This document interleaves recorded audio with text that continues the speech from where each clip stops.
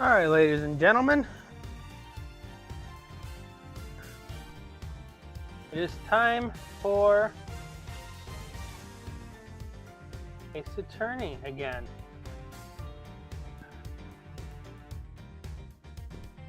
Alright.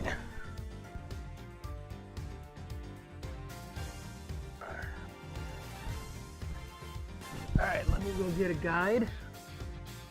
Di is ready for this. That is not the button I want.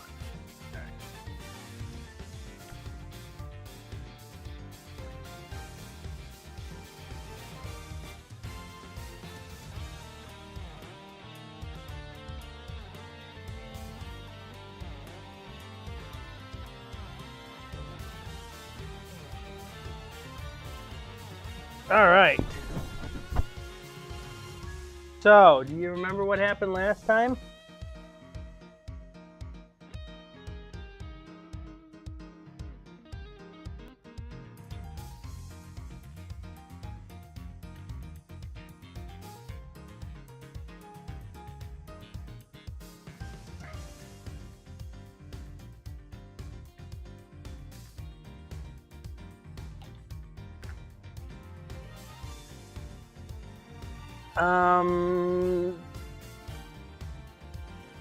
Last time we finished the case,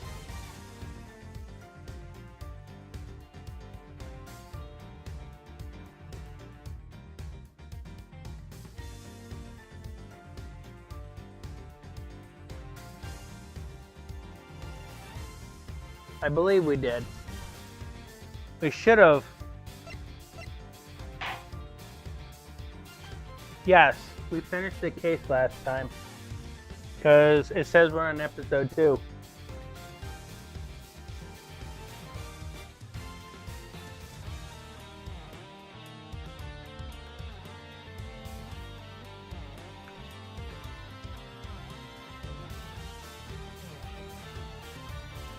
So we pretty much figured out. Hey Phoenix, we pretty much figured out that Knight was the killer behind Rook. Our 2 chess pieces.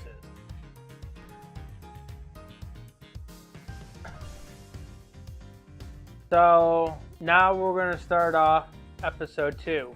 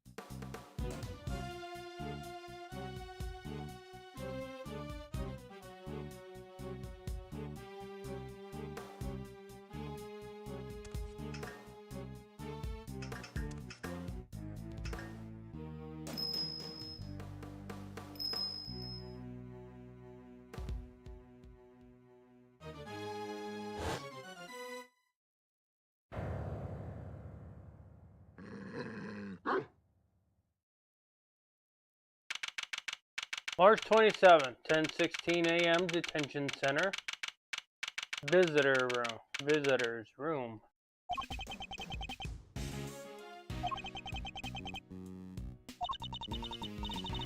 Still no sign of them, huh? Ew. How long do they intend to keep us waiting? Now, Mr. Edgeworth. I'm sure the guard will bring him in any second now. Killing a Bastion Rook. It's been 2 days since the incident at the park, and today we're paying a visit to the detention center. Our aim, of course, is to interview Bronco Knight, who has been charged with the murder. His trial is due to start tomorrow, and I aim to be the prosecutor behind the bench.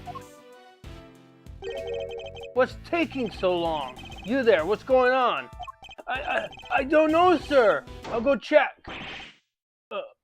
we've got a situation. It's Knight. He's been killed. What? Killed? In the detention center? Come on, Mr. Edgeworth. What are we waiting for? Right. Guard, take us to the scene of the crime at once. Yes, sir.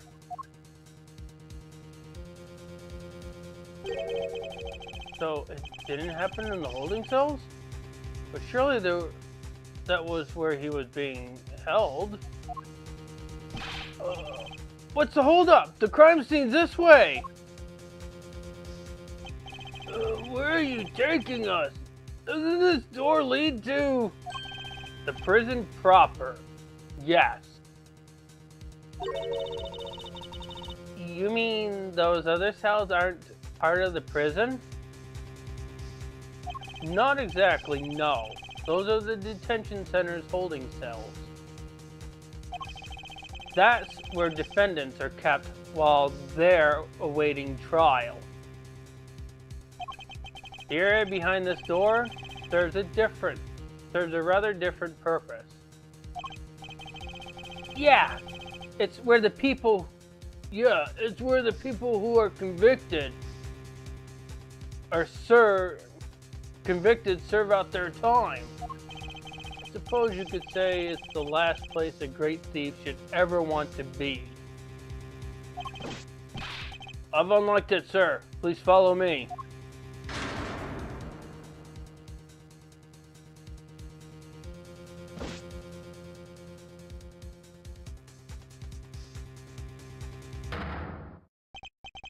That's Knight, all right.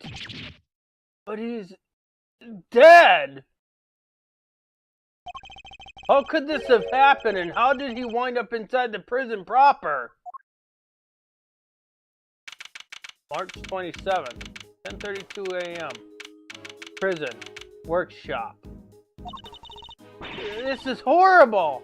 How did Mr. Knight get himself murdered? I can hardly believe it myself, but there can be no doubting the evidence of our own eyes. And what's he doing here? I thought he was being held in the detention center, no? He was. He must have been... His trial hadn't even begun yet. The law states that until convicted, suspects are to be kept in cells separate from the main prison. Only those who have been found guilty are sent to the prison proper. There's no way Knight should have been in here. Maybe he wandered his way over. The detention center and the prison are separated, but only by two heavy doors, but also a lengthy corridor. That would also have been a long way to wander, especially for a detainee. Building layout data jotted down in my organizer. I suppose we better take a closer look at Knight's body. We'll need to examine the scene of the crime carefully if we want to get to the bottom of this. Prison workshop.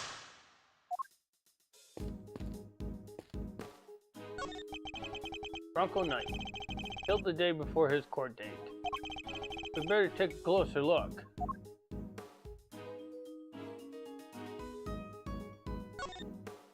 Huh? Is that? Oh, I've seen one of these in your office, Mr. Edgeworth.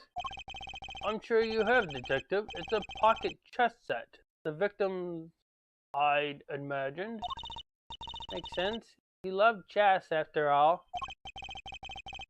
Yeah, it would have been a good way to pass the time. Pocket chess data jotted down in my organizer. A rubber glove. Yep, just the one though. I should examine it in more detail.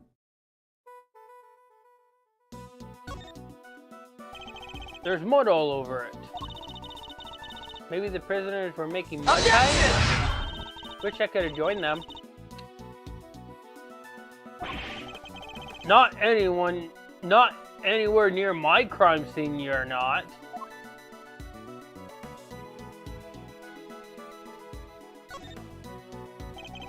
fingers are covered in blood on this side. I think we can safely assume that this glove was dropped sometime after Knight's blood has been spilled. We can? How come? Because had it been on the floor when the pool of blood was forming, then the blood would have formed around it, but not underneath it.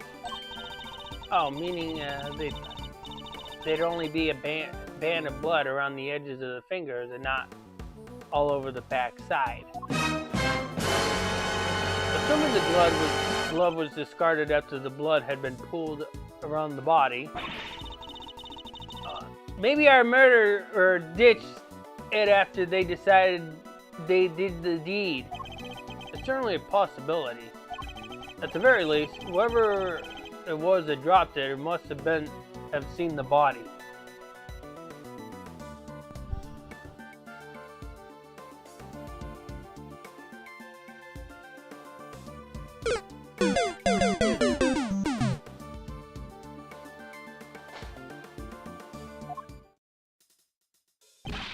You there? Yes, sir. Have you seen this glove before? Yes, sir. The prisoners wear them for work. It's strange, though. Prisoners issued with those gloves are under strict orders to keep them in their cells. They're allowed to take them without permissions, and we always check. I suppose that would explain why there aren't any other gloves in the workshop. Whatever gloves Dad had jotted down in my organizer. The body is partly covered by a dirt-stained tarp. And there's a rope on the top of it. Was Knight tied up with the rope somehow? Rope Dad had jotted down in my organizer. We should take a look under the sheet as well. Ah! Look at the red stuff! Yes. I'd say that's blood. Bloody tarp features a colorful design and stain with what I believe to be the victim's blood. We should keep looking around. There's bound to be some more secrets to uncover. I'm sure of it. There's something on his finger. Hello, Jimmy! Take a closer look, Mr. Edgeworth. It's a ring. And an expensive looking one at that. Don't even think about it, Kay. What? I didn't say anything!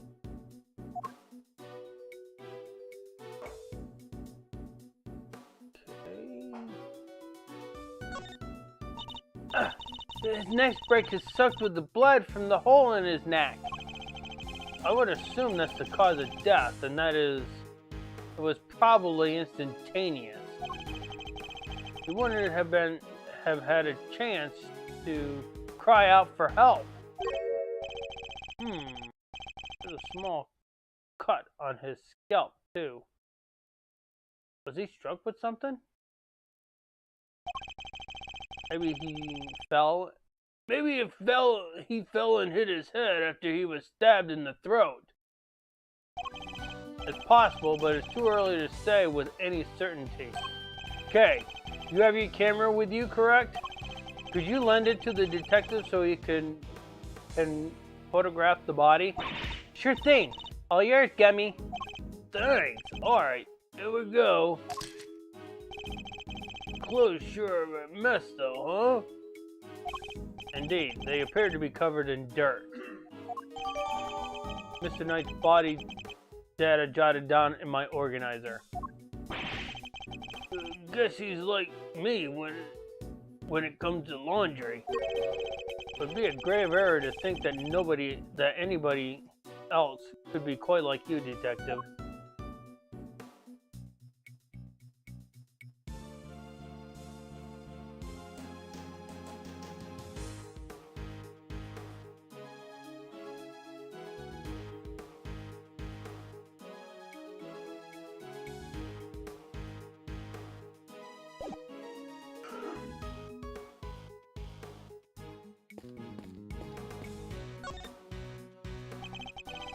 This part of the floor is covered with dirt. You know what that means, sir? Footprints. Too many footprints, unfortunately. We'll need a specialist to identify them. Guess we just gotta wait till forensics get here. Yes, and in the meantime, if you could refrain from treading all over it. Wouldn't want to slip up and get the old jacket dirty, huh? Good point, Mr. Edgeworth. Thanks. My concern was for the footprints, not your jacket, Detective.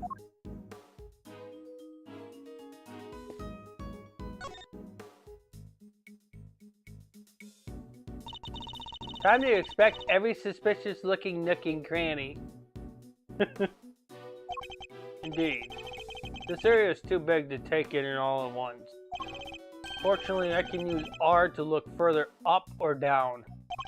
I must scour the scene and inspect anything that catches my attention. Have you started remembering that line, Di?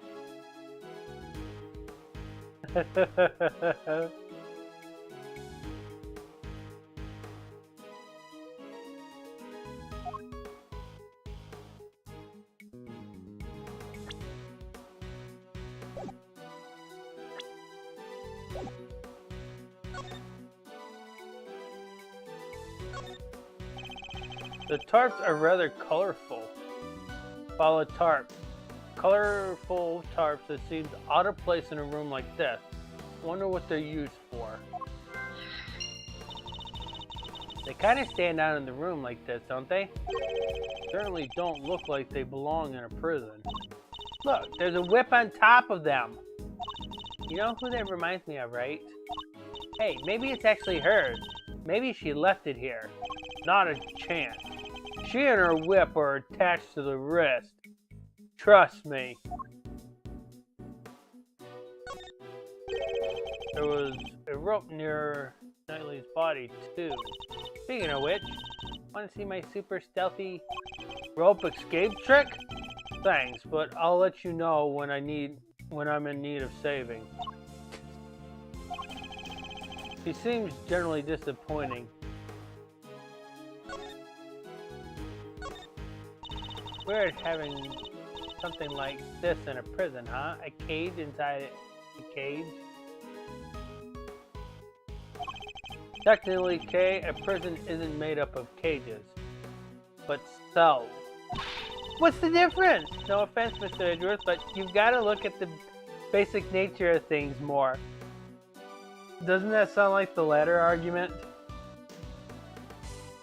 Yes, and the basic nature of an investigation is the pursuit of accurate facts and information. Looks like a pulley of some kind. Maybe the prisoners use it for work? I suppose so, yes. Okay, so I know you're going to say no, but absolutely not, Kay. You are not permitted to swing on the rope. I knew it! I should have known you were being serious.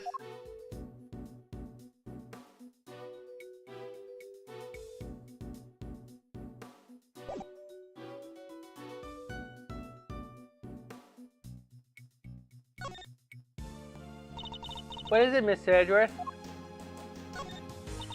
So this is what the inside of a prison looks like. Good to know, good to know. Someone's highly motivated to learn today.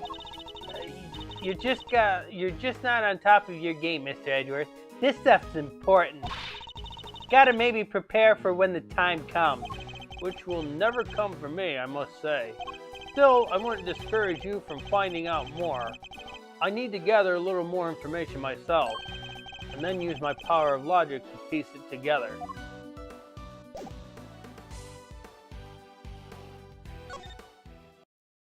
Yes, sir? Arrested for murder on the afternoon of the 25th and killed on the morning of the 27th. Talk about insane karma.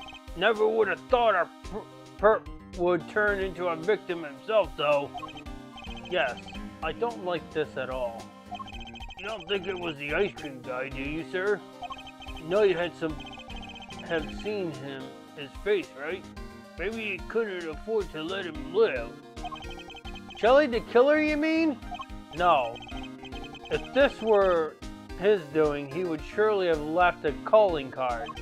Besides, Knight isn't the one who knows what he looks like. We do too. Yeah, I guess we're still alive, so...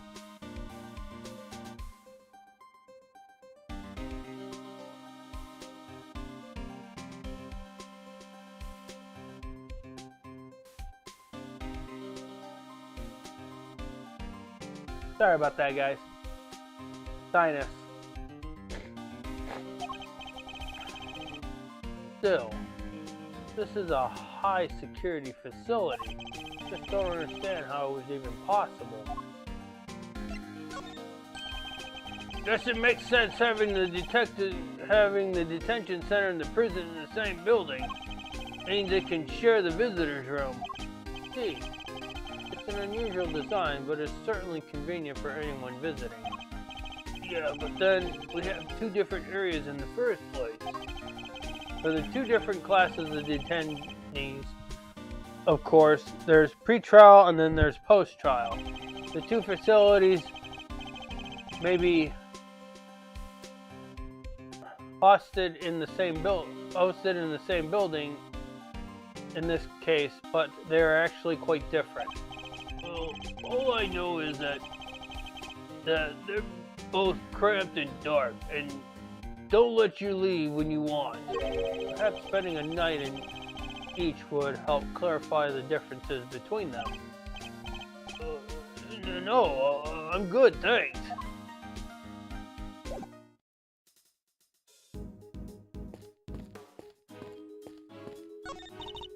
It's a sink. Doesn't seem to contain any useful clues. Nope, no whiff of treasure either. You don't know. We're not exactly. You don't know. You do know we're not exactly looking for treasure, right?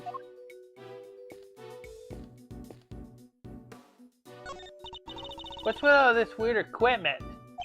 Not sure, but I don't see any particular suspicious. Smells weird though. Kinda musky, like wet fur. I didn't know you had such a keen nose. Oh, it's nothing special really, except when it comes to sniffing out treasure. Remind me to sell all my valuables away in airtight containers. No way, Mr. Edgeworth. I'd never steal any of your stuff. But you would happily steal someone else's? I'm not sure that's entirely reassuring.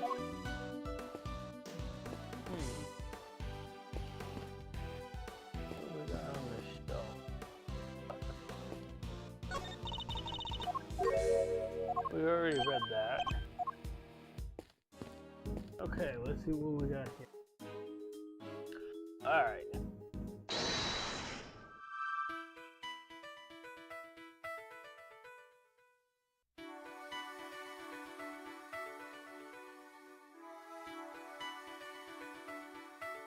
Okay, so they forgot to update this in here, but we can only deduce what's here.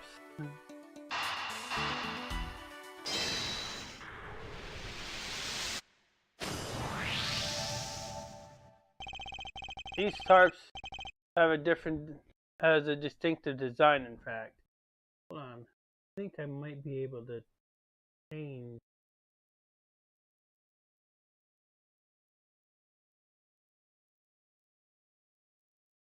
Might be able to change the odd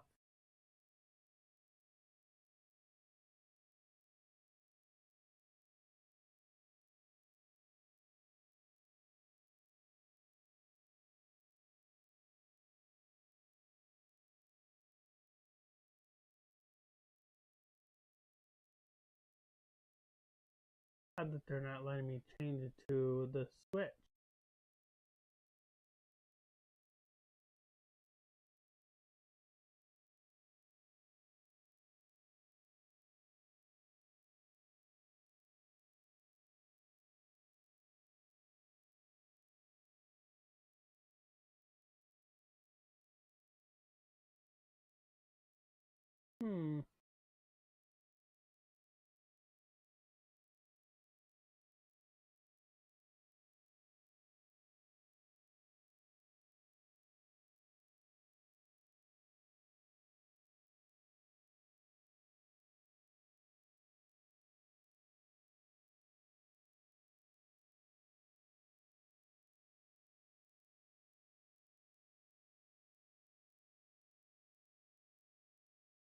I'll figure that out later because the web page did allow me to change between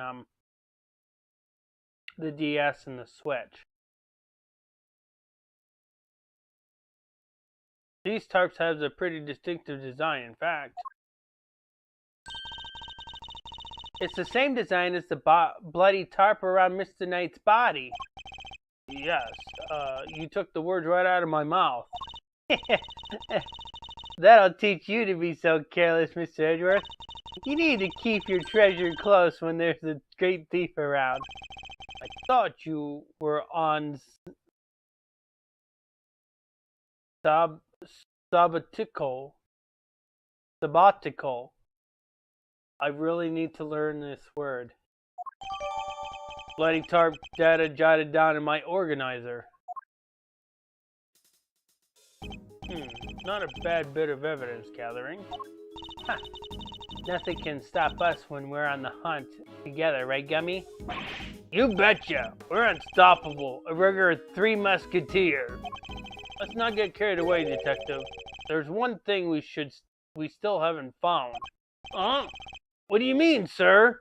What do you think he means, Di?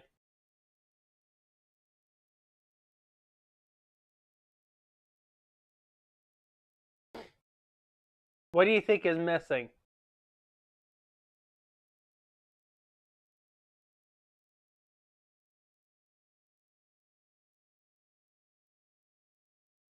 Well, this one's pretty easy to figure out. What would you need to commit a murder?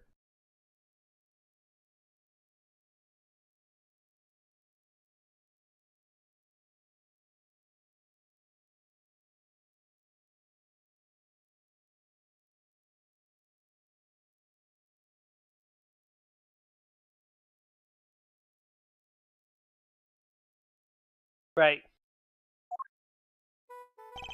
What's missing from the crime scene? I see no signs of a murder weapon anywhere. You're right! I didn't even think of that!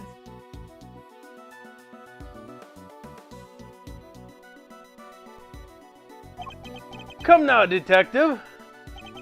These are basic investigative principles we're talking about here. Yeah, I guess. Sorry, sir. Don't worry, Gummy. It didn't cross my mind either. A fact that hardly puts my mind at ease, Kay. It's items that could prove even potentially lethal are strictly controlled within a prison. After all, we wouldn't want the inmates getting their hands on them, would we?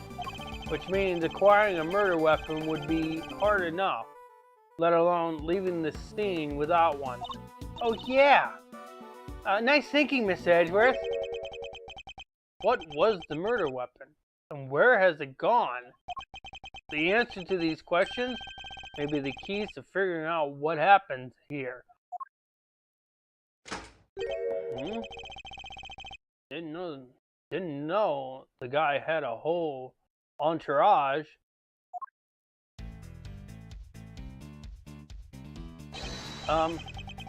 Excusez-moi, but this is the scene of the crime, right? Wait a second. Are you? No way! Those piercing eyes! The furrowed brow! Mr. Fender has been far too long. I know, right?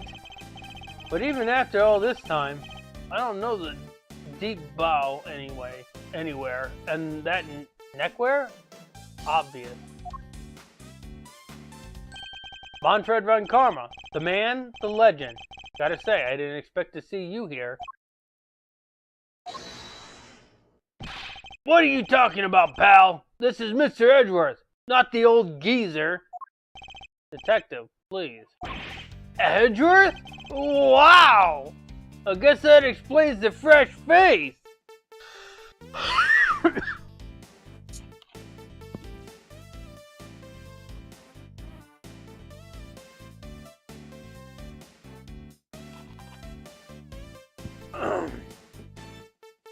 Eddie Fender here.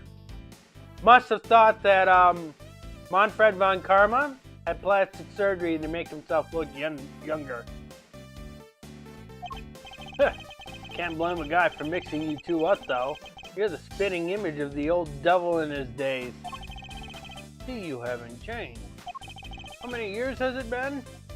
Man, good question. But who's counting, eh? Been away traveling so long, I lost track. You know how it is.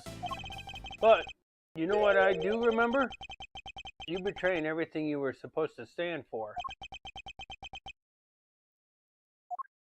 Whoa! Where did that come from? And who are you anyway? This is Eddie Fender. He's a defense attorney.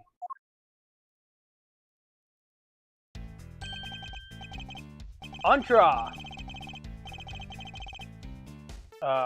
Enchante. It's supposed to be French, but my French is a little lacking right now. As they say, Fender's the name, and defending's the game. I'm a bit of an ace attorney.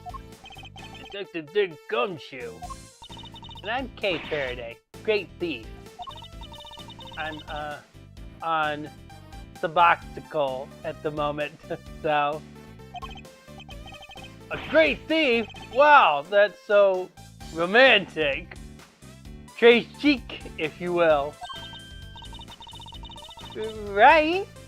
It's nice to finally meet someone who gets it. I'm looking to expand the franchise, actually. I even made sign-up super simple.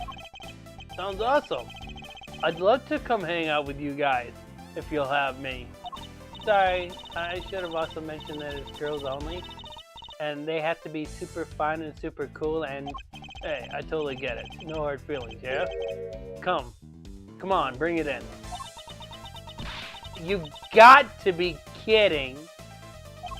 My bad, I'm just so used to how they do things elsewhere, you know? Why are you here, Mr. Fender? Whoops, almost forgot this is your scene. Keeping the defense out is strategy number 1 is in the Von Karma playbook, after all, isn't it?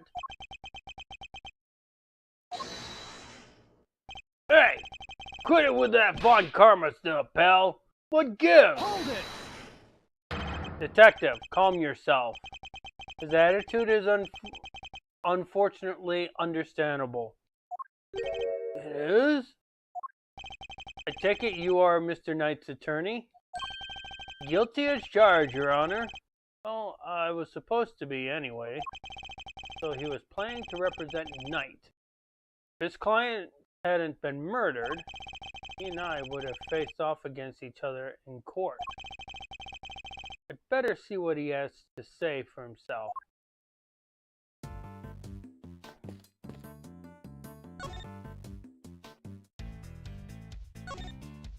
So the victim asked you to represent him? Sure did. We were supposed to have a little chit-chat today. As was I. The guard showed up instead and told us that his body had been found. I'm as bummed about it as you, even brought him some weenies to cheer him up. The hot dog is looking like a squid, right?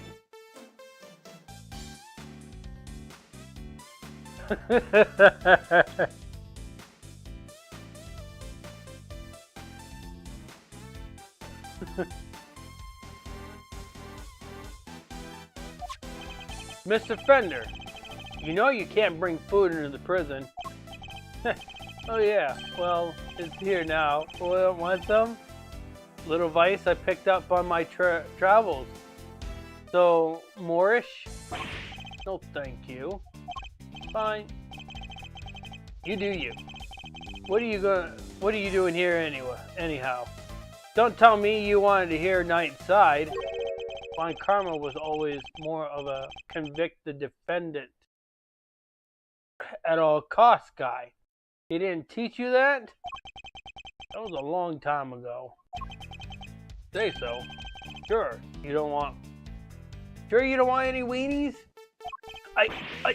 No, thank you.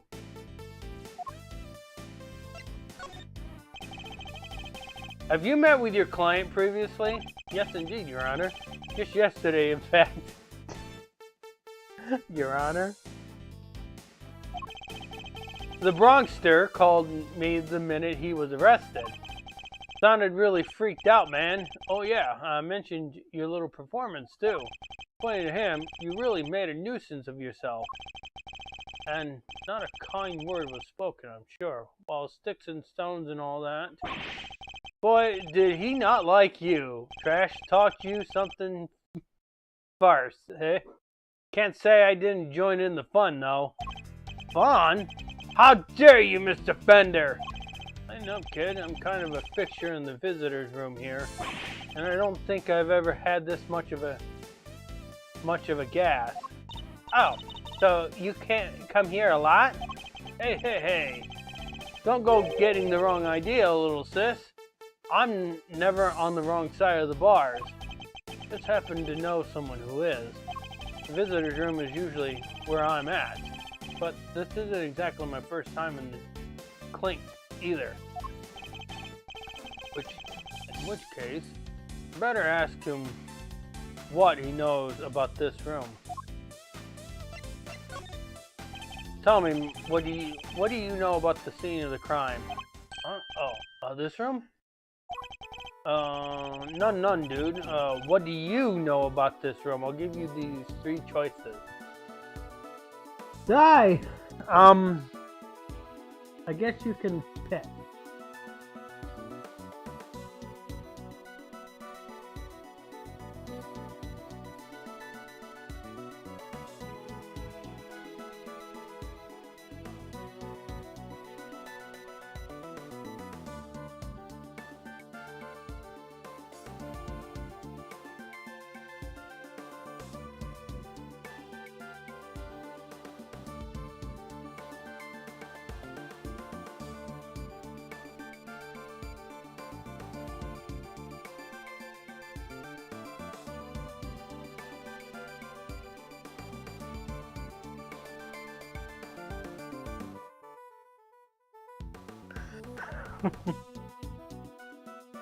I'm gonna let you pick. You gonna say recreation? Is it a recreation room? Whoa, I didn't even want to know how you spent your spare time, Edgeworth. This was a trick question, Dai.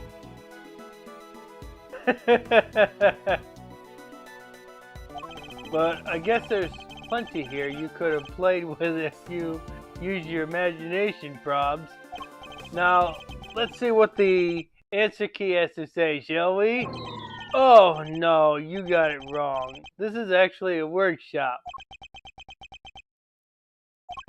So, all the options he gave me were wrong. How patch style.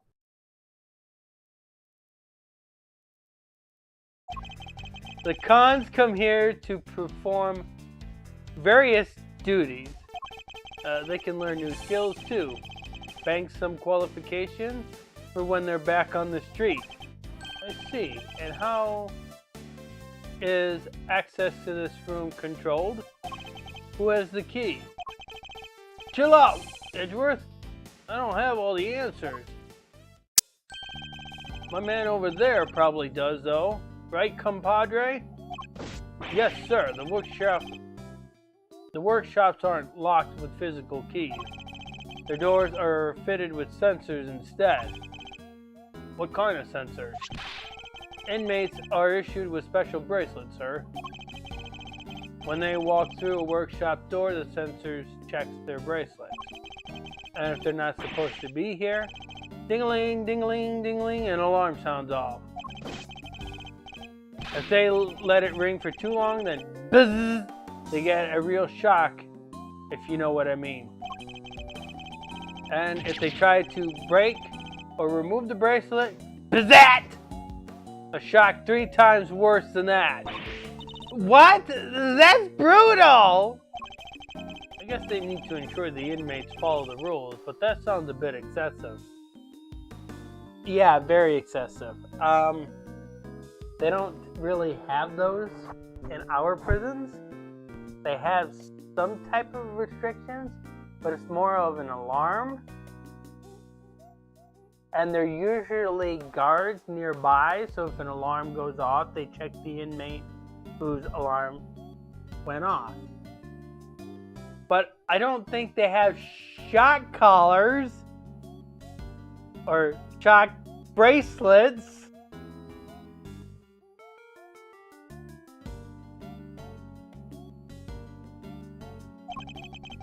If they wish to pass through a door like this one, prisoners need to be accompanied by a guard.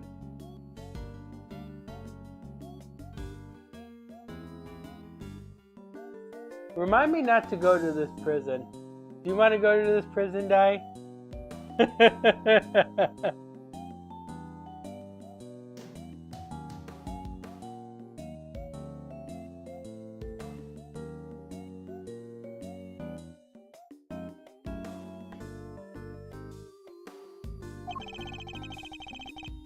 We disabled the sensors for them and let them in. Get all that? Have any prisoners used this workshop today? No, sir. No one's been in here for days. I'd know if they had. So no prisoners have entered, let alone used, this workshop today. Door sensor data jotted down in my organizer. Which means that there's a contradiction in this crime scene. Namely, there's something here that shouldn't be. I'll take another quick look over the crime scene and employ my powers of deduction to solve this mystery.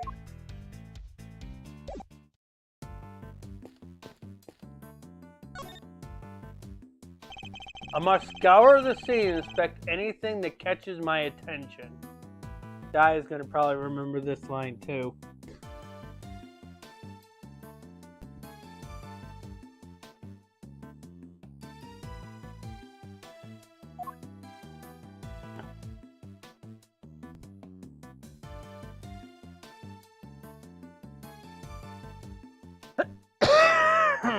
Alright. Could this be related to the evidence somehow? Alright, I did half your job for you, Dai. Which is the rest of it?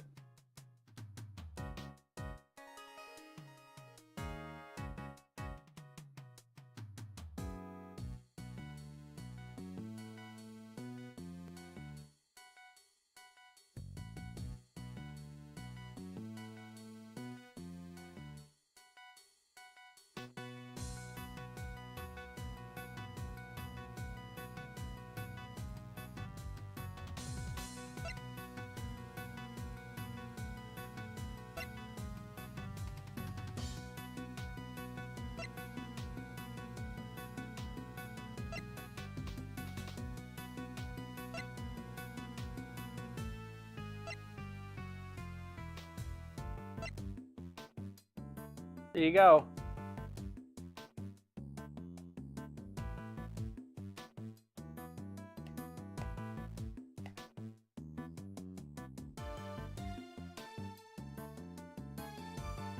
Eureka!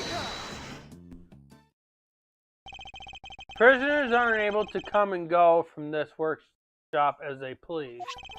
The door sensors would detect their bracelets and the alarm would sound.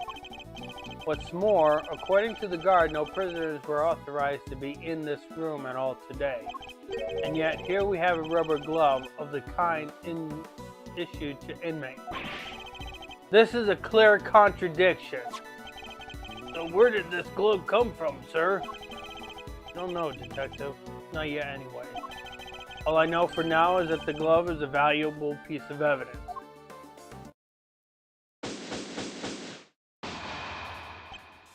You. Apart from prisoners and guards, who else has access to this room? No one, sir. This is a prison after all. Prisoners and guards are pretty much all there is. Mr. Fender! Come on, don't play us like that, friend. We both know that's not true. you know as well as I do that prisoners and guards aren't the only ones who can come in here. Huh? Do you mean? Sir, they're... Mr. Fender, would you care to get to the point? Who exactly are you talking about? What? You don't have a pair of peepers in the hard head of yours? You didn't see them on their way in? Wandering about in the corridors, chilling with their buds? I bet if you moist-eyed on out of the store right now, you'll triple over one of them before you've taken a step. Listen, pal, we've had just about enough of your baloney. Take a chill, Bill, big guy. Oscar Mayer hasn't called me yet. I'm on your side. You know, for such a wide fella, you have a very narrow mind. My baloney has a first name. It's Oscar.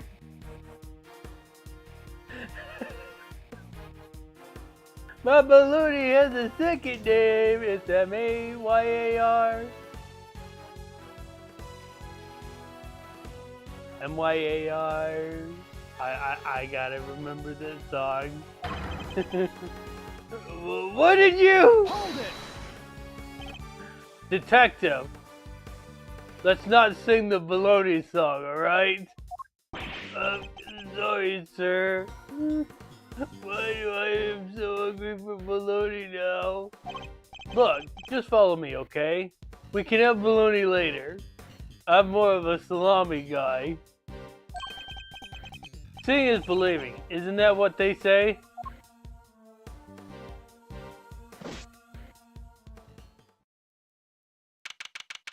March 27th, 11:06 a.m.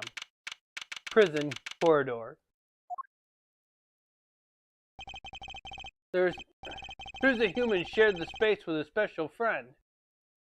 I missed the first line. Animals!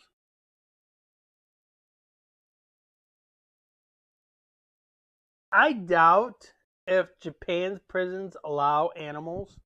I doubt.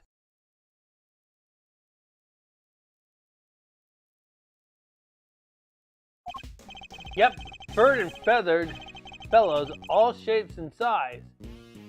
Guard filled me in on how it came about. I see a meow meow, I see a rabbit, I see a monkey, I see a pony, I see a potbelly. Somebody's probably hungry for bacon now.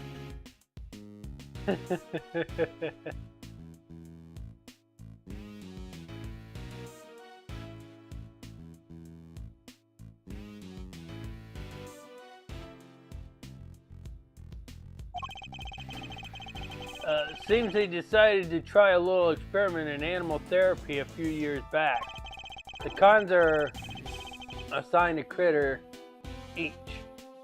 A buddy to help keep their spirits up.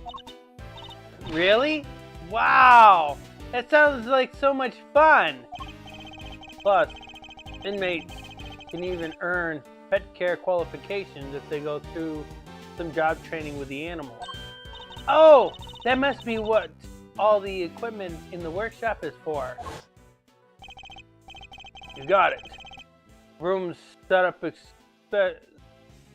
especially for the training stuff.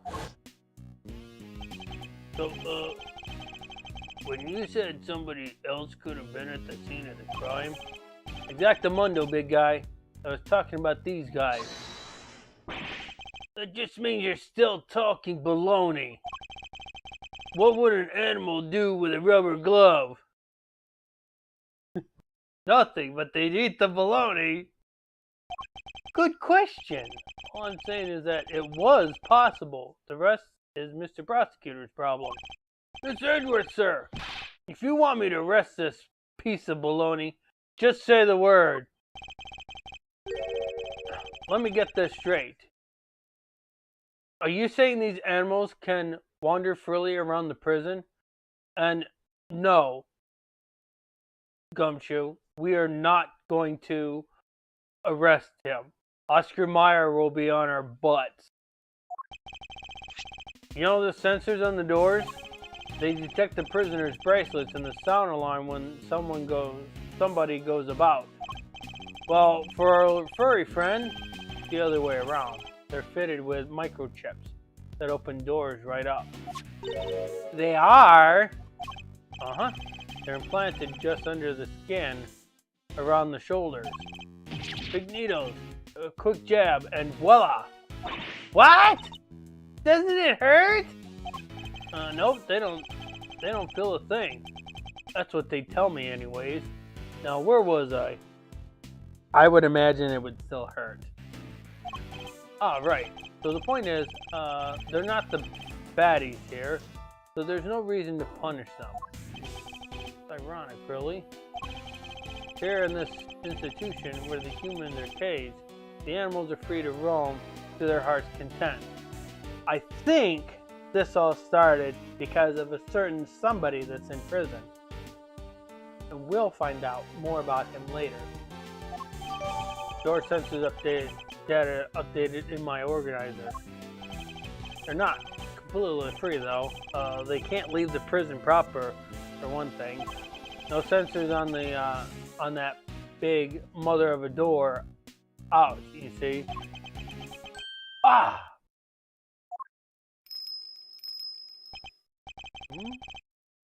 What's that tinkling sound? Sir?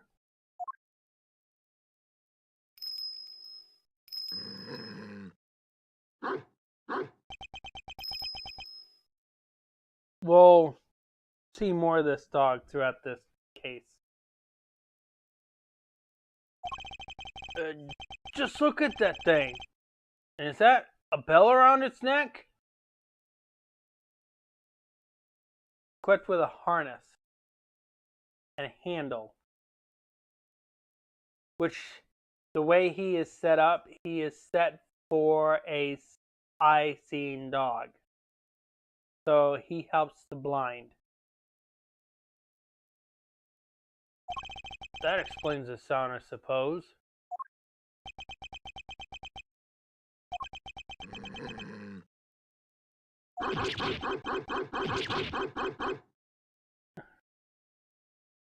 Guy is probably like, good doggy. Ah!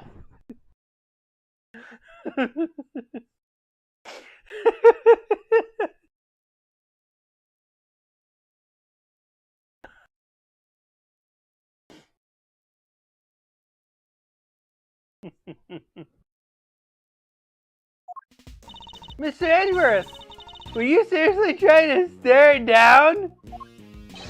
I refuse to lose to a dog. Not for nothing, sir, but your dog handling skills could use some work. Leave it to a pro. I know how to treat them right. Come on now, come to Gummy!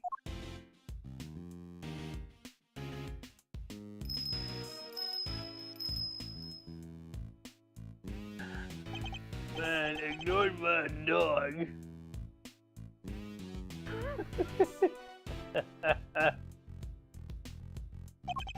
That dog was certainly very different to the other animals. It seems to have a real thing against me, and only me. Alrighty then. You've met the Managari. What's next? Well, we better interview some witnesses, right, sir? Indeed. We need more information regarding what was happening around the time the body was found. Let's get started with that guy. Hey, you there in the cell.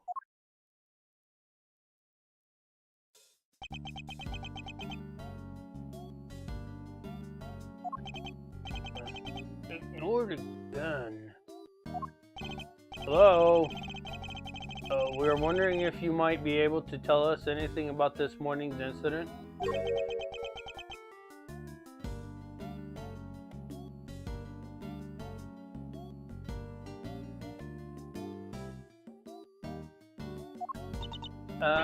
Is anyone else a little afraid of this guy? Not a big talker, eh? It's alright, man. I'm on your side here. Let's start with a handshake, huh? Maybe a hug to break the ice? Seconds. Out. What's that supposed to mean? Hey, I get it, man. Not everyone's the hugging type. I'm cool with that.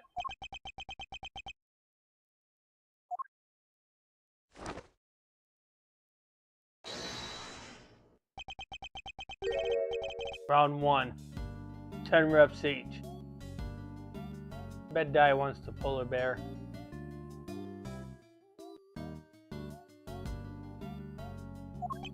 What is this man up to? I'd better see what he has to say for myself. Your name? From the blue corner, it's Rocco D259.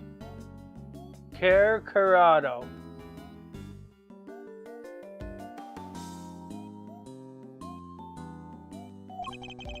Don't mind if I keep moving, do you, boss?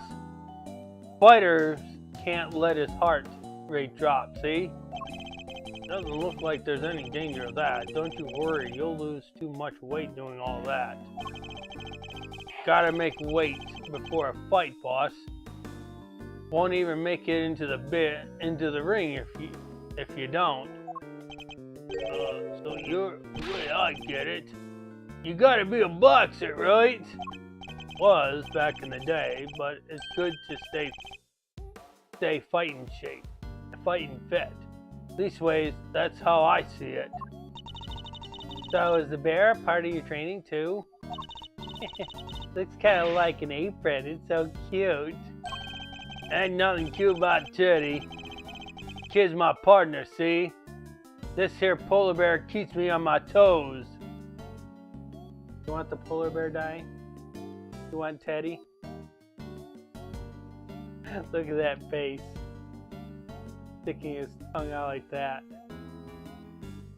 Sweating up just like his master.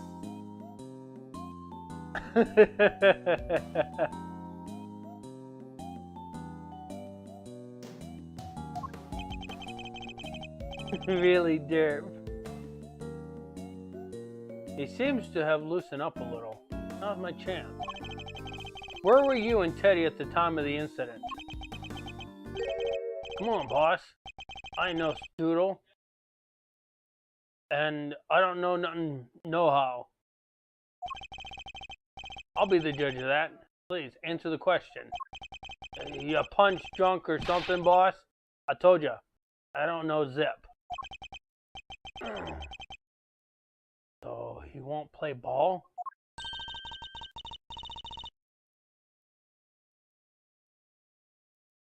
Guess there's only one thing to do, huh, Miss Edgeworth?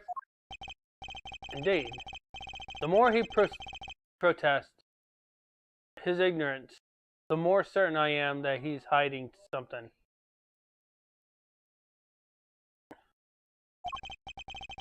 Alright. Let's see exactly what you do and don't. No. Shall we, Mr. Carcerado?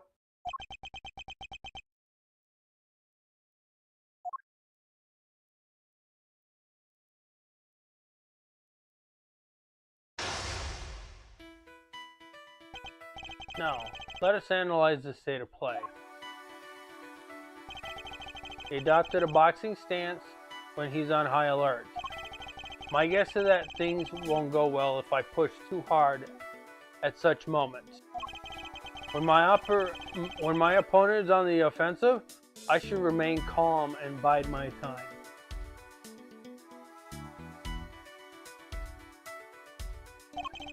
He's bound to reveal an opening eventually, which is when I'll pounce. First, let's see if our friend here knows anything about the incident. I'll start by asking about his movement, and bring the fight to an end before he knows what'll hit him.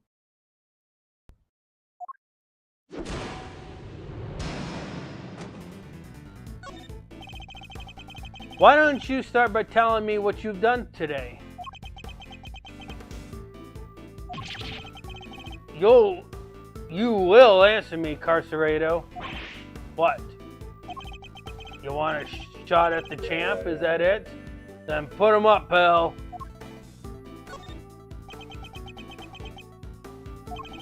Throwing in the towel already? That's gotta be a record. Fisticuffs is hardly my style, but I'm more than happy to take you on in a game of chess. Incidentally, don't you get tired ducking and diving like that all the time? You think I don't get the stamina? You think I don't got the stamina, kid? Oh, just you try me. I ain't tired. Not today, not ever. Especially not today. Took it real easy this morning. Had me some quiet cell time. Hardly broke a sweat. Really? You look pretty sweaty to me.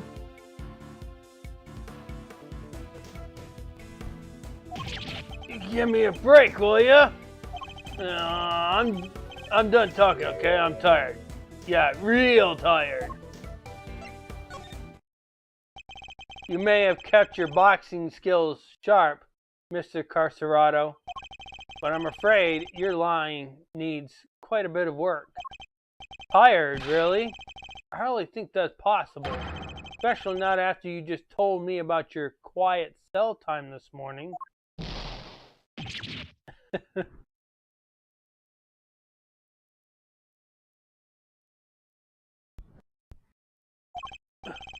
We gotta be careful here, Teddy. When this guy lands, he lands.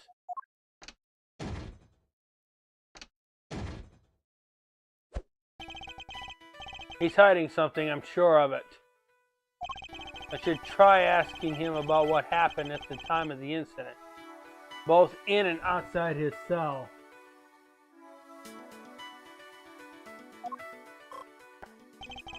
I won't need to use my fists in this round. No, I'll deliver this knockout using carefully chosen words alone.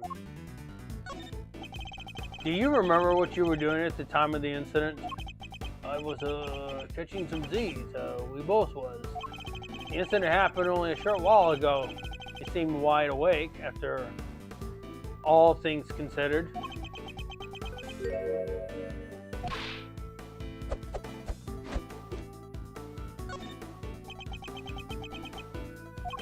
Fighter's got to be able to get up quick when he's down, but he needs his beauty sleep too. Builds muscle. That's so, and I apologize for waking you.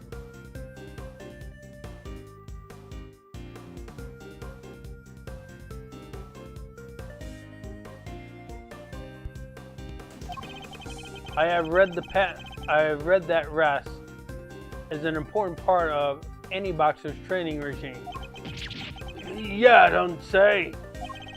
So Mr. Prosecutor savvy's when it comes to the fight game, huh? Who knew?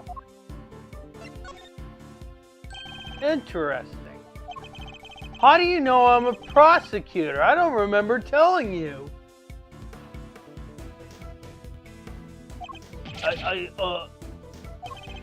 You've been eavesdropping, haven't you?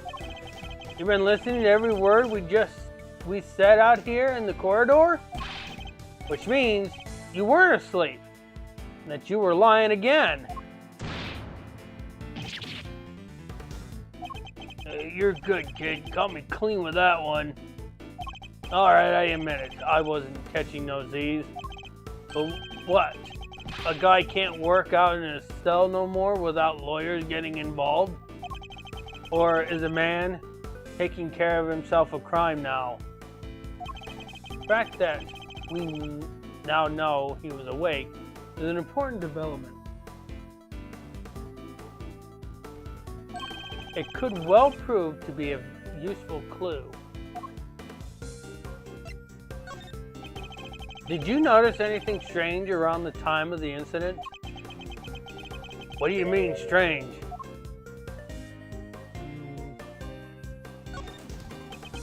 I clicked the wrong one.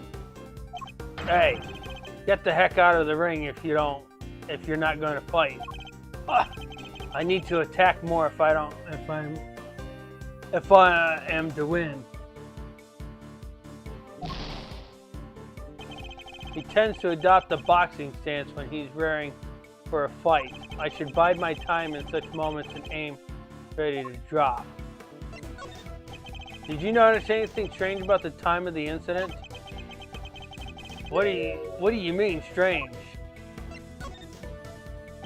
Answer the question. Tell me what was going on around that time.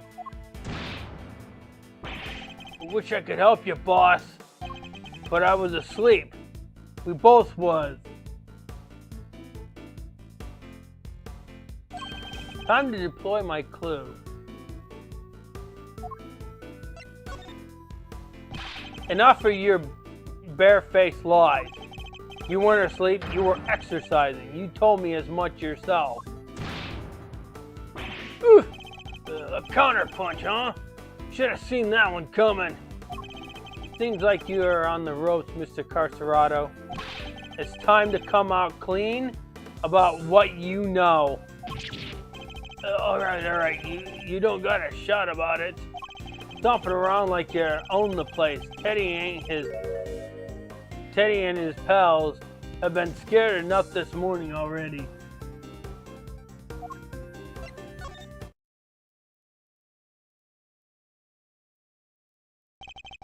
You've done well to endure this long. I fear you'll soon be out of the corner.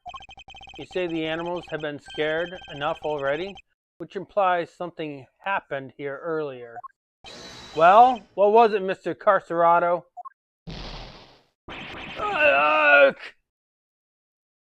Angry teddy bear.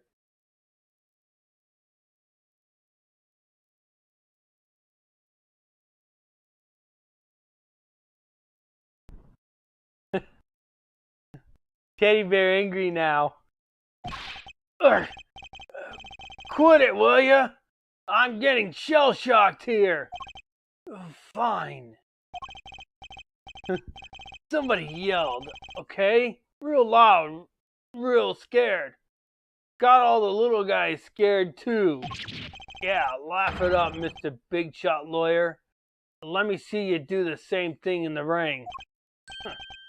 Checkmate.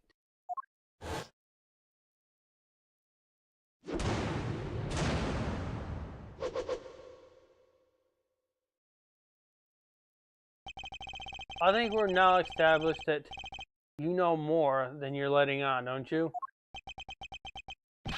Fine. I'll talk. You did it, Miss Edgeworth. Let's not get carried away, Kay. Our work here has only just begun. Hey, can we call a timeout here for a second, guys? There's something super big I need to say. It's just, well, it's like fate brought us here today after all these years, Mr. Edgeworth. And it's a real privilege watching how you work. Eye-opening stuff, in fact. Just so you should know, I'll be telling you what you've become. Who? Keen to get the lowdown, eh? Well, hold it! That's enough. This has nothing to do with Kay. Whoa! Don't have a cow, man! Why so sensitive? Report whatever you wish to whomever you wish. Just do it on somebody else's time. Whatever you say, boss man. But I think he should know at least. You know how you've been living your life since you signed onto doing things the Von Karma way? After all, you disappointed him enough for one lifetime already, am I right? What is he talking about, Mr. Edgeworth?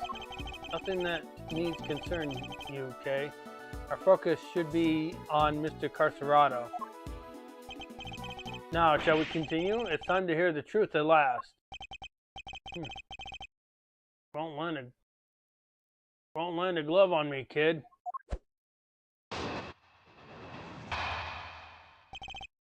Incident.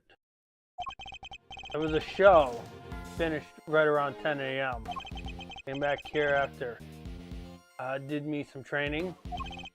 At least ways I tried to. Barely got to the count of 2 before somebody screamed, "What the? Ah!" Guy was hollering, crying for help. But what can I do? I'm locked up in here, right? So, tunes it out, and I get back to work. I find it curious that you would pay so little heed to a desperate cry for help. Like I say, boss, what can I do? Besides, this is the joint. Don't nobody think nobody for getting involved in what ain't none of their concern. Here, brother. But you could do is rubberneck from in there anyways. Am I right? You mentioned training, Mr. Carcerado. I can't help but notice how well equipped your cell is. There's a guy, the fixer, they call him. What's a fixer? Fella who can get his hands on just about anything I need for a price. No way. Perhaps, Mr. Carcerado, what you ought to ask for is a beginner's guide to giving better testimony. Besides, I can promise you that you'll be down for the count in 1. You put me down? Try it, you bum. And what am I, chopped liver?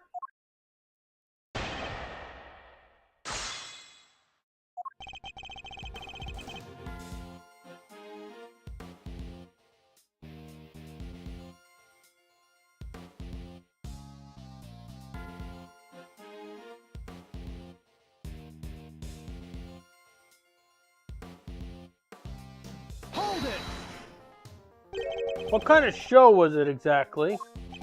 Depends on the day. They bring them in from outside, see? Singers, dancers, all kinds. Gives us cons a little something to look forward to. Nice, that sounds like fun. And you went along to see today's show? Sure I did. Can't miss a chance to get a glimpse of the outside world now, can I? Then it was over.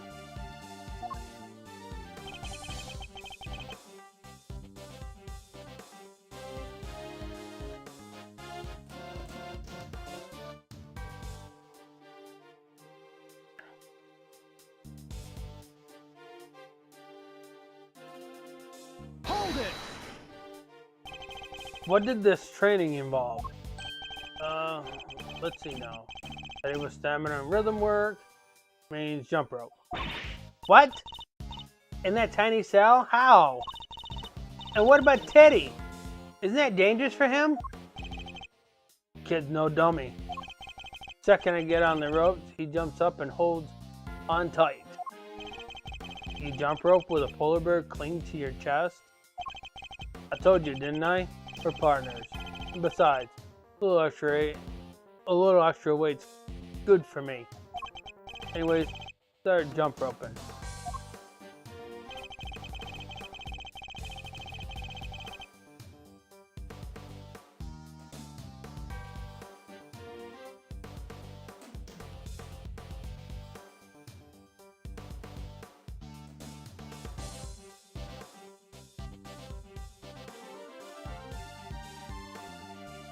Hold it! Tell us more about the scream you heard. Was the scream of a guy about to scream his last? I should know.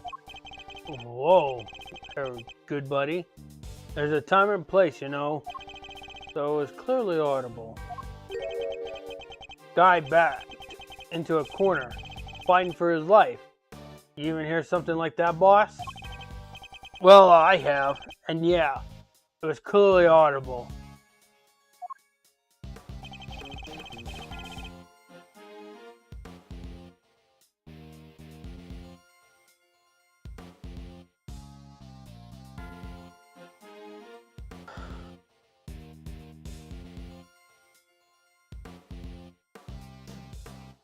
Hold it! And that's all you heard? There wasn't nothing else? Nope, nothing much anyhow. So there was something. What else did the victim say? You have to tell me. I do, huh? Oh. Why don't you come over here and I'll see if I can make you squeal like him. Whoa, whoa, whoa, whoa, whoa, whoa, whoa! Forgive the kid here. He doesn't know when to quit. Come, Miles, apologize to the good man. But this is clearly important, and yet he insists on remaining and fraudulently vague. Good friend, how about you let this slide? Please, for me. So yeah, I heard the voice, like I said.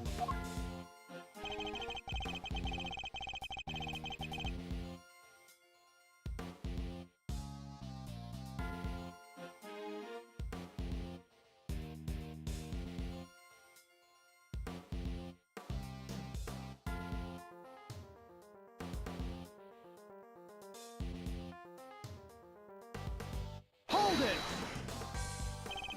You were able to concentrate on your training even after hearing all that screaming? Look, if we were on the outside, maybe things would have been different. Maybe. I'd just see what I could do. But this ain't the outside, I can't go no place. And if I want to. And you didn't think to slip out from your cell to go sneak a peek? I don't think anybody else would have thought of doing that except you, Kay. If only this wasn't a prison, Mr. Knight must have lived. I somehow doubt it. Frankly speaking, there was no saving him. What? But if somebody could have just gotten to him in time... Mr. Carcerado is clearly lying. What I don't understand is why. Let's see what I can uncover by pointing out the contradiction in his testimony. Alright, you know what statement it is, Di?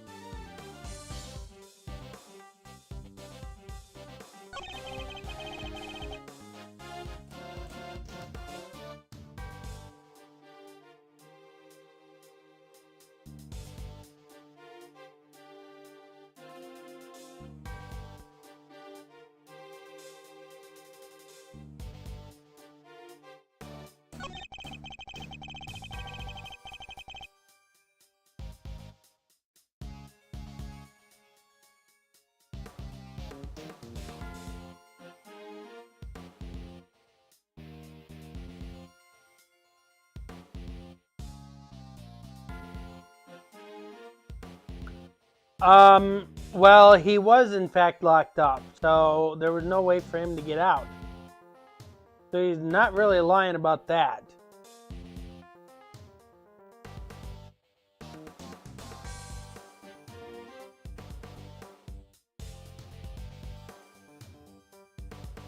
I can't go next, that's the last statement.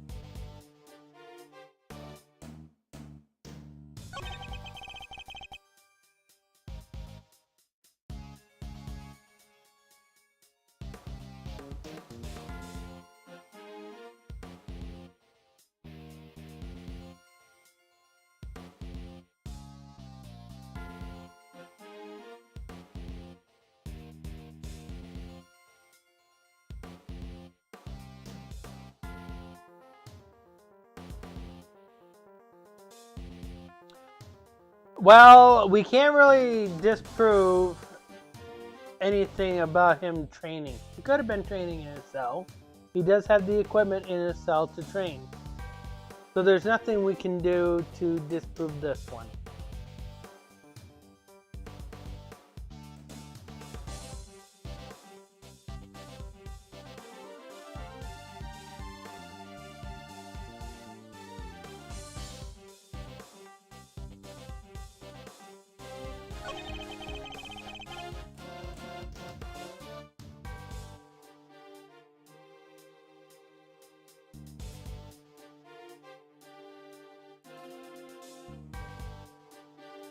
We can't disprove this one. We don't have anything to back this up, so there's no way for us to disprove this one.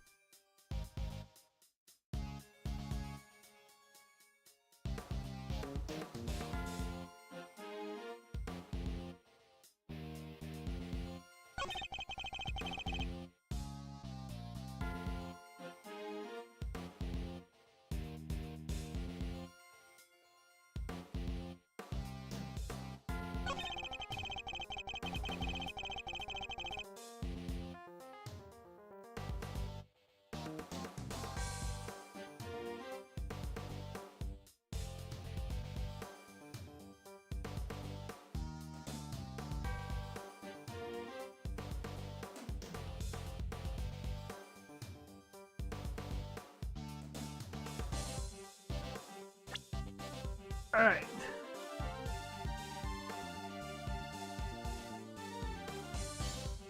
Which piece of evidence?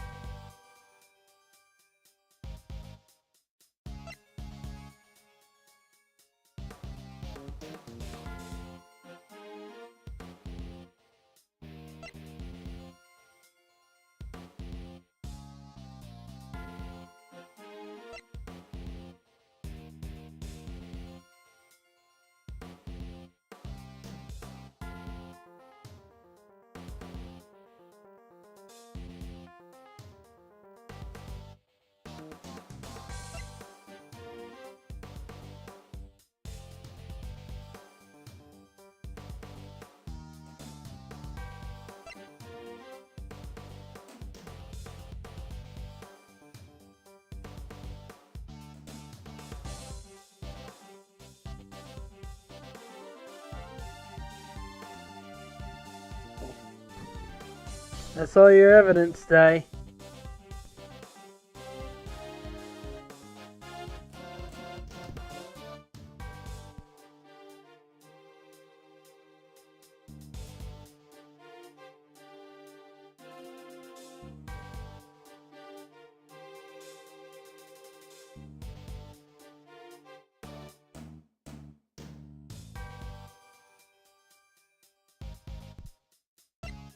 Objection!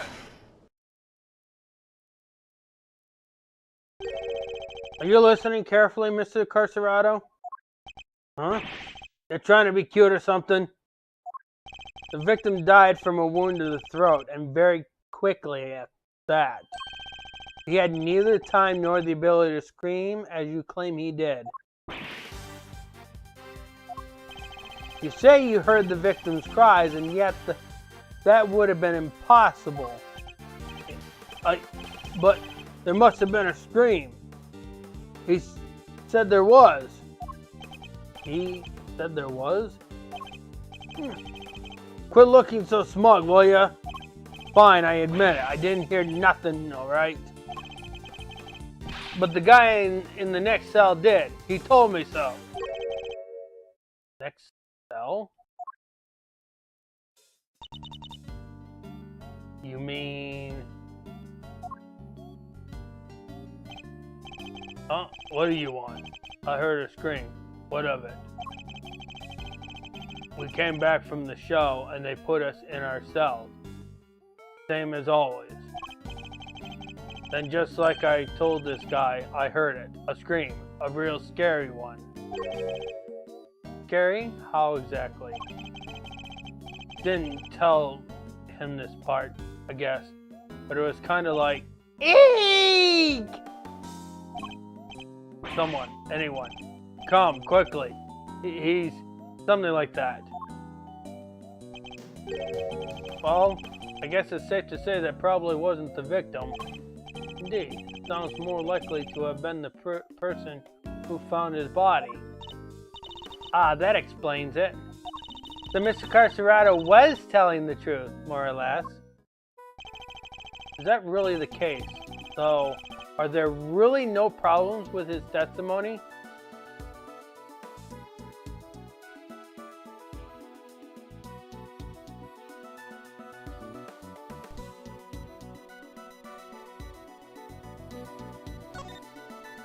I'm afraid a new problem has reared its head, namely, why didn't you hear the scream yourself, Mr. Carcerado?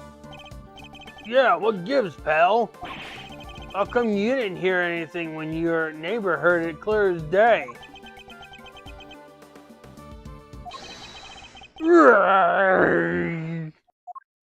Eek!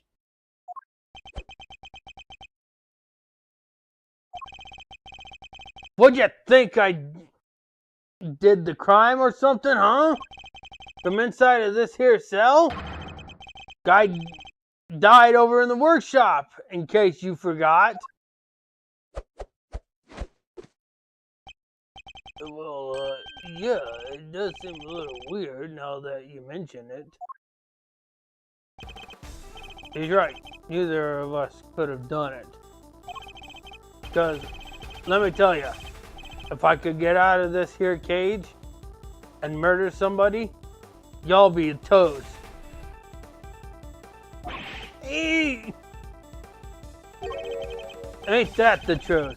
You bums ain't leaving this place in one piece if any of us can help it.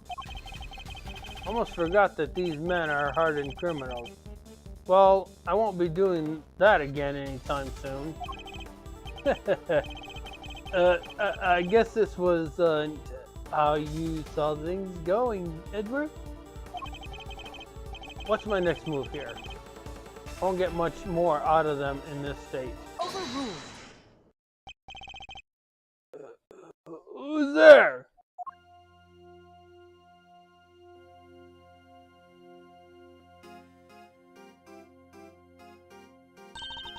Order in the court. What died and made you bossum me? Huh? Can't you see we're kind of busy here? Hush now. Silence is golden.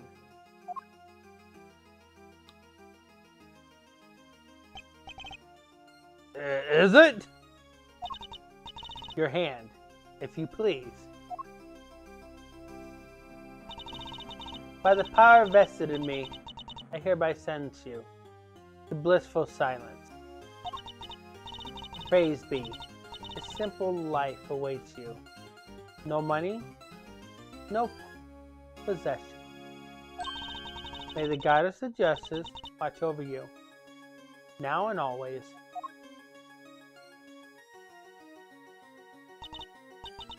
Guard, if you would. Looks like you'll be spending the night in solitary, buddy. What? Come on, please, boss.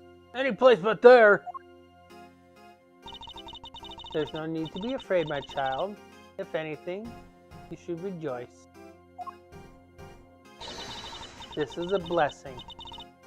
A chance to redeem yourself, to be reborn. No!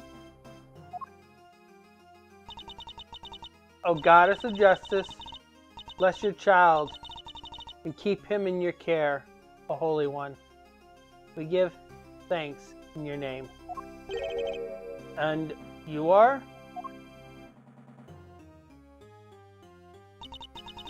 Verity Goodval, at your service. It is my honor to bear the title of judge and to the work at the pleasure of the law. And what is a judge doing in a place like this? Since you ask, Mr. Edgeworth, I've been sent here to find you. I come bearing a message from the Committee of the Prosecutional Excellence, and it is my duty, sacred duty, to deliver it. The Committee of Prosecutional Excellence? What the heck is that? It is first and foremost a name that should not be taken in vain, my child.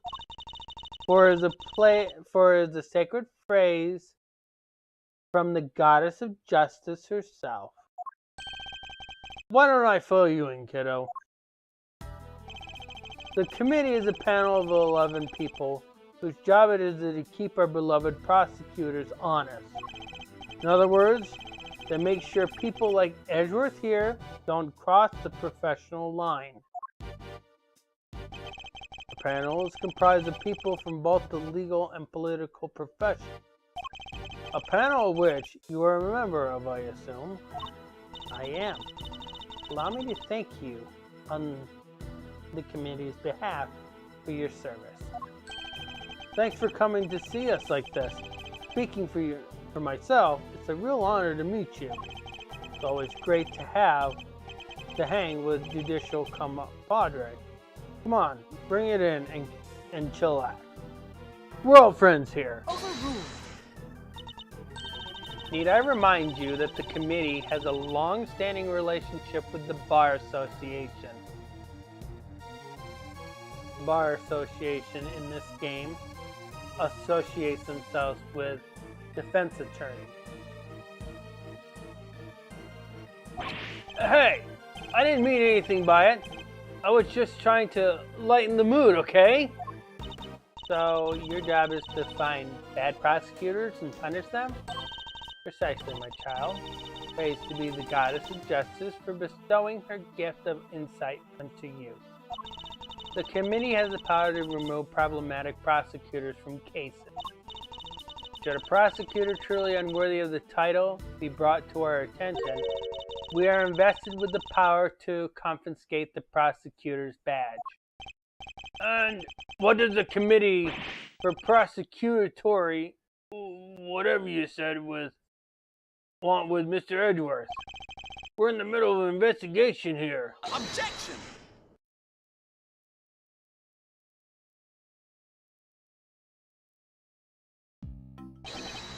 Pitiful! You really don't know, do you? What ignoranium, Ramus. And who are you, pal? Winner. Eustace Winner. Prosecutor extraordinaire. So you might know me as just the Winner. A name they call me down at the prosecutor's office. With great affection, I might add. Spoiler, the prosecutor office doesn't call him the Winner.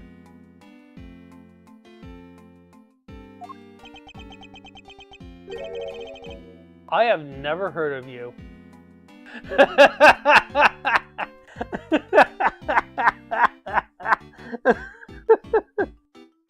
That was funny.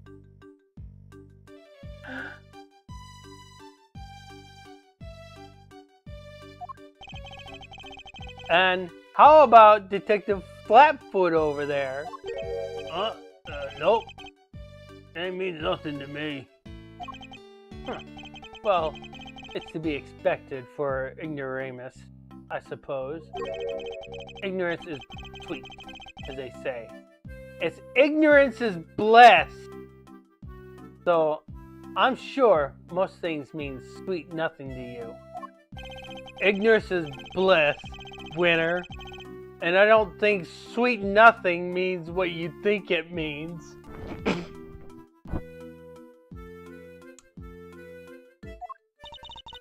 it is entirely natural that you aren't yet acquainted. Eustace only joined us just last month. So he's nothing but a rookie? I'm not just any rookie. I'm a winning rookie. Which he will prove himself to be in due time. Now, let's cut to the chase. I'm here to clean up your mess, Edgeworth. What do you mean? What mess? I fear I know exactly what he means. The committee sending an envoy with a new prosecutor in tow? I suspect I know what you're getting at, Winter. But I'm going to need a few more details. Would you mind explaining, Judge Goodell?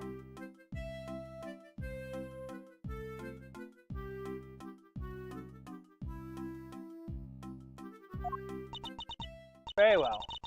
By the power invested in me by the Goddess of Justice, I hereby declare that in the matter of the incidents of the presidential address and the murder of Mr. Bronco Knight, the committee hereby decrees that Prosecutor Edgeworth be relieved of his duties, replaced by Prosecutor Winter.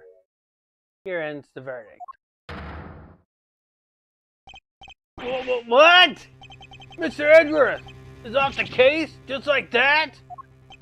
Judge Gavell, I believe I asked for an explanation. No explanation is required. The guilty verdict is in. The goddess has spoken and her judgment is final. Objection! And what exactly have I done to warrant being taken off the case? Come on, Mr. Edgeworth. Claiming ignorance of your crimes will not serve to lessen your guilt. You bartered the presidential plane, violating the principle of extraterritoriality, and while there, you performed an unsanctioned investigation and subjected a visiting foreign leader to questioning. You were one wrong move away from causing a major international incident. You vastly overstepped the authority of your office. To call an abuse of power would be no understatement. Objection! I don't deny that I may have pushed the boundaries where certain rules were concerned, but there is also no denying that certain risks must be taken if one is to arrive at the truth. I refuse to concede that my actions were inappropriate. Overruled. Then what you're saying is that the ends justify the means? That rules can be freely ignored? That is a very dangerous way of thinking. The law is absolute. It is not to be bent to your whims. The law itself is flawed. And I can say that with certainty because it's also flawed here in the States. Every single country has their own set of laws. Not every law is perfect. Because we as American people, we find loopholes to oversight the law itself. We have judicial people who has the option to change the law if it doesn't work. So the law isn't totally 100% absolute.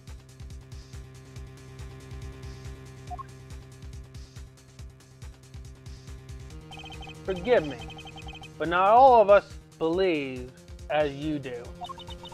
Is that so? How unfortunate. Still, it changes nothing. When a trial ends, the hammer falls. Be your defendant or attorney, even if the verdict seems irrational, nothing more can be done. Which we have proven in the other Ace Attorney games, they still can. Because the judge can overturn his verdict at any time if there's still unanswered questions. Both attorneys have the right to question the verdict at the end of the trial to see if more questioning is needed after the verdict has been revealed. A verdict does not set in stone until all questions about the case has been answered. If there are no more questions, then the verdict stands. I don't claim to be a lawyer or a professional at law. This is just something that I've learned. Okay? So you can actually read all of this online too. Nothing, that is, but to give thanks for the goddess of justice, divine grace. Unless you wish to appeal. To do so would be to risk your badge, of course. So they mean to take my badge if I don't play along. Whoa! Tough break, Edgeworth. I see you accept your fate. Guards, if you would be so kind as to escort him out. No! Stop! What are you doing, detective? I'm in charge here now, so you'll do as I say and move out of the way. What? You're not the boss of me! Unluckily for you, that's unlikely. Flatfoot, that's exactly what I am. They're holding all the cards here. I don't stand a chance. Detective Gumshoe, do as Mr. Winter says. But sir! Judge Gavell? Yes, Mr. Edgeworth. The committee's decision is beyond irrational, so yes, I do plan to appeal. You haven't heard the last of this. Silly noted. Until we meet again then. Let's go, Kay. We're leaving. Right. Oh, and remember, you know who will be getting a full report on all of this.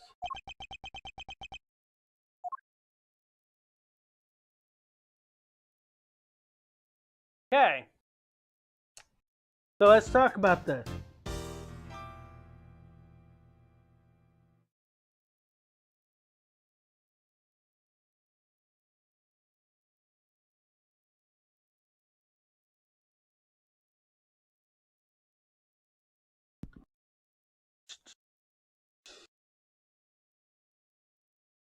All right. Questions, concerns, criticisms.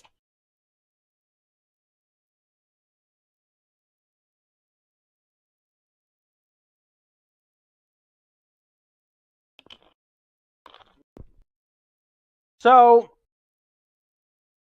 we meet two new characters in here. That's going to be the main focus of this entire game. We have Judge Verity Goodval. Her name was changed from the original game. Well, I should say the fan translation. And, of course, Eustace Winter, his name was also changed. So,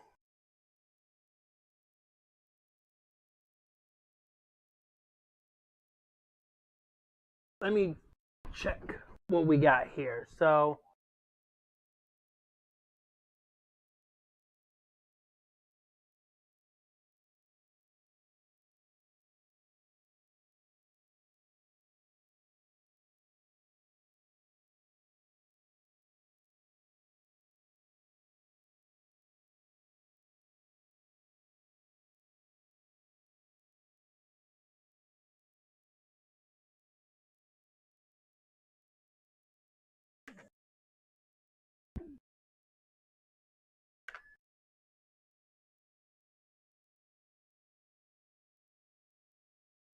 okay. So,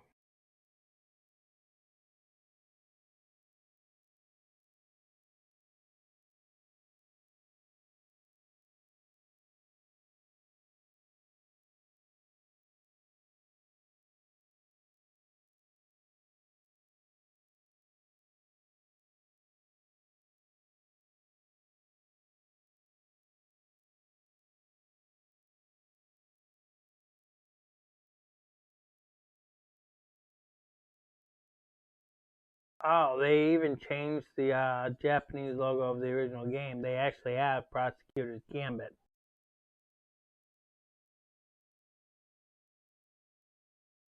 I think. No, that might be the same. I'm looking at the Chinese logo, which is different.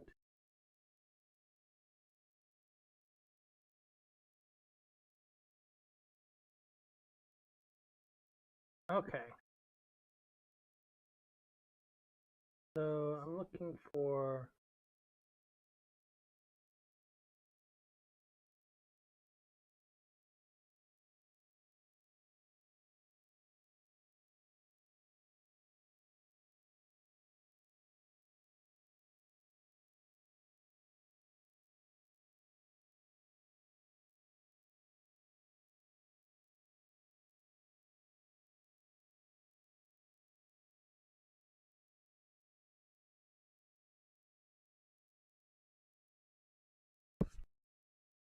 Give me a second here.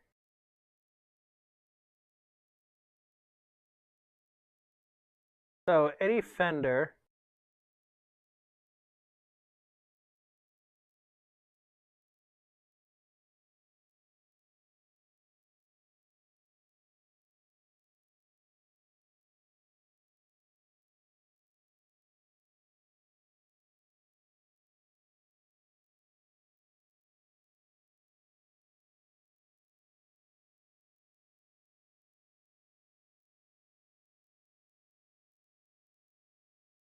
So Eddie Fender was known as Raymond Ray Shields in the fan translation. Verdi Gabel was known as Judith Courtney.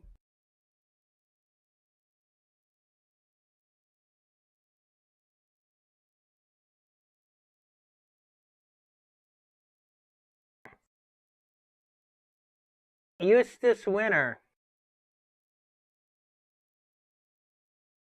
was known as Sebastian de Best.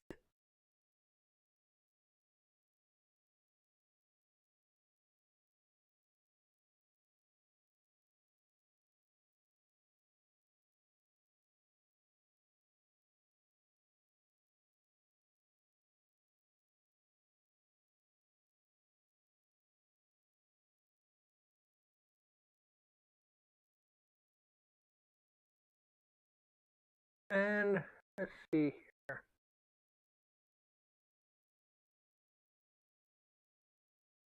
Other characters we haven't encountered yet, we will. So we will be continuing on to the next one here. Get the save here.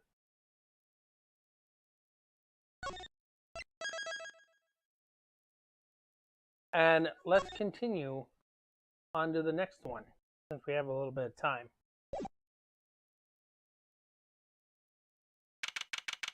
March 28th, 9:45 p.m. High Prosecutor Office, room 1202. Ugh! I still can't believe what happened yesterday. It was terrible. The way those two treated us. Now, let's cut to the chase. I'm here to clean up your mess, Edgeworth. The committee hereby decrees the Prosecutor Edgeworth be relieved of his duties, replaced by Prosecutor Winter. Here ends the verdict. Judge Gavell and Mr. Winter certainly didn't mince their words, but that's not what concerns me right now. I'm more worried about the committee's reason for doing what they did, and what they might do. I suspect it won't be good. Earth to Mr. Edgeworth, are you listening to me? Yes, of course. So this is it? You're giving up on the Bronco Knight case? No, I have no intention of doing any such thing.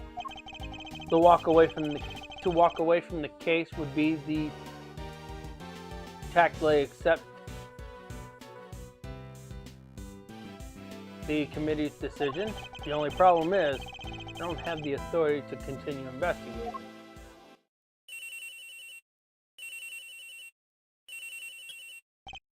Yes? What is it, detective? I've got some bad news, sir. Word down the precinct is they just arrested somebody for tonight's murder. What? You know who it is? No, but I heard that they've been holding in the detention center. Maybe you could go talk to whoever it is. Good idea. Let's go down there, Mr. Edgeworth. Remember that the authority investigator. Surely I can still pay a suspect an innocent visit. Alright, we're on our way. Me too. I'll see you there, sir. But, won't you be missed, detective? No, everybody's busy in the prison going over the crime scene anyways. Good. Then we'll see you shortly. Yes, sir. Come on, Kay, let's go. You got it. March 28th, 10:23 a.m. Detention Center. Visitors room.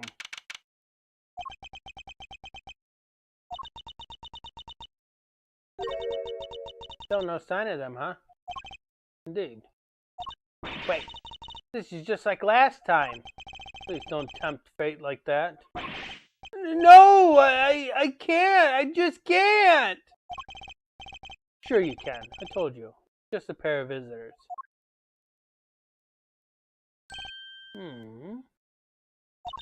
Sounds like someone really doesn't want to see us. No! Just talk with them, please. But what is the prosecutor, right? Aren't they all super scary? All they do is stare at you, right into your soul. You must be the suspect in the... Hey! The thing I told you! Okay. Why is this man so flustered?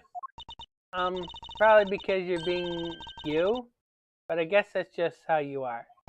Thanks for clearing up absolutely nothing. Hey, Mr. Suspect. You doing okay in there? We just want to have a little chat with you. No biggie, right? Who are you? I'm Kay Faraday, Mr. Edward's trusty sidekick. It's just a part-time gig I'm doing while I take a break from my real job, though. Funny? I don't recall ever employing you. And that's Mr. Edward. He is a prosecutor, but he's not going to stare a hole into your soul or anything.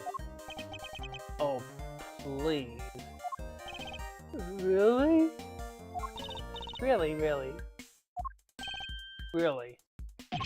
Eek! Anyways, can you first please tell us your name? It's Saint. It's Simeon Saint. Well, nice to meet you, Simeon. You can call me Kay. Everyone else does. Prosecutor Miles Edgeworth. I'd like to ask you a few questions, if I may. Please, Simeon. We're trying to help you. I promise. Really? Thanks to Kay, it sounds like we might finally get some answers at least. Perhaps you could start by telling us a little about yourself. Who, me? But why would anyone want to know anything about me? I'm boring. I'm nobody. I'm a nobody. You have a job? Well, it's hardly worth mentioning, really. I'm your average, corporate pencil pusher. Just like everybody else, honest. This is gonna take a while. He already lied to us. That was a very big lie. I bet you could already tell that was a lie, right, Di?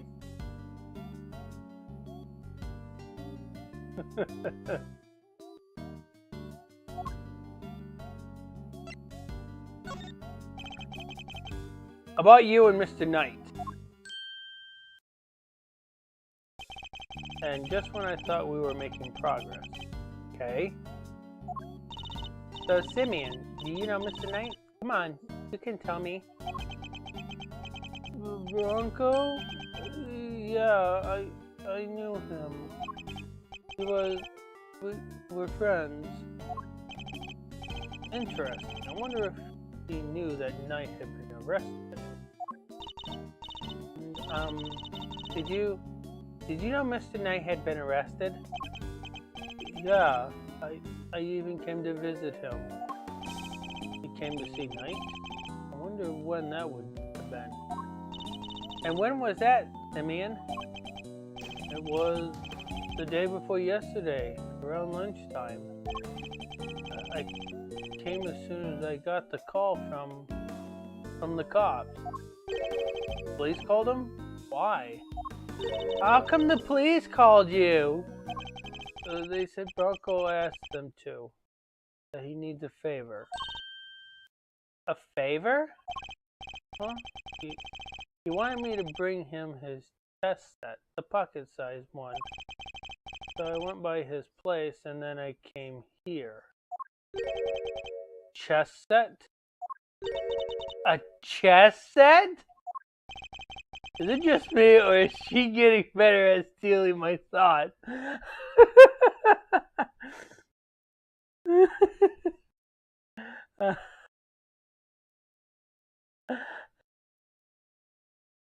Kay kind of got Maya's ability. You do know everything you think is written all over your face, right, Mr. Edgeworth?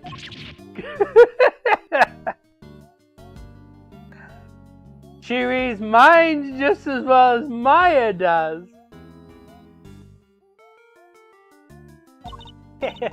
Yeah, I'm not a mind reader, just an expression reader. Amazing, right? Don't you just love having a sidekick as helpful as me? And have you read what my next move is going to be? I sure have. There's something you want to show Simeon. Indeed. Let's present it to him and see what he has to say about it. Okay. So, we're going to present. What should we present?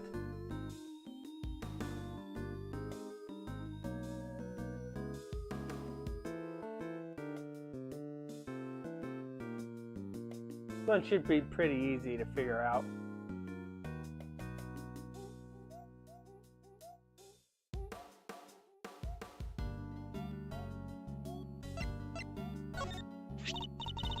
So, this chess set.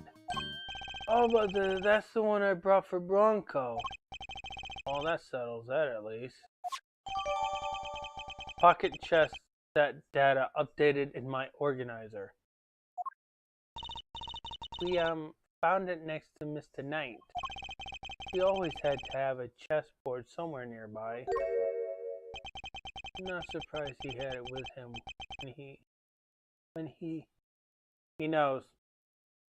He already knows. Simeon.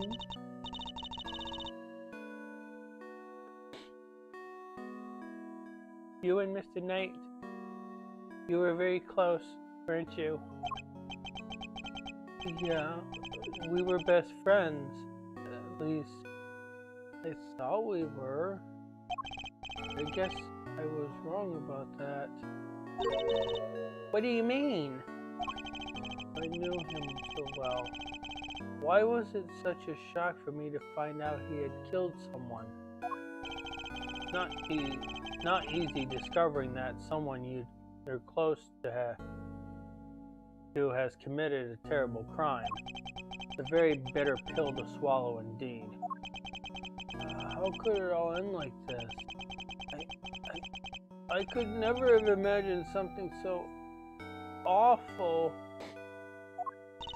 Something's not right here, Mr. Edgeworth. There's no way Simeon murdered Mr. Knight. Yes, he certainly doesn't seem to have an obvious motive. Again, he wouldn't have been arrested for no reason either. I wonder what grounds they had for doing so. Why were you arrested, Mr. Saint? I don't get it. I want to talk to me. I don't know, honestly, I don't. Wow, he answered you, Mr. Edgeworth.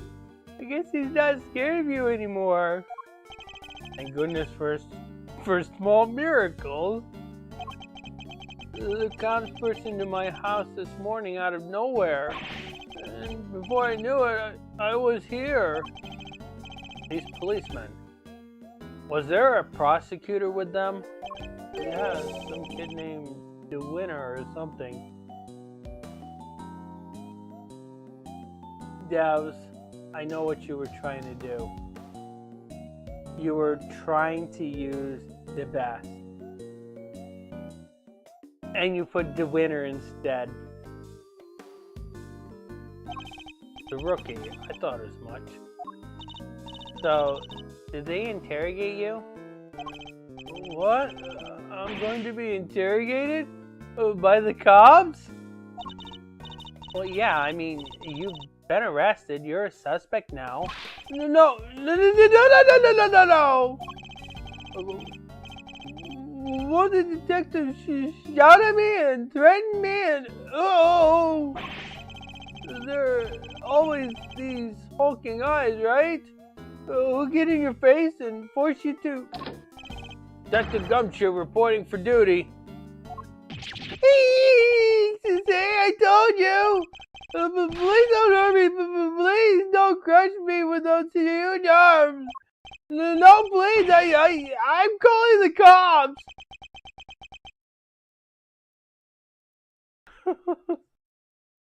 What's up with this guy, Mr. Edgeworth? Oh, nothing, Detective. You're just being you. I guess it's just how you are. I don't get it, sir. Look, Mr. Edgeworth, Timmy is clearly innocent. So there's gotta be something we can do for him, isn't there? Mr. Saint? Yes? You're Mr. Knight's friend. And 2 days ago, you came to visit him. You had nothing at all to do with his murder. Is my understanding correct? Yes, I didn't kill anybody. Very well. I will choose to believe you, and I will do all that I can to assist you. But why would you help a nobody like me? Let's just say that I may not be doing it solely for your sake. I have something of a personal interest in this case. That's right, it's payback time. We'll show those two whose investigation reigns supreme. Ooh yeah! Now we're cooking! Unfortunately, I still lack the authority to conduct said investigation. As such, my resources are rather limited and I'll need to lean heavily on the ones I do have at hand. Which means you, Mr. Saint. Your information will be invaluable going forward. In other words, let's see if we can help one another out, shall we? Oh, I just thought of something. Why don't you just borrow an attorney's badge? Then you could represent our pal here. Now, it's not the time for jokes, Gummy. I mean, Mr. Edgeworth is a prosecutor. He couldn't defend anyone if his life depended on it. Wrong! He did defend somebody. You remember that, Di?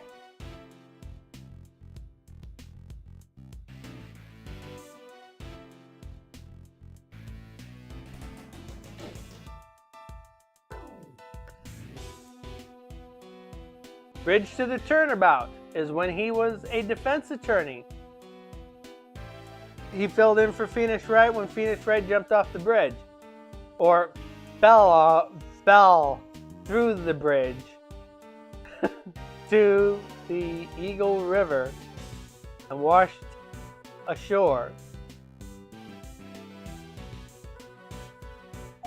But I wasn't kidding. I just thought helping suspects? That's what a defense attorney does, you know? Sure, but we can do that too. The only thing that matters is that we find the real culprit in the end. So come on, let's get to work. Yes, ma'am.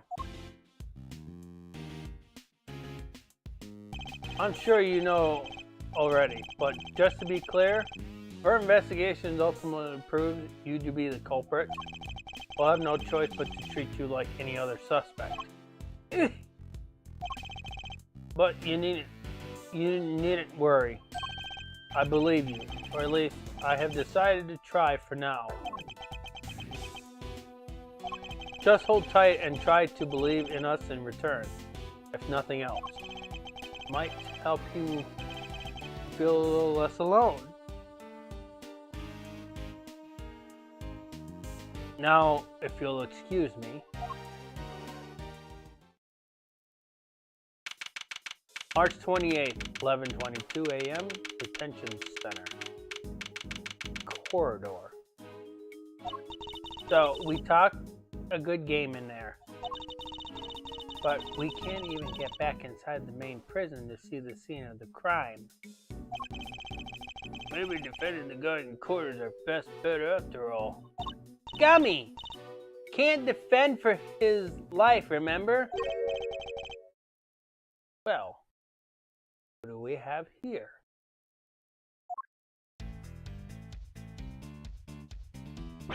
If it isn't Edgeworth and the gang, what are you cats doing here?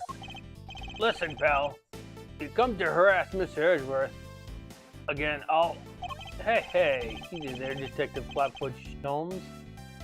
I'm here to work.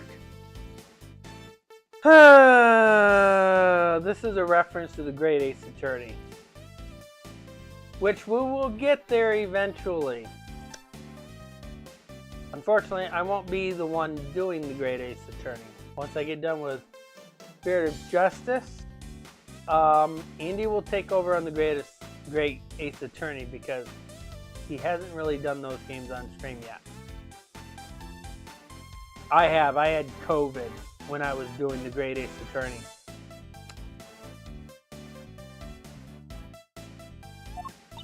Work? What? You're here to defend someone? Whoa, the K-Meister nailed it in one. Aren't you just the uber intelligence one of the bunch?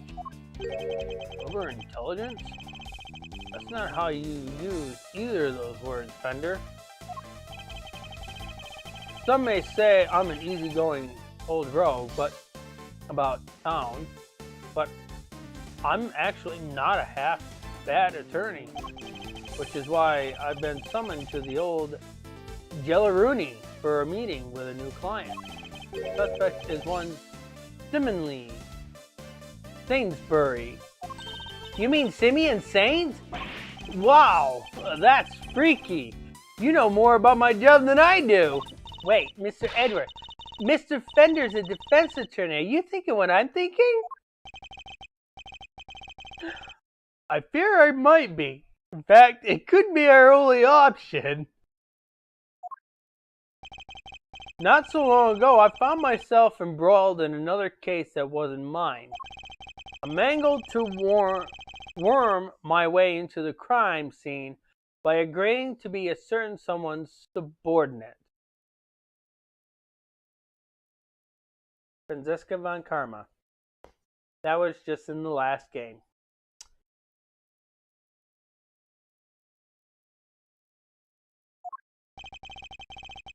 Not an experience I ever wanted to repeat, but I fear I may have little choice. Fender? Before you say another word, just gotta point out that the fine print, Eddie Fender doesn't take on associates. Say it ain't so! I hear you're protesting, but pompous prosecutors are a no-go. Especially those of the Von Karma variety. Should have known he wouldn't forgive me that easily. I understand why you wouldn't want to work with someone like me. What's more, I understand how you feel about all things Von Karma. But please, believe me when I say, I am not the man I was back then. No longer under my old mentor's spell. You better believe it, pal. Mr. Edwards' a changed man. Sure, he used to be the demon prosecutor, but he's not like that anymore. Do have feelings, detective. Gummy's right.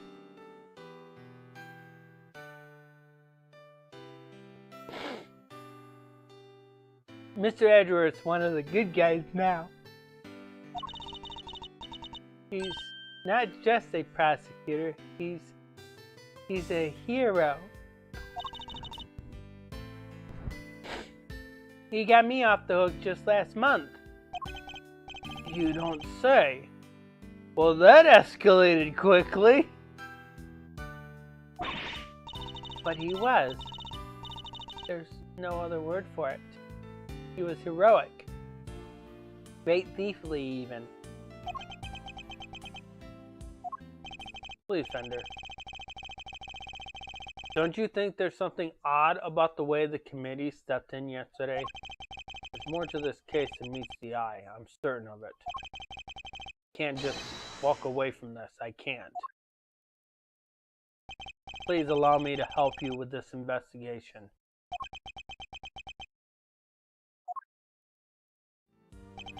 Sheath. A bow from the great Miles Edgeworth. Never thought I'd see the day. Here we are. So enlighten me. You will. What made the leopard change his spots? Well, I suppose I would have to say the courtroom itself. I've experienced so many things, met so many people there within its four walls, including some old friends who showed me a better way to be. How could that not change a person?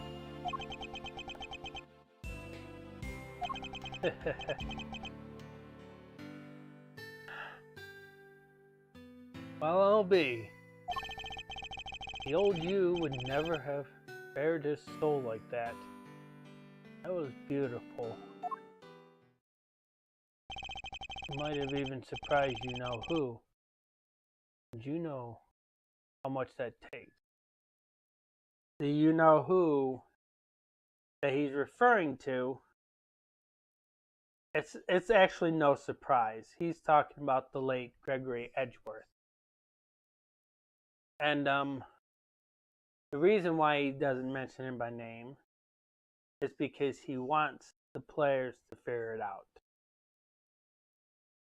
But Edgeworth already knows.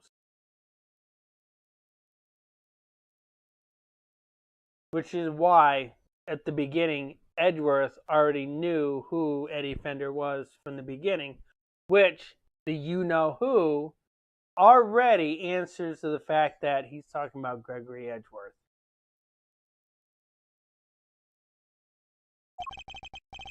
Tell you what, here's what we're going to do.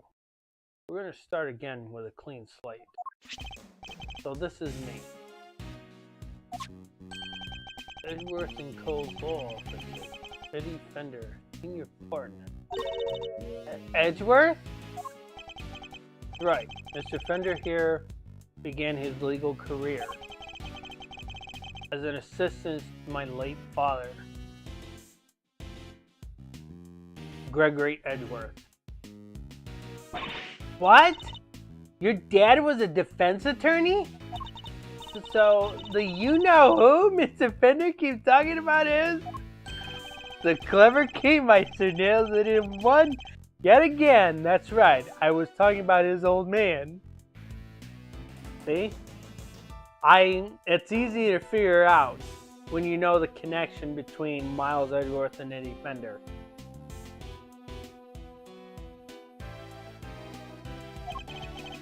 Yet you all noticed I kept his name out of the door, so to speak. Least I could do for old Gregory, really. Listen, Edgeworth, Miles, I'm going to level with you here. I don't trust you. Not fully, anyway. I can't just forget about all those years you spent licking Von Karma's boots, you know. Anyone can say they've changed. I'm going to need you to prove it. And besides, you know what's what. You know it's what Gregory would have wanted. Very well, I accept. Okay, that's enough hardball for one day.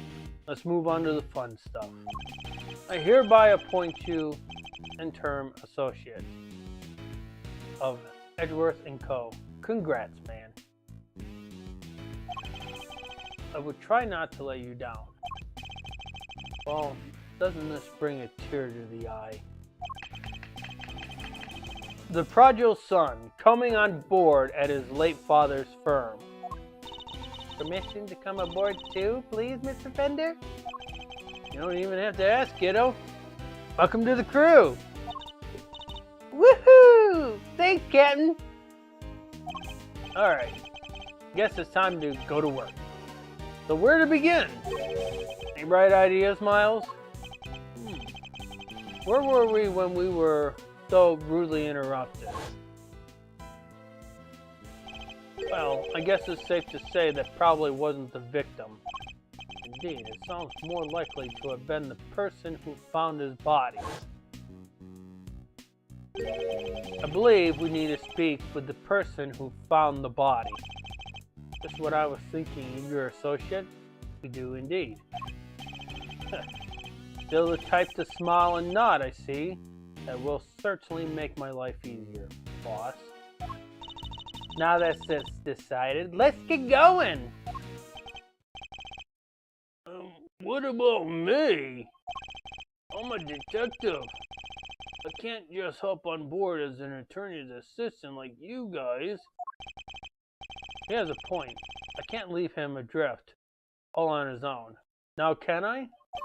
Detective Gumshoe, I have a special assignment for you. You are to continue investigating the case under Mr. Winter. If you happen to discover anything that seems useful, you are to notify me immediately. You're in an incredibly powerful position, Detective. I'm going to need all the info you can pass our way. You can count on me, sir. I'm a real pro when it comes to letting things slip to the defense. Trust me, I know. Just this once, those loose lips of yours might be what saves our ship.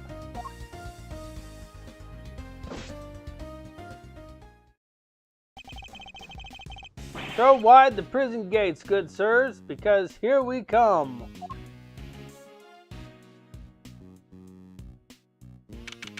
March 28th, 11:50 a.m. Prison corridor. Oh, any idea how we tracked down whoever found the Bronxter's body, Miles? I think our best bet would be to simply ask around. Oh, don't you dare.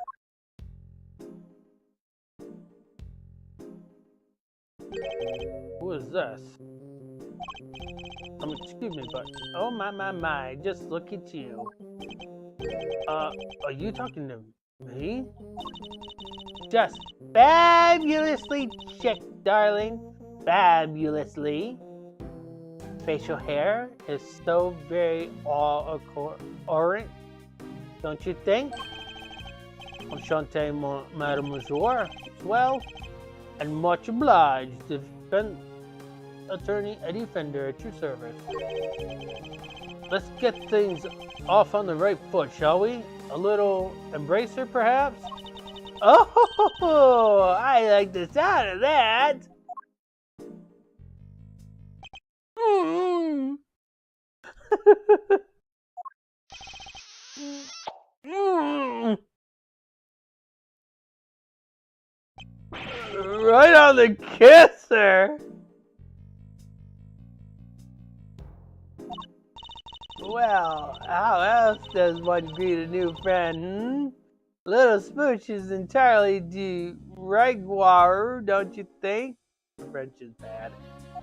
I know very little French. I didn't learn I've only took 1 year of French, so that tells you how much I know about French.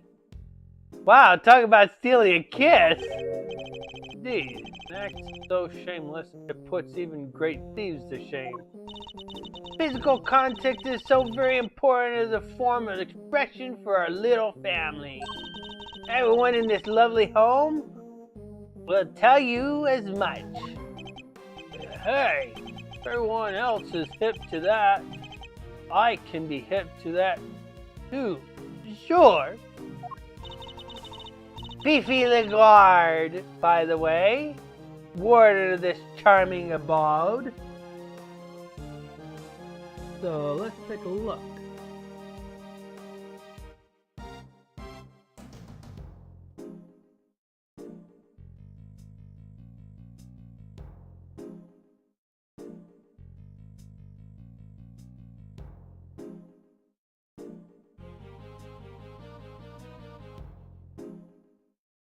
Interesting that I don't see her name in. Why isn't her name in here? Did they forget to put her name in here? Oh, right here. So, Fifi Lagarde. Her original name was... Oh, her unofficial name was Patricia Rowland. Rocco Carcerado, that we had spoken to in the last chapter, his unofficial name was J. Elbird. Simeon Saint, and his unofficial name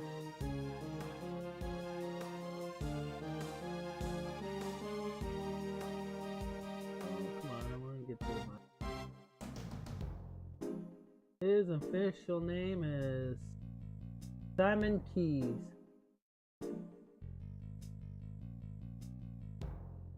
Okay. Move on. You may call me Fifi, of course. So she's the warden of the entire detention center and prison facility, is she? Pleasure to meet you, Miss Lagarde. Miles Edgeworth. I'm a associate with Mr. Fender's practice. I hope you don't mind me asking, but were you here in the prison yesterday? Oh, don't be silly, darling. Of course I was. Yesterday was a very important day, after all. Important in what way exactly? A big meeting of some kind, perhaps? A meeting? Oh, heavens no! I couldn't think of anything worse. No, yesterday the circus came to visit. It was simply a spectacular event featuring some terrifying, talented animals. Anyone who was anyone had to be there. If you were here at home, you were watching the show with me. Di, is this bringing some terrible nightmares for you? Or did you really enjoy this case?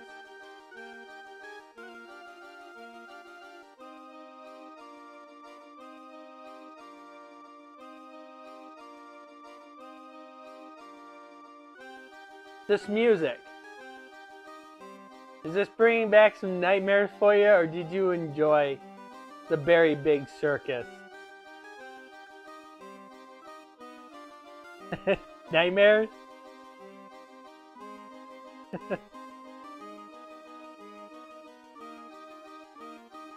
You did enjoy it, so there is no nightmares.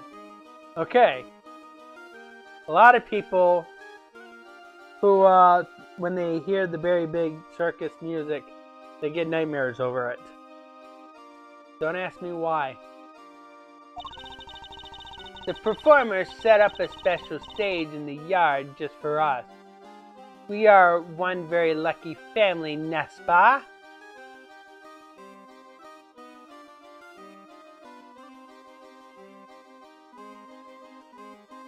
Here's something that's very coincidental. Second Miles Edgeworth game. Second episode. Very Big Circus. Justice for All, second game in the Phoenix Wright series. Second episode, Very Big Circus.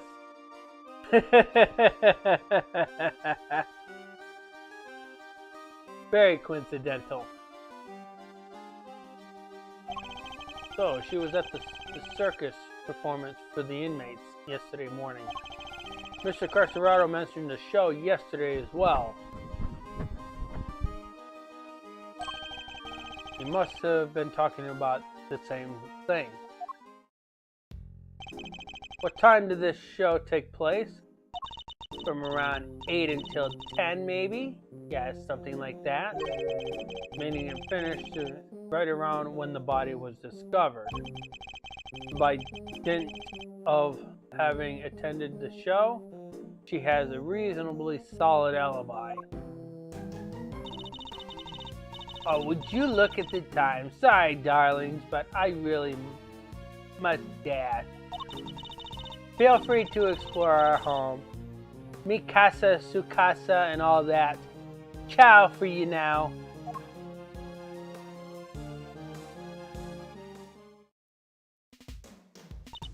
Well, what now, Mr. Edgeworth? The person who found the body screamed. That person was heard by one inmate that we know of. Therefore, our first task is to question this inmate and see where his information will take us next. Die. Look in that cell and what do you see missing?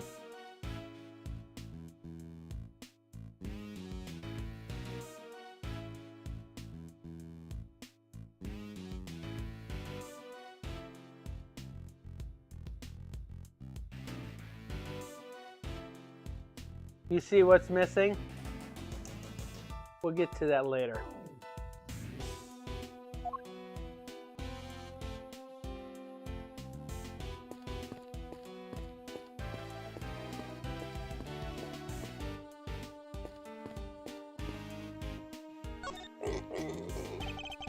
It's a mini pig, I believe.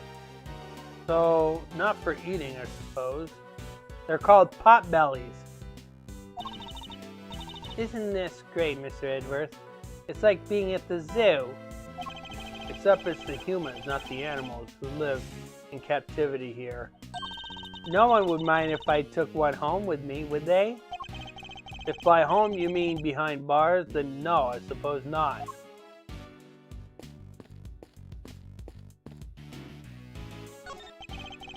Do you have a moment? I have a few questions for you. Oh, who's a good girl? You are. You're just perfect. She really is. She's beautiful. Beautiful. Uh-huh. Meow!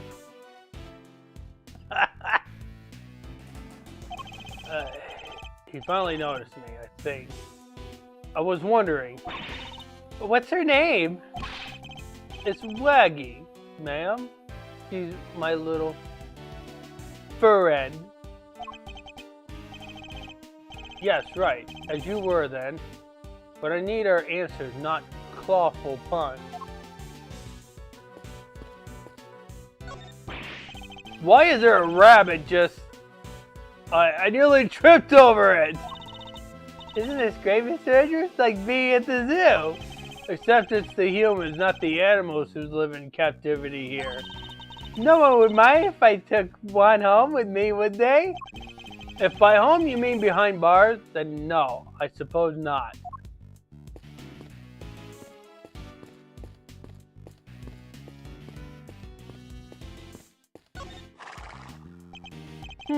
They even have ponies.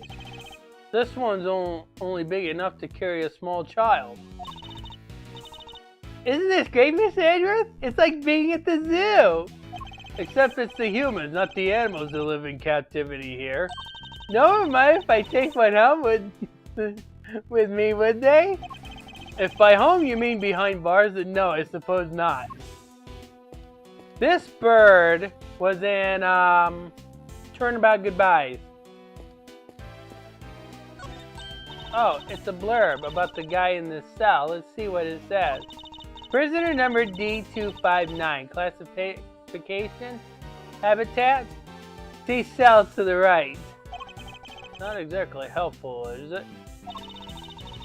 This grizzly fellow has a pet polar bear called Teddy. He's a former boxer who loves to stay trim and is always at optimum fighting weight. He may push his body to the max, but he's relentlessly kind to himself. Omnivore. Who exactly is all this information for anyway?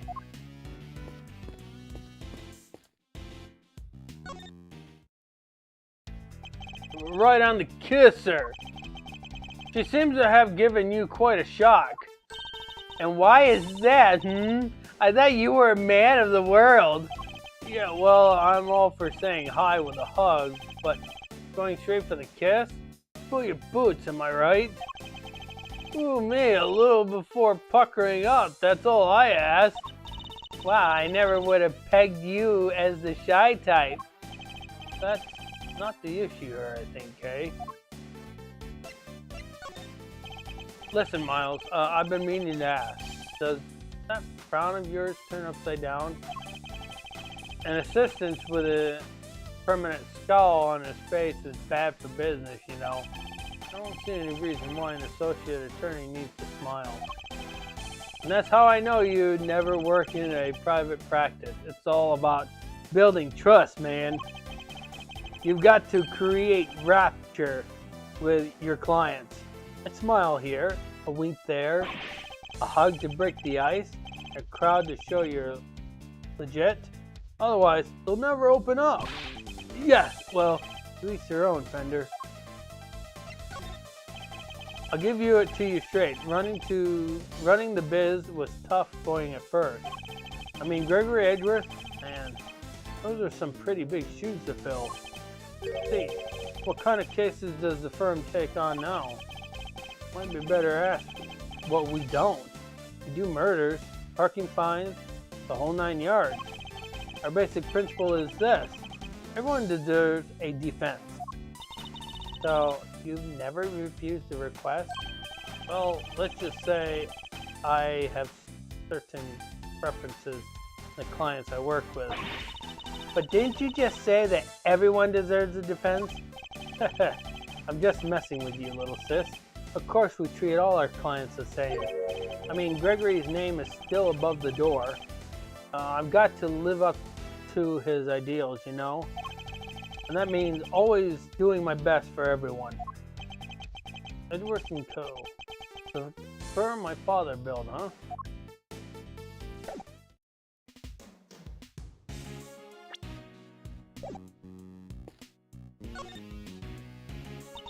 What is it, Mr. Edgeworth? Alright. Her Holy Hammerness isn't here today, so now's our chance to make some real progress. Her Holy Hammerness? Now there's a novel way. Now there's a novel way to refer to Judge Gavelle. I'd like to think we're above name-calling, Kay, but yes, you're right. Well, what are we waiting for? There's investigation to be done.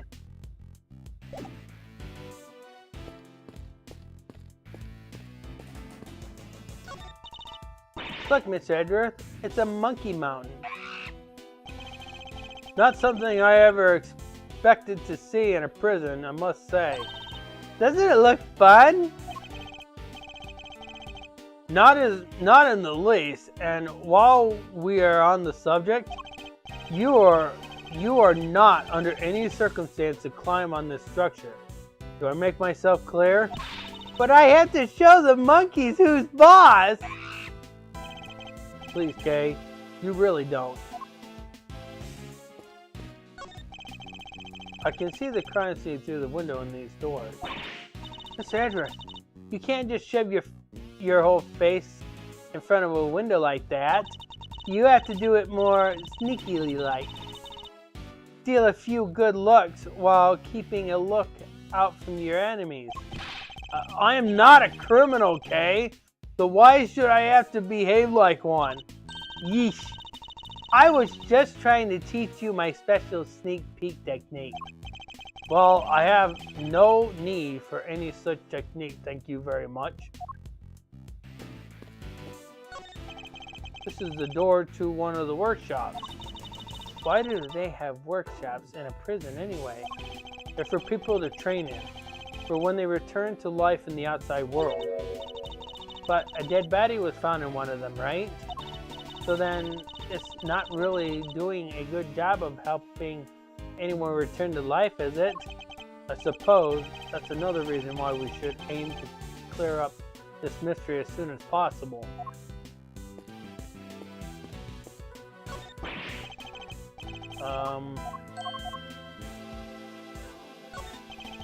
This looks like the way to the prison yard. Entirely shutters locked tight. Freedom waits on just the other side. A stuck lock and key twixt mine eyes and nose in the outdoor breeze. Such a cruel fate it is indeed. The more I think on it, the more it eats at me. And whose thought are you tempting to channel exactly with those soliloquy?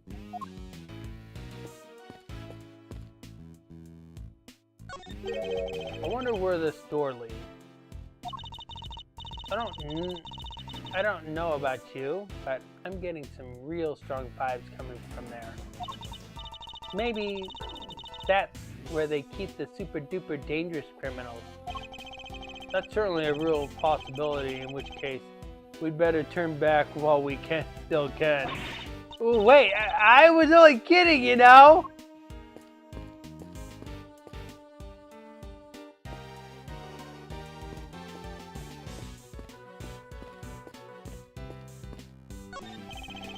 About the person who found the body, do you happen to know where he is right now? He'd been in one of the workshops, I guess. Usually it is at this hour. And it seems the workshops are our next port of call.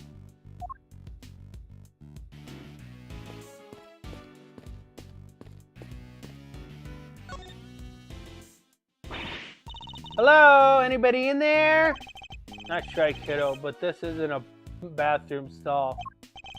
Yo, you there. Could you help us out here, my good man? Yes, sir. Well, what can I do for you? Is somebody using the workshop right now? Yes, sir. One of the prisoners is in there. Just confirmed it myself during the noontime roll call. I'd like to speak to this prisoner if that's all right. Sir, I'll go fetch him right now. Won't take a sec.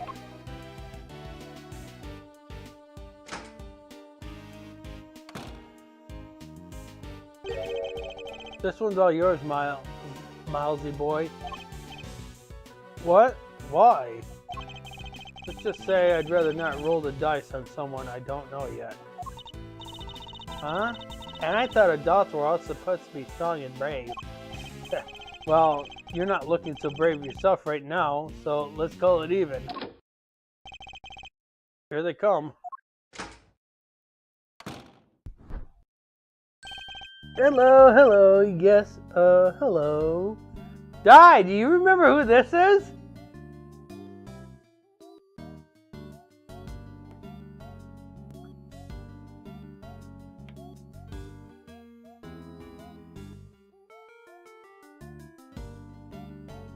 Very first case, yes. The first turnabout.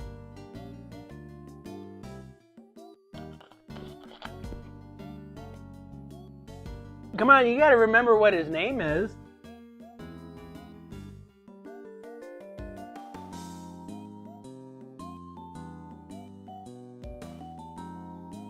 I'll give you a hint. His name is a pun.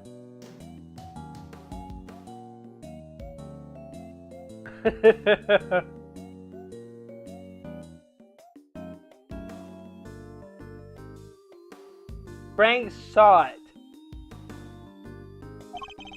I hear you wish to speak with me. Not exactly a hardened criminal we were expecting, is he? My name is Miles Edgeworth. I'm a public prosecutor. A prosecutor, you say? Eddie Fender, attorney at law. What happened to be scared to handle this? Listen, sorry about my pal here. He gets the weirdest ideas. Prosecutor indeed, that'll be the day. He's actually just an associate. Geez, Miles, get a grip, will ya? He's right. Must have forgot that I'm a defense attorney's assistant for the time being. Oh, that explains it. I did think you looked a little different from the prosecutor I spoke with yesterday. So he's already spoken to Winter. Would you mind answering a few questions? No, of course not. I'd be delighted. The name's Stott. Frank Stott. I saw it. I didn't do it. The witness is all yours, my young associate. Sure. Have the intern do everything. Why not? Mr. Stott? You did it, didn't you? No, I didn't do it! You're no doubt aware that a murder took place yesterday. Would you mind telling us where you were at the time of the body was found? Yes, I was in the workshop there, working, as one might expect. What kind of work were you doing? Oh, I'm actually retaining at the moment, but I'm hoping to become a stylist, you see.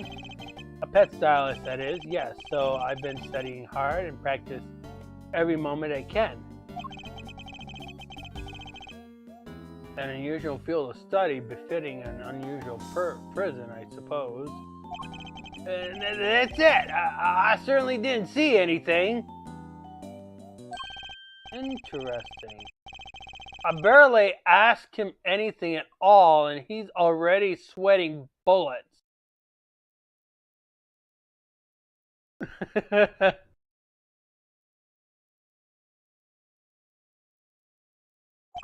So, yes, I'm afraid it wouldn't be help to you. Sorry. Hold it! No, I'm the one who's sorry, Mr. Stott. For this interview has only just begun. You did it, didn't you? No, I didn't do it! Well, I mean, even if you were to ask me, you know something, don't you? No, I don't know anything! It's that... He's definitely hiding something. I'll need to push him a little harder if I'm to get any answers.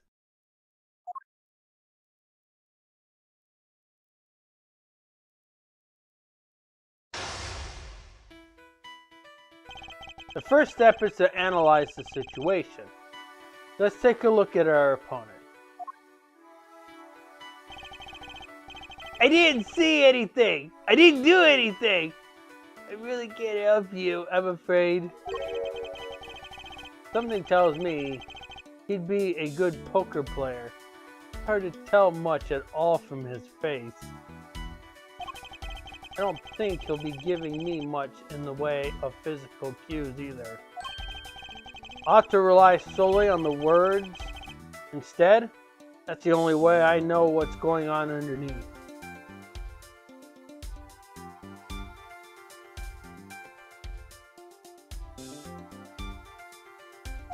Alright, time to make my first move. Let's see who we're dealing with here. He may be good at hiding his emotion, but everyone has a tell.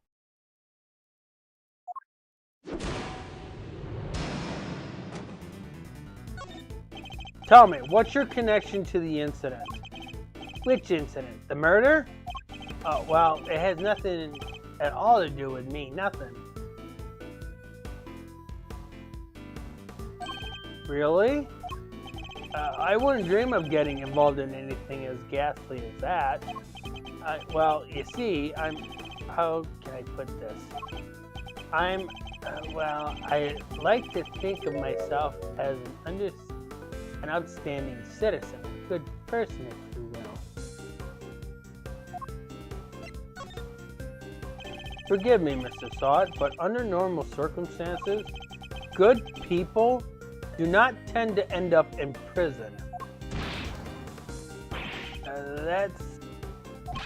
So, you do well to tell me what you know about the incident. How many times do I have to tell you people? I mean, don't know anything, I swear. Sorry, I didn't know what more to say, but I can't help you. My apologies, Mr. Sod. Because considering that the incident occurred right here in the prison, you did it, didn't you? I find it very hard to believe that you know nothing at all. Oh, well, yes, I suppose I can see how it might seem unlikely, but it's true. I did do it!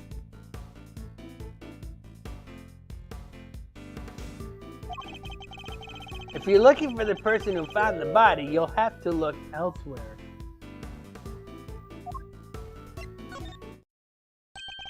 Why do you think I'm looking for the person who found the body?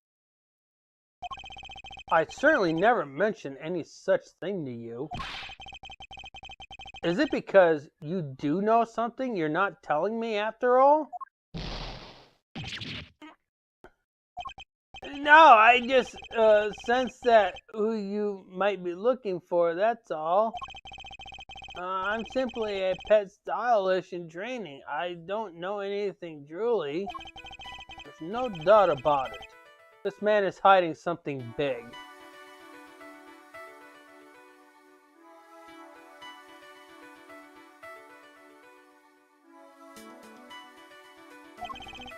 In which case, let's find out what he did yesterday.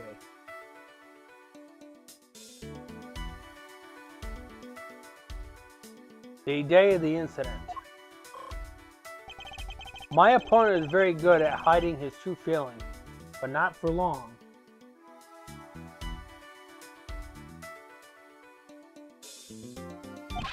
It's time to smash the mask of his and see what lurks behind that phony smile. Tell me about the day of the incident. If you really don't have anything to do with the murder, then you have nothing to hide, right? Well, the day of the incident? Gosh, I mean, so much happened.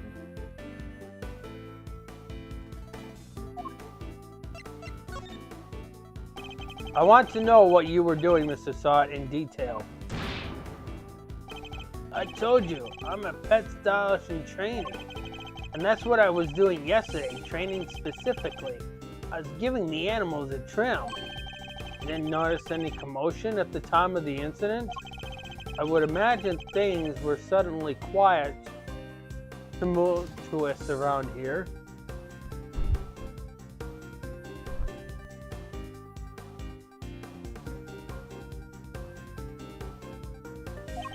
Well,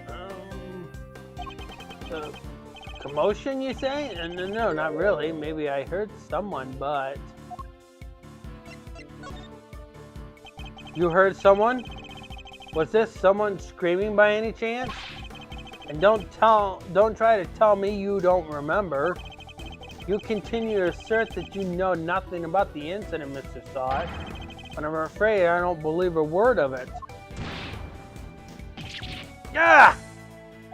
No, I thought I heard someone yelling, but I don't really remember. The fact that he heard a scream at the time of the murder may well prove to be a useful clue.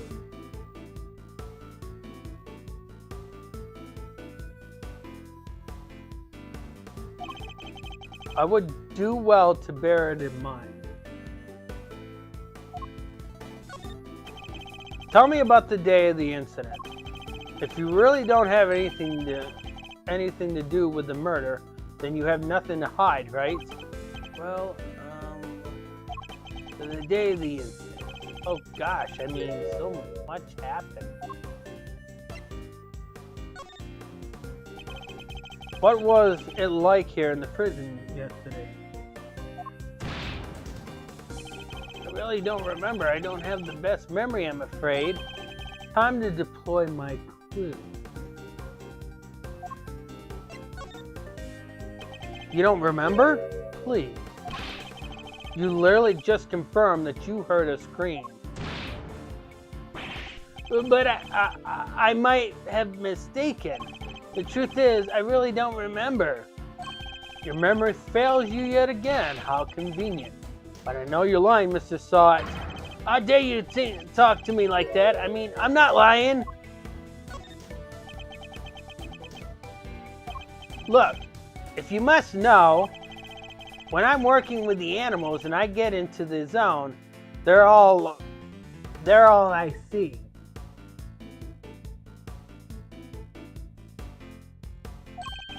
Am I to understand you have something of a talent for animal grooming then? Well, my scissor technique could use a little work, but I'd say I'm quite good with the animals. They seem to like me. I'm especially good at calming them down when they get scared. Scared? And when exactly do they get scared? Surely it doesn't happen very often.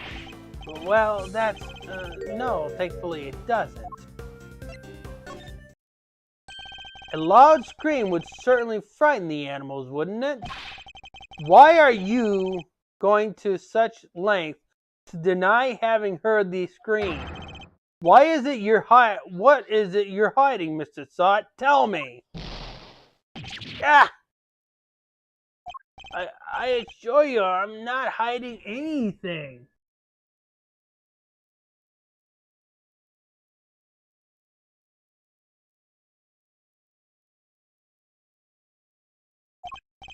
I'll admit, I did really hear somebody scream, and I'm not hiding anything, I promise. The mask is finally beginning to crack. Now to shatter it completely by asking the scream itself more detail. I'm afraid you're about to learn a painful lesson, Mr. Sot. That hiding things from me never ends well for my opponent. When did you hear the scream? Oh, wait, now I remember. I forgot about the show. They put on a show for us prisoners around the time of the incident, see?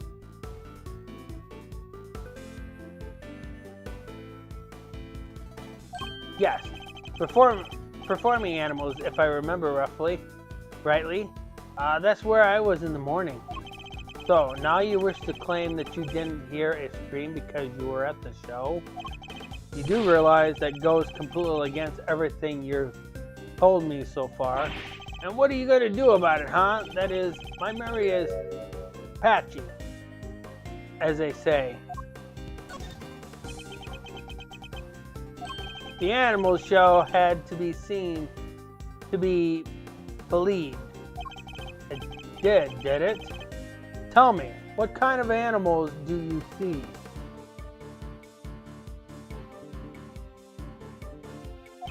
Let me think. A whale?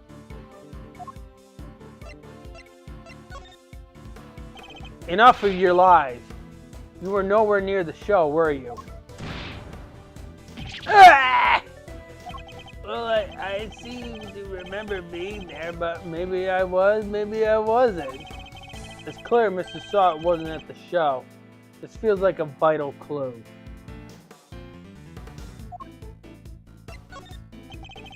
Who did you hear screaming? Wait, I just realized I made a mistake. When the incident happened, I was out in the yard, yes. So I didn't hear anyone screaming. No one at all. Time to deploy my clue.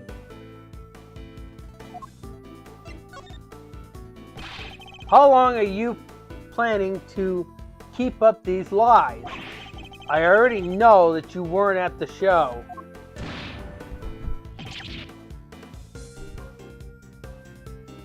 Ah!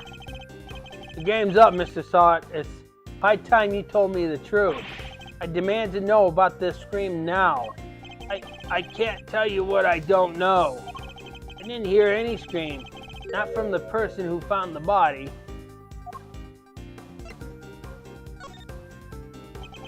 How curious. Most people would assume that the scream had come from the victim. So then, why do you think it came from the person who found the body, Yeah, I made a mistake, that's all. How, Mr. Sot? How did you know that it was the person that found the body who screamed?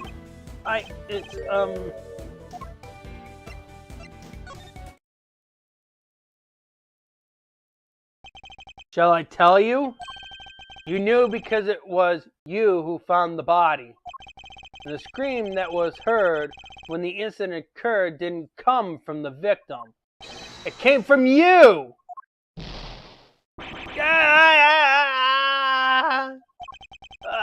Did you? It's true, I admit it, but what gives you the right to treat people like this? Checkmate.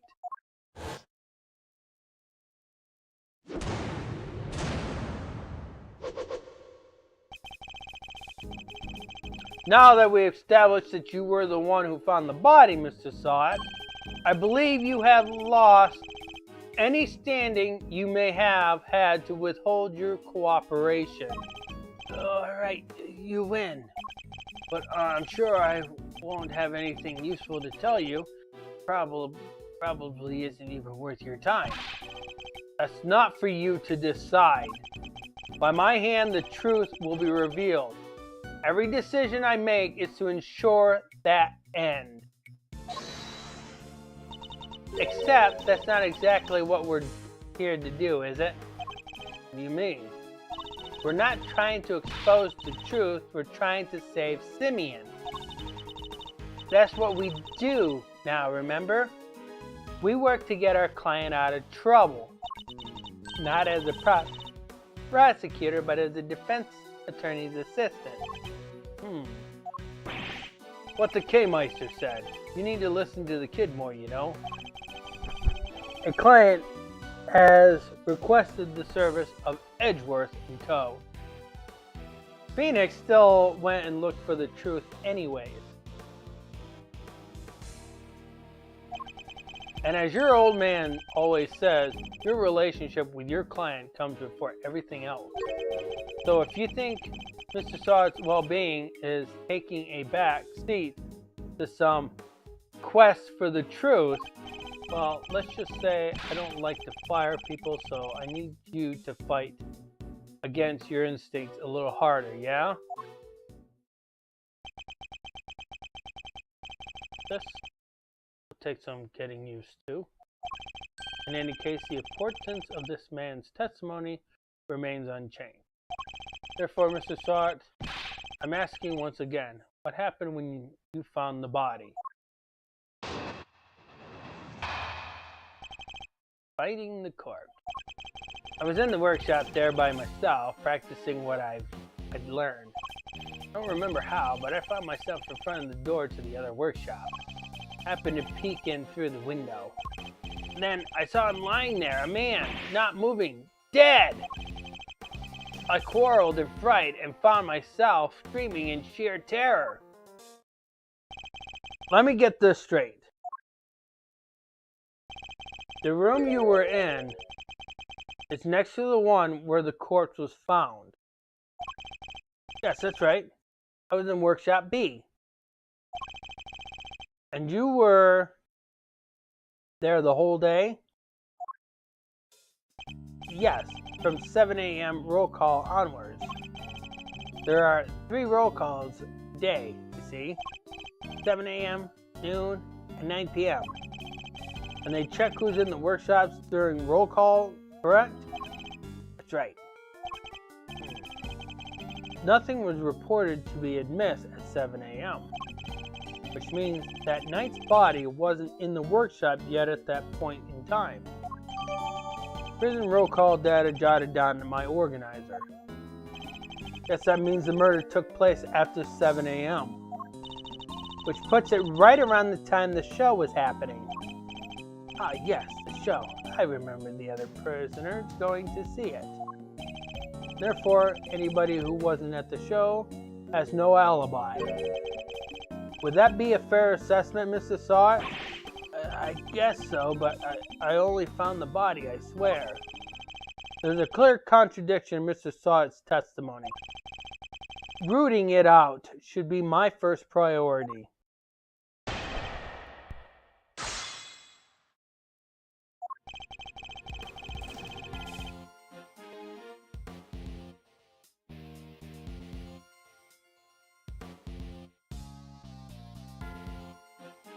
Hold it!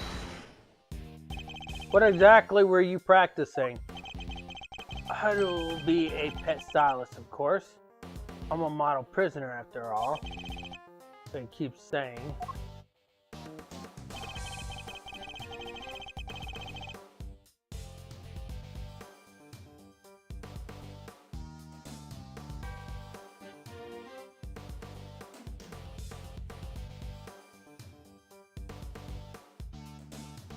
Hold it! You found yourself there? Really? That's right. And then I found myself peeking through the little window in the door.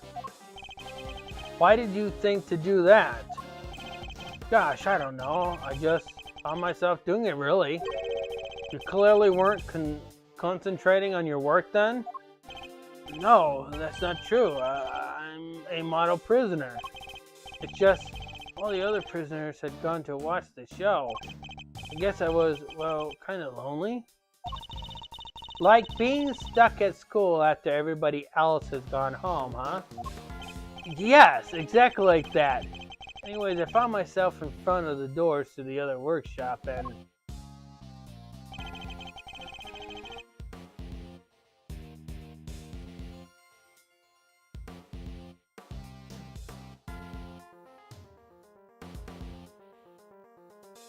Hold it!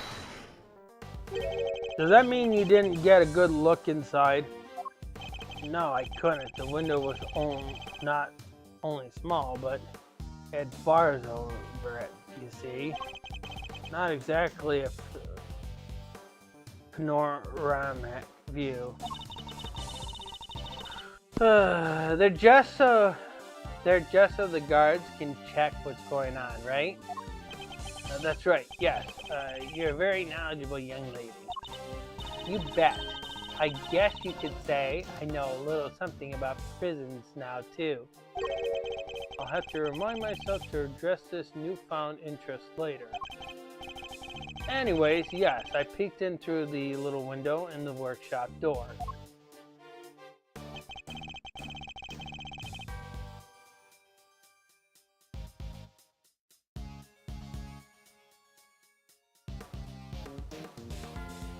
Hold it! Could you tell right away if it was a man or a woman? It was clearly a man. His physique, his clothes. It was also very clear that he was dead. You could tell just by peeking through the little window.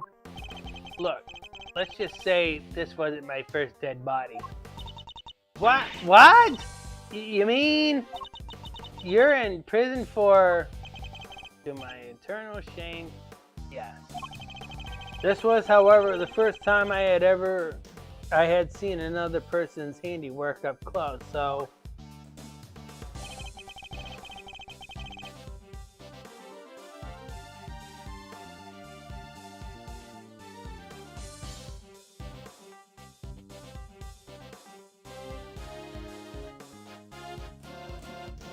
Hold it!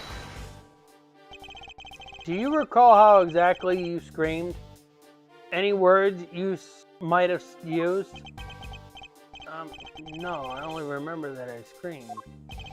Folks don't tend to remember much when they're busy crying out in terror, Miles. Exactly, so yes, I screamed. That's all I remembered. He presents himself as an innocent bystander, but nothing could be further from the truth. Given what he is, things couldn't have happened as he claimed. Contradiction in his testimony is as clear as day. I just need to present the evidence that proves it. Alright, you know what testimony?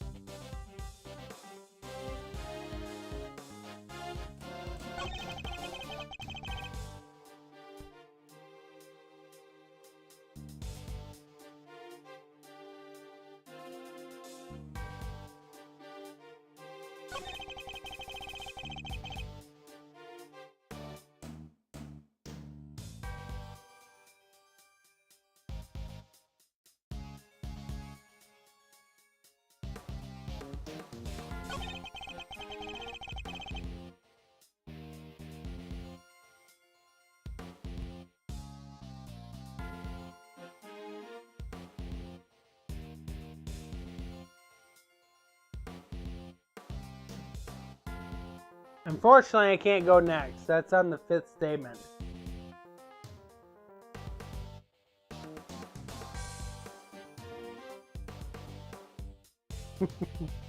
Yeah, there's little diamonds on the message there. You can see. Unfortunately, we can't disprove that. Because it's likely possible that he wasn't right. I mean, if you saw a dead body, you would probably know this.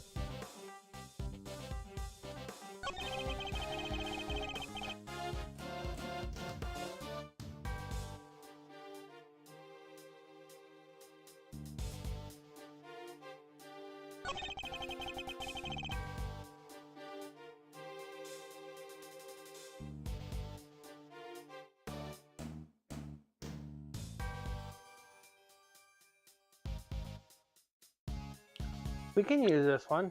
Do you know which piece of evidence?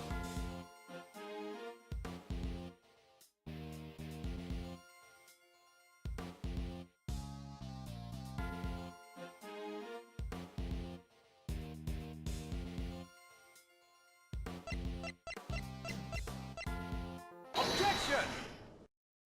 You could have also used statement 2 as well. Enough of these pathetic lies, Mr. Sot. I'm afraid you rather lost sight of what you are. What am I? I know precisely what I am. I'm a former newspaper salesman who's training to be a pet stylist. Hold it! But that's not all you are, is it? Or did you forget the bracelets you wear around your wrist?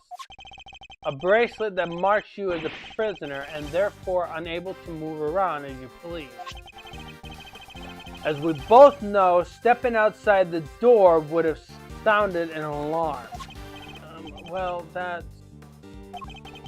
But there's no way you could have looked into the other workshops without leaving the room you were in. Gah! Ooh-wee! Silent Dawn! Edgeworth! But doesn't this mean that Mr. Sot couldn't have found the body then? Good question, Kay. Perhaps Mr. Sot himself can explain.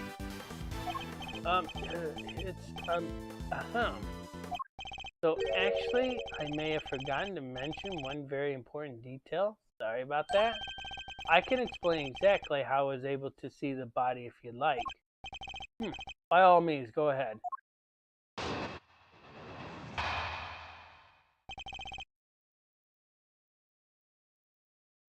Finding the corpse, part 2.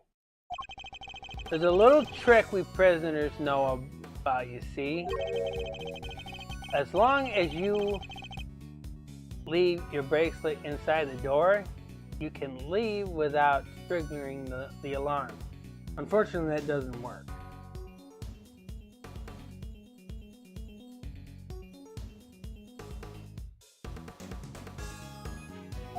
That's how I was able to peek through the window.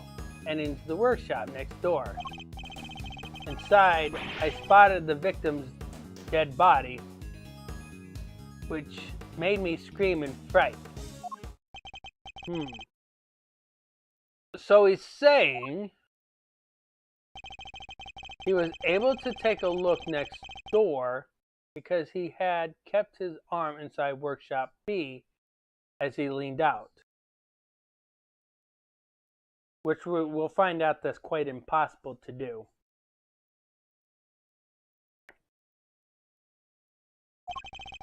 Please don't tell anyone about our little trick, especially not the guards. Please? Is this it? Is this all he's hiding? I better dig a little deeper in his testimony just in case.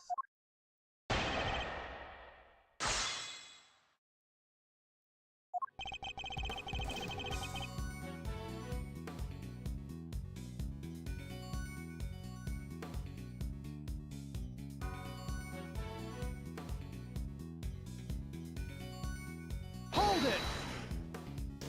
Tell me some more about this trick, Mr. Sod. Of course, it's quite simple, really.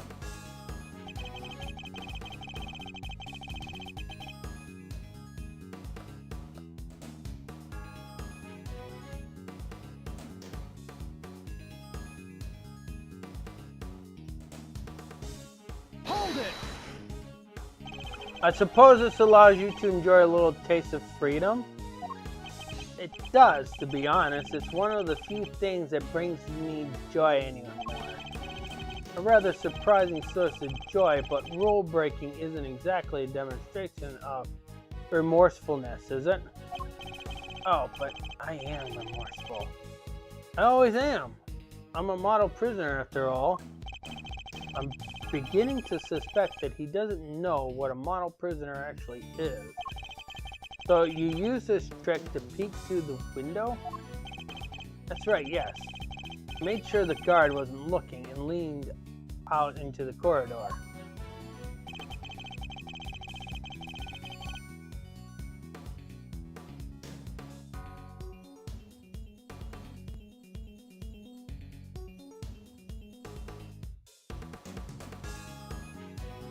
Hold it!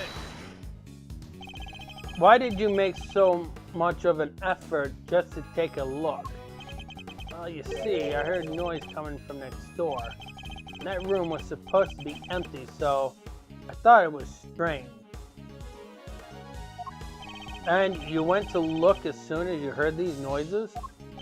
Yes, of course. I had to see what was going on, so I went right away.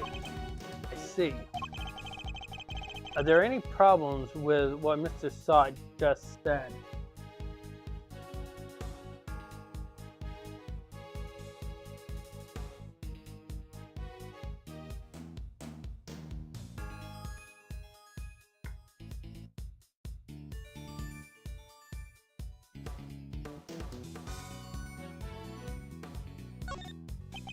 You claim that you looked into the next room as soon as you heard some noise. If that's the case, you must have seen more than just a dead body, because the person who made the noises should have been in there too.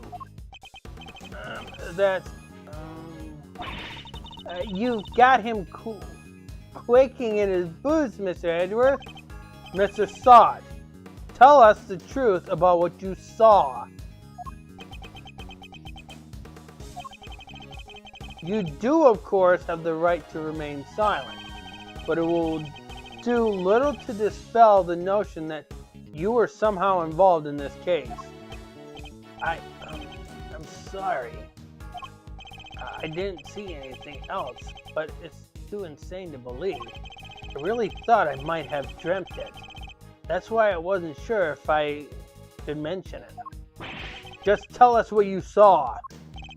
All right. It was that dog. What I saw is the stuff of nightmares. That huge black dog. He sank his terrible teeth into the victim's throat. What did you say? It was hellish, utterly hellish. That beast, that awful beast, he killed him. Suddenly, I don't feel so good.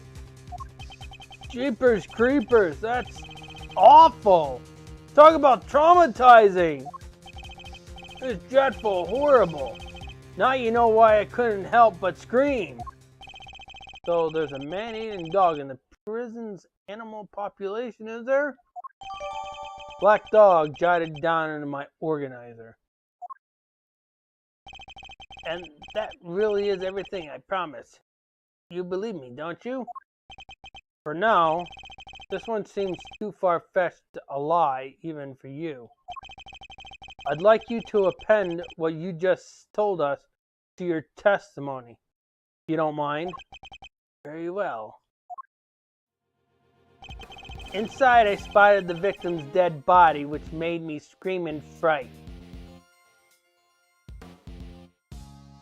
Oh, that's not the one I should be reading, but...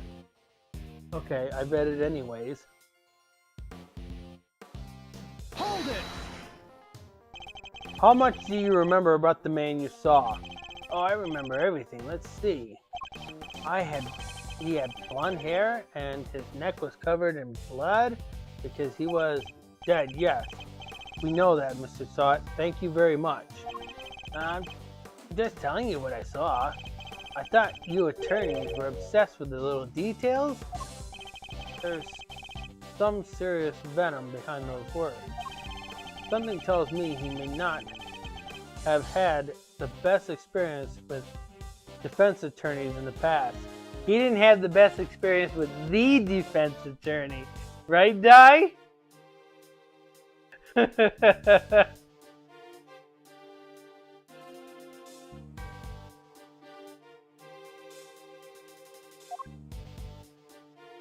I also saw that black dog, his mouth clamped tight around the man's throat.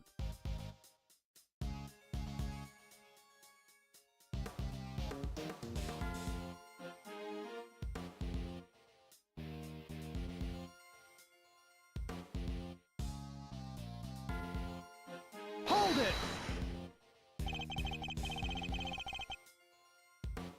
You sure this black dog was biting the victim's throat?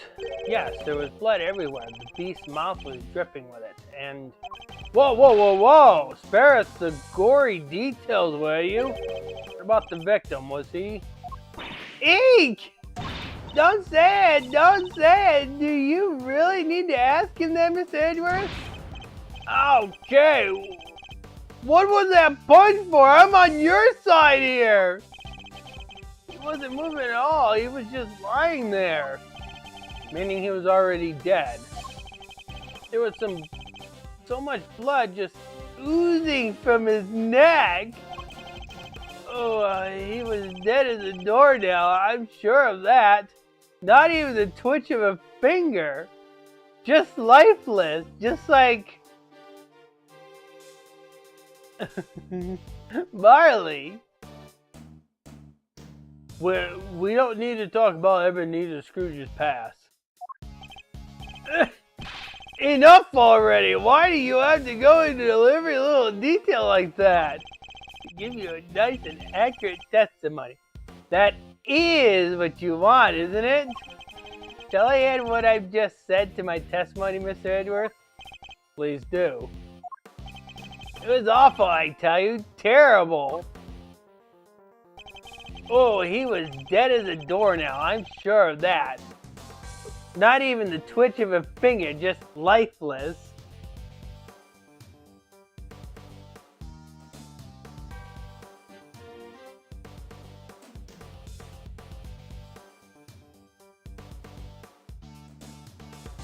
Hold it! You paint a very vivid picture. Well, I had a front row seat, I suppose. I could almost feel the agony of the poor man's final moments. I don't think I'll be getting any sleep tonight, Mr. Edgeworth. You won't? Well, that's unfortunate. Yeah, and it's all your fault for pressing in for more gory details. I'll be having nightmares tonight myself. It's all still so fresh in my memory.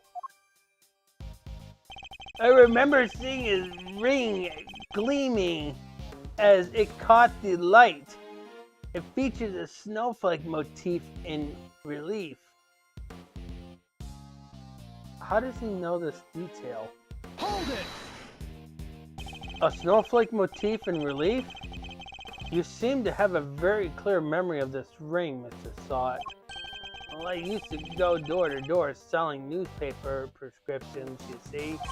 I had to take people in at a glance, their appearance, their mood, that sort of thing. Figuring out who exactly you're dealing with is the first step in any sale. Except in this case, you are figuring out a corpse. What can I say? Force of habit. One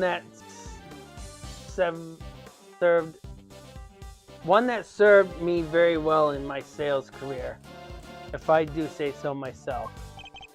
Even so, you seem to have remembered things to an uncanny level of detail. I suppose, nevertheless, it's true. I remember the ring. The relief is the relief. All of it. Is what he's saying even plausible, though? Perhaps I should take another look at the condition of the victim's body as we found it. I know what I saw, Miss Edgeworth, and my eyes don't lie. So Knight was bitten in the throat by a dog that lives here in the prison.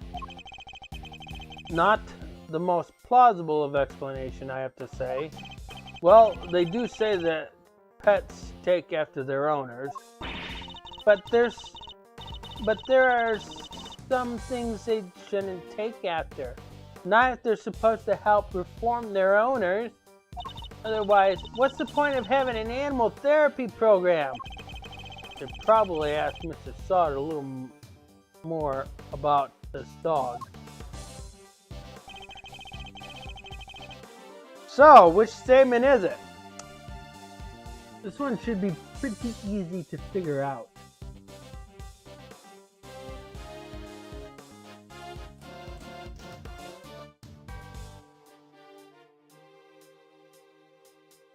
You want the last one, huh? Okay.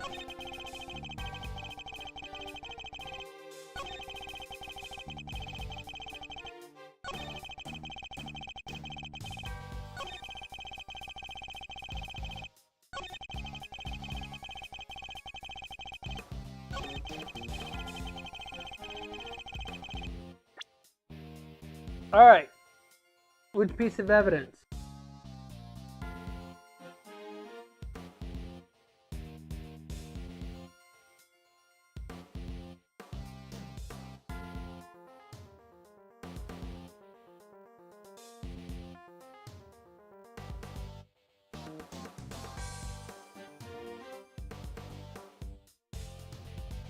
You want the next page?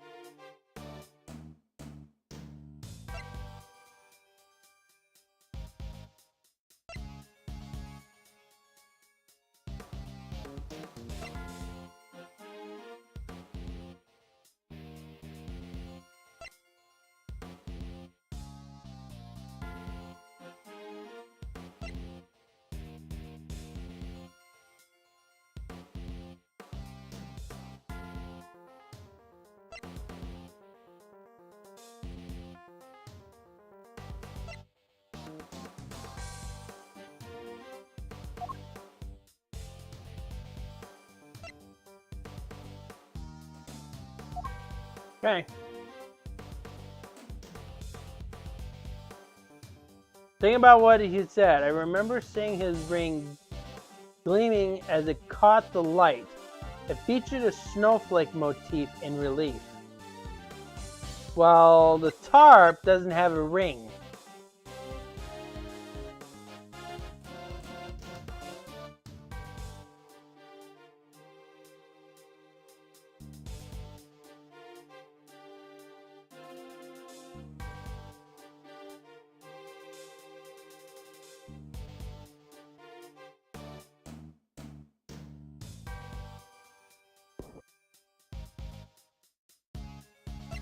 Objection!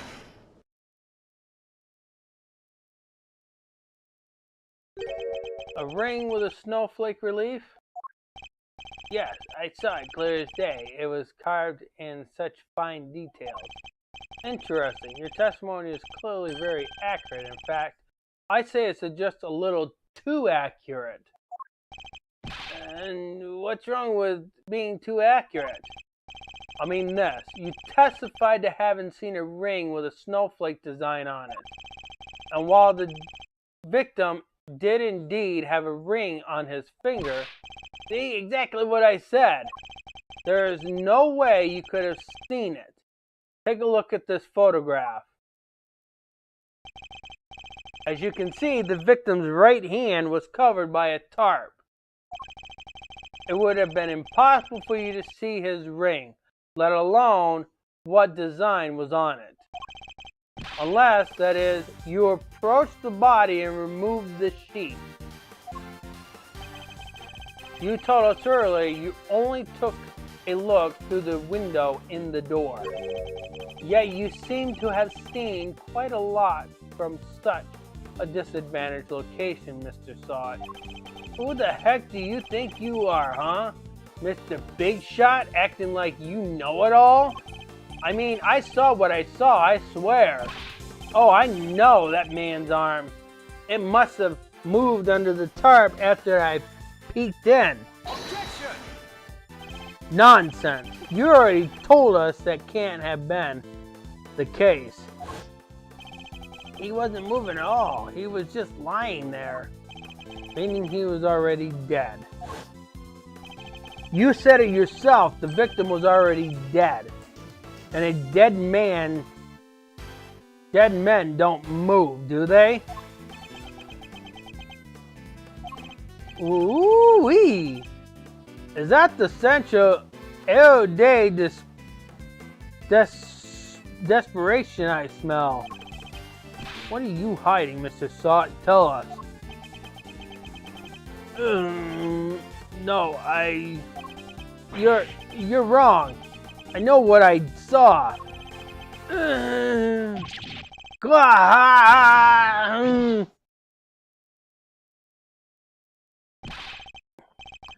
You couldn't let it go, could you, Phoenix Wright?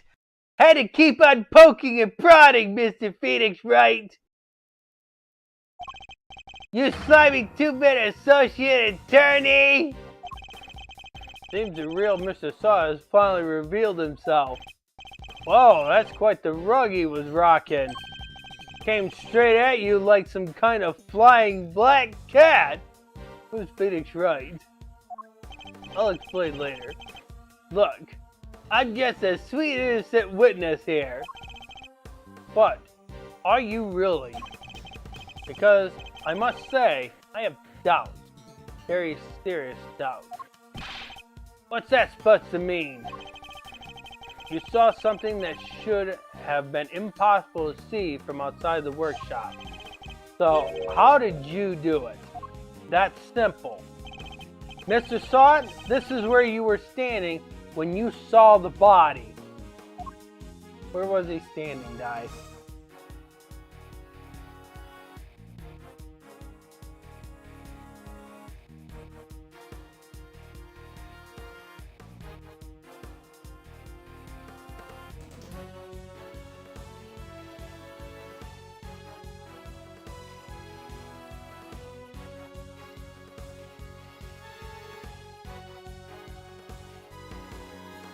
In there? No, he wasn't standing in the corridor. No, this was not where he was standing. I can assure you that.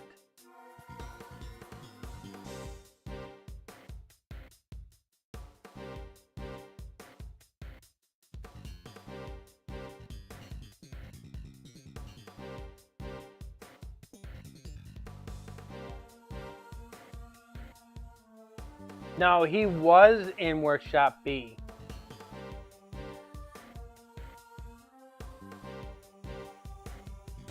He had to come out of Workshop B to look into the doorway in Workshop A.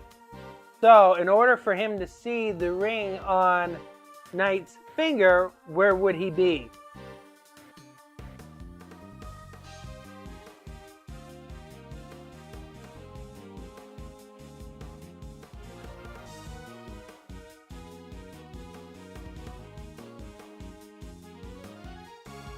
Take that!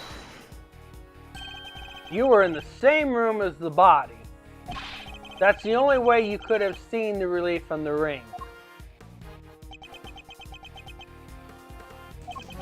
Ha! Ha ha! Say what you want, but you don't have a shred of evidence, do you? Nothing to prove I was in the room with the body anyway. You can't prove it, can you? Because I was in the next room over, minding my own business and looking after the animals. Why else would I have signed out a pair of rubber gloves? For fun? Now put up and shut up. I want to see evidence that proves I was in that room with the body.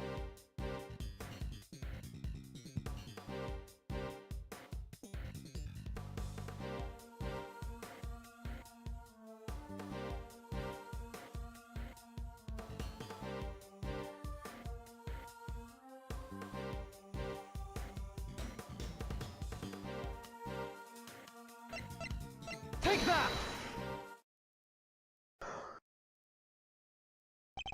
Remind me, Mr. Sart, what were you doing when you discovered the body? How many times do I was practicing my pet styling techniques. Of course, perhaps this rubber glove might mean something to you. This glove was found by the victim's body. I believe it was dropped by the killer. And I can't help but notice that you have a similar glove tucked into your apron. No, this one's different. Hold it! Yes, that one does seem awfully lonely, doesn't it? It's just a rubber glove. There are hundreds of them, all over the prison. This doesn't prove anything. Objection! Not yet, perhaps. But if I were to ask the police to check this glove for prints, I have a feeling the results will be rather fascinating.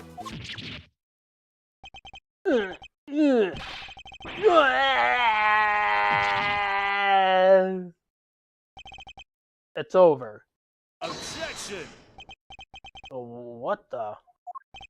That's a pretty rad objection, am I right? Please, Fender. Now is not the time for tomfoolery. But I have a legit objection, because this isn't over. There's something that still doesn't make sense. Our man here is a prisoner, right? He's got one of those bracelets doohickey on. That's true!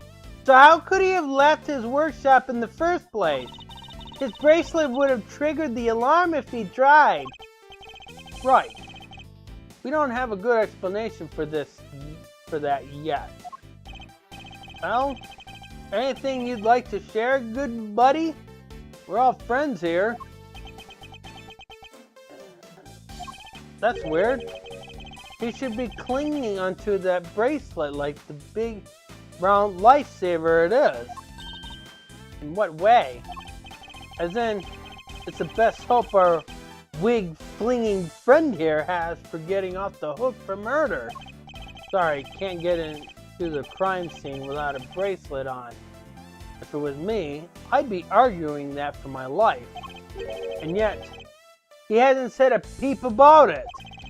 I wonder why that might be, The sound of silence, I suppose. Mr. Law persisted, preached that silence is golden yesterday, too. Whoa! You sound like an actual attorney for a second there, Mr. Fender. The worst of times are when a lawyer calmly shows our biggest smiles. Gregory taught me that. It was part of the attorney's code he lives by, which happens to be the creed that Phoenix Wright lives by. That was taught by Nia Fey.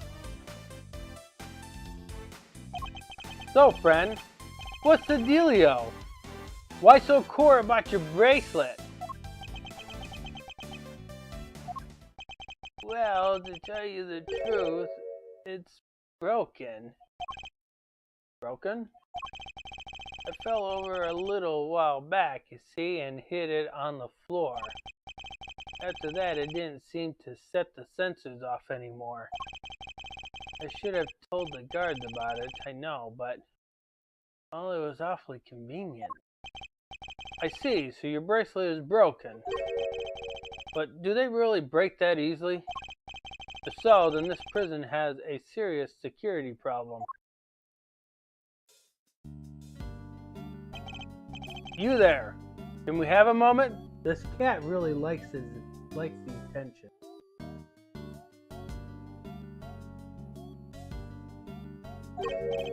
Aren't you just the cutest? Ahem! Meow! Can I help you, sir? This prisoner's bracelet appears to be broken. What, really? That's not good. I'll get someone to find a replacement right away. Thank you. We'll keep hold of the broken one for the time being. Mr. Saw's bracelet data jotted down in my organizer. Of course, sir. I trust you'll take good care of it.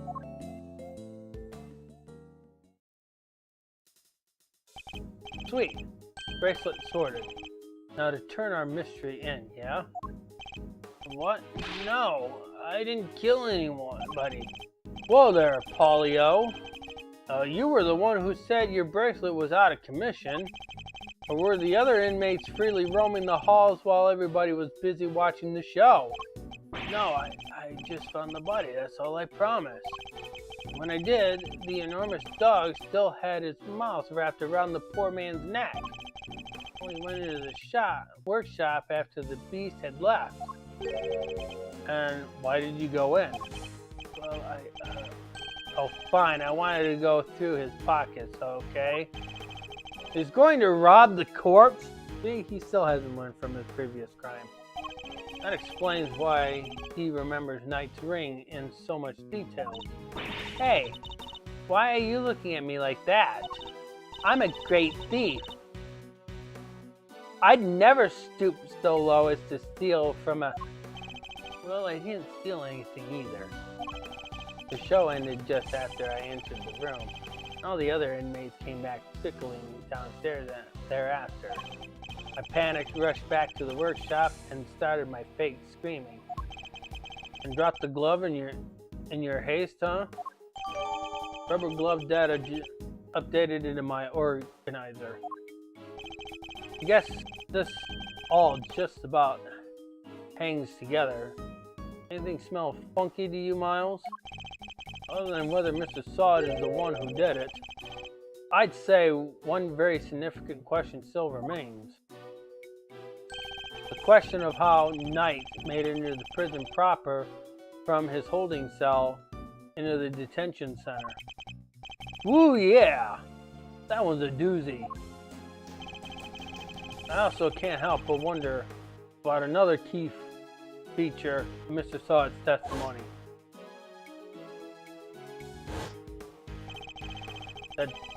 That dog's involvement can only mean one thing. Mr. Sod. Yes? What is it? Were you the only prisoner who didn't go to watch the show? Well, no, there was one other who didn't. Am I right in thinking that this person couldn't have watched the show, even if he wanted to? Yes. How'd you... I knew it. I had my suspicion when we first ran into this black dog yesterday, but this confirms it. For a criminal that dangerous to end up in a place like this is unbelievable, but where is this prison cell? You're going to see him? Who are we talking about here? Him? He's like the other prisoners, you know. He's special. Gets treated like royalty. But you didn't hear that from me. All I'll say is, if you value your life, you'll stay well away from him. What? Will you please stop trying to scare us all of the time? Big cheese, huh? Well, I for one definitely value my life, so that sucks. To keep him in maximum security. Which is over there.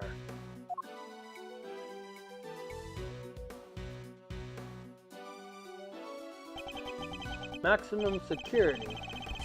Well, that's certainly one way of treating someone differently. Building layout data updated in my organizer.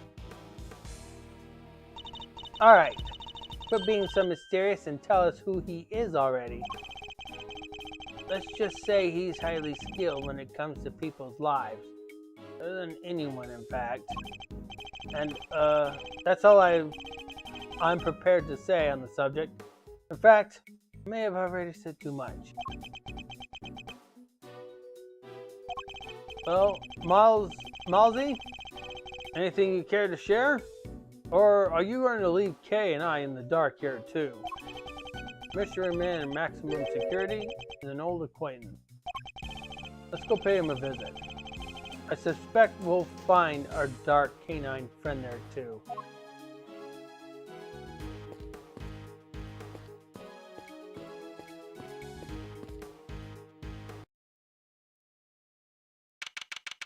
March 28th, 12:41 p.m. Prison, maximum security. Wow, it's pitch black in here. I can't see a thing. But didn't you say that the Yatagarasu takes flight even in the dead of night or something? Even in the depths of night, when no other bird dares to take flight. One alone soars to shine, the light of a righteousness on the world's blight. And that one is me, for I am the great thief Yatagarasu. Whoa! You are one powerful performer. Thanks! That doesn't help me see in the dark. I'm a human, not a three-legged raven. Eek!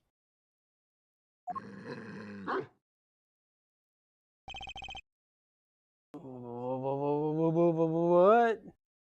That's the dog. Ah!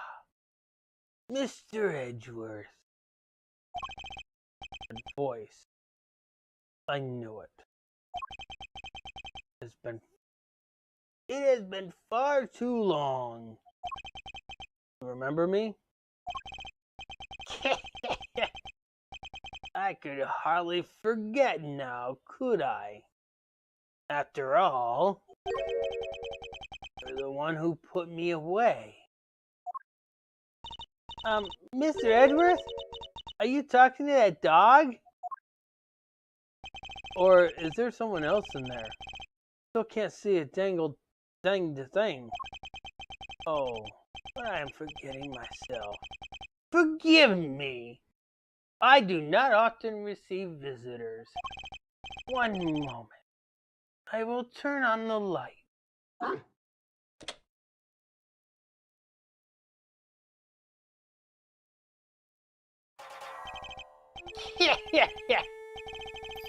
You are a heavy-footed lot. Am I right in thinking there are 3 of you in all? Very well. Perhaps we should start by introducing ourselves. I am Bodhihamara Canon.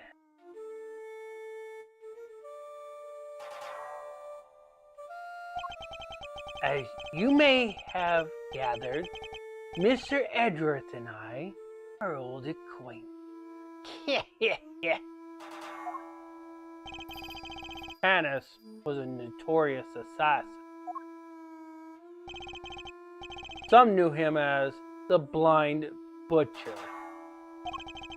His only weapon was a vicious hunting hound and a fearsomely sharp knife. Yet his appearance was always announced by the sound of bells, the last sound his victim would ever hear.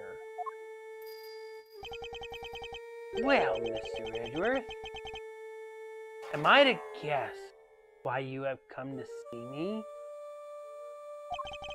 You know why I'm here, in fact. I'm willing to bet you know every detail of this assorted little affair already. Yeah. I suppose we have nothing to hide from each other.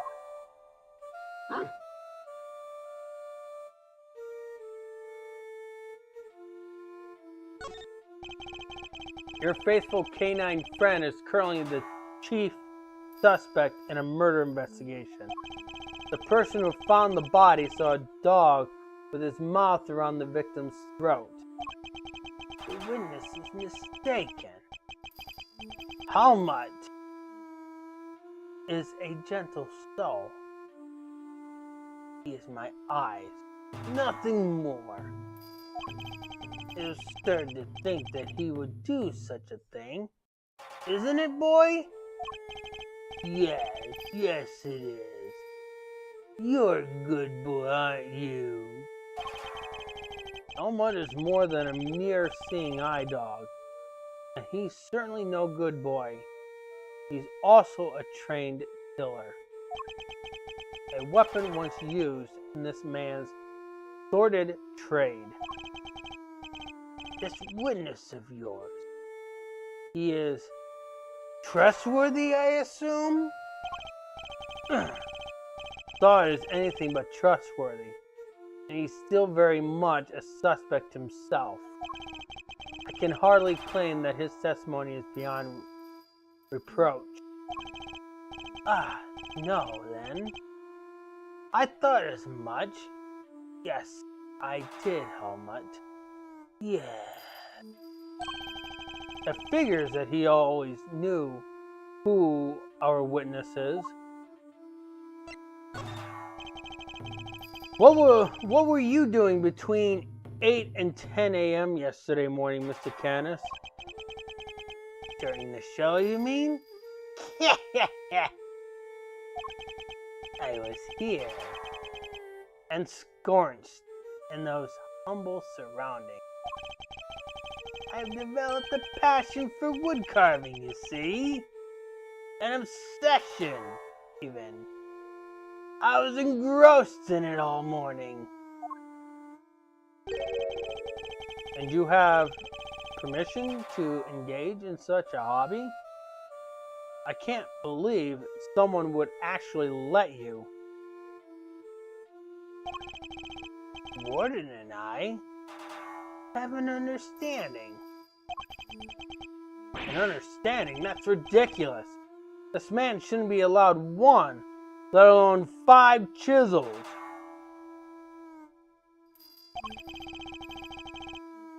They're nothing but lethal weapons in his hands. I was carving Buddhist pieces at first, but by the 674th, my interest had begun to wane. Whoa! That must have taken forever! Time. Oh, I have, child.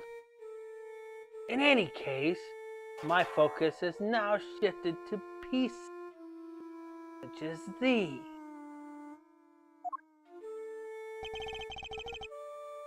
I didn't know you played chess.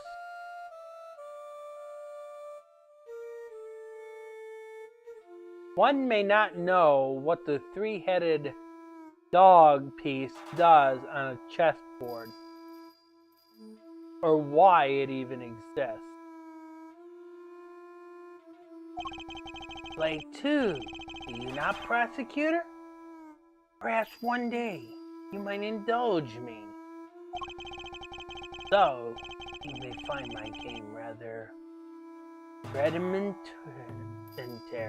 rudimentary.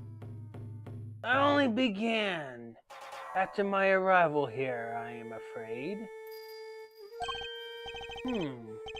What's that piece? A dog with 3 heads? Hey, Game Boy player? Or gameplay boy? Ah, yes! The dogs of war. You must forgive my little joke. Chess is, after all, a game of war. Soldiers, knights, castles, all doing their utmost to protect the king. All loyal to the last. I have always thought it strange that such a game has no place for a dog. After all, what more loyal weapon could an army call upon? Still, it's simply a piece I made for fun. Fear not! I play by the regular rules, and with the regular pieces. I can't imagine it's easy finding opponents to play here in prison, though. Oh, I have my correspondence. Correspondence chest, huh? Sharing moves by post? Yes. Even prisoners are allowed to send and receive letters.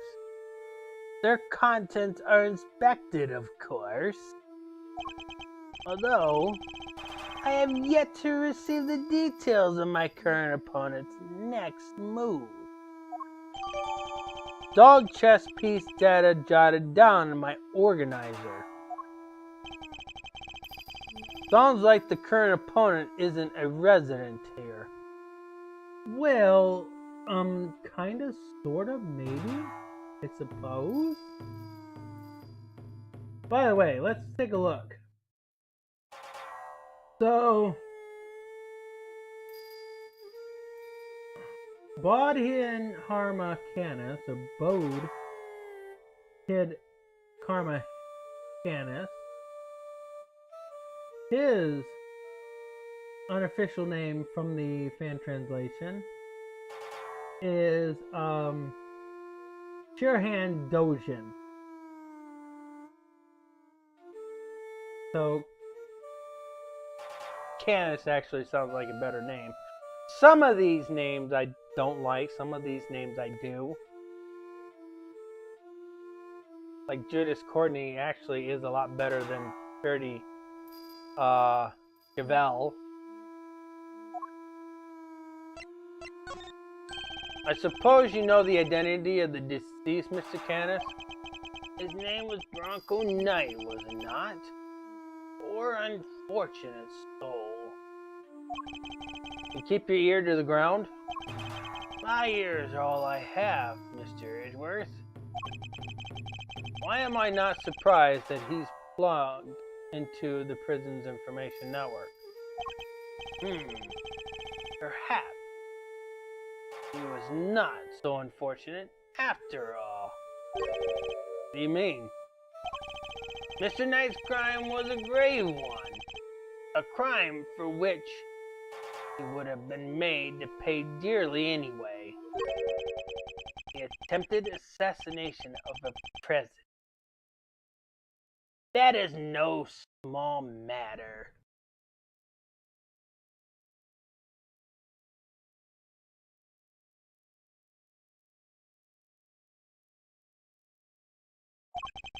Attempted assassination. Wait, Mr. Edgeworth. Didn't Mr. Knight? Yes, we proved that he murdered his team leader, and then there was no attempt on the president's life. Could it be? Are they attempting to cover up President Wang's faked assassination scheme? Ooh, whoa there, cowboy. You're saying the Bronxster didn't actually have a pop at the Prez? I was hired to defend him on the charge of attempted murder. You mean you don't know what really happened? So what? They just blamed the whole assassination thing on Mr. Knight? Would explain why the committee was so keen to get involved. Of course, they took you off the case to try and keep you away, and swapped in that Wiener kid to push through an attempted murder charge. In other words, they're trying to cover up the truth.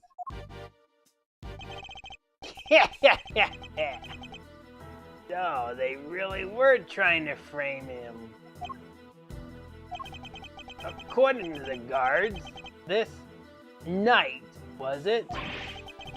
They tell me he was violently insistent that he had attempted no assassination, which would have come out anyways when the case went to trial. I'm no expert in legal matters, but allow me to say this one thing. I know for a certainty that he would not have been the first inmate in prison on false presence.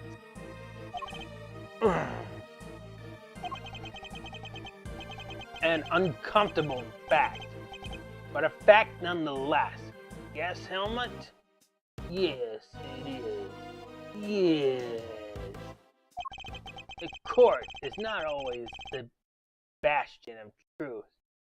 You believe it to be, Mr. Edgeworth?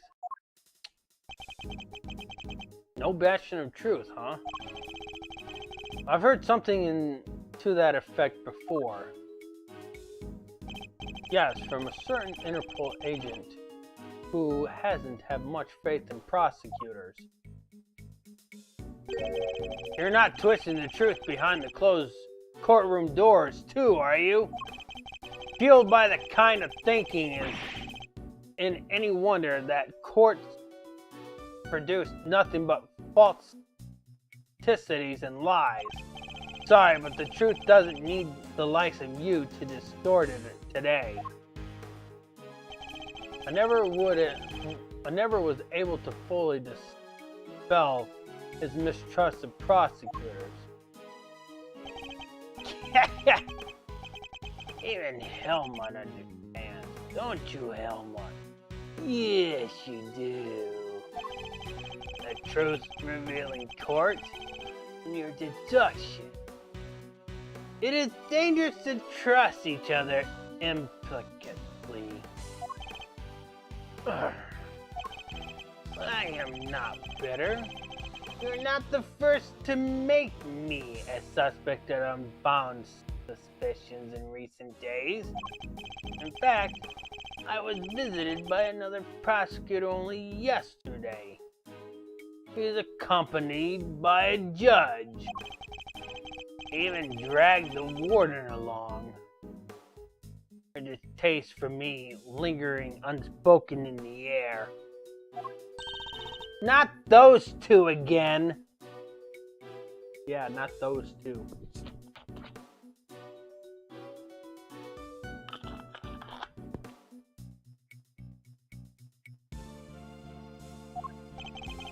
Prosecutor Winter and Judge Gabel. They went over my cell with a fine-tooth comb, but they left empty-handed. They were looking for the murder weapon, I believe, to no avail. But I mustn't take it personally. Rumor has it that they searched every cell in the prison and still failed to find what they were looking for. I pray they weren't too disappointed. prison search data jotted down in my organizer. Heh. Well, that posed more questions than it answers. What do we do now? Law's testimony is flimsy at best. I'll need more proper evidence if I want to take Canis on. Well, I think that's enough. Quite enough chit-chat for one day. Helmet, will you show? Helmet will show you out. Good boy, Helmet. Go on now. He's not showing us out permanently, right? Let's get out of here, come on! Until next time, Mr. Canis. Just pay me that our brief time must end. Just as we were becoming reacquainted. I await your return, Mr. Edgeworth.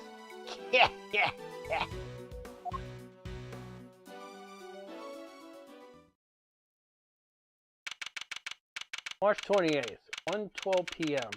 Prison corridor. Di, do you like our assassin? He's got quite the creed, doesn't he?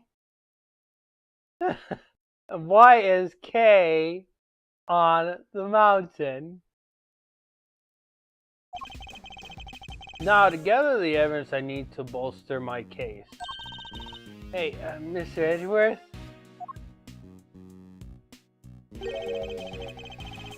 That's the best hiding spot she could find? It's alright, Kay. You can come down now. Where's Fender? He ran off somewhere. I have no idea.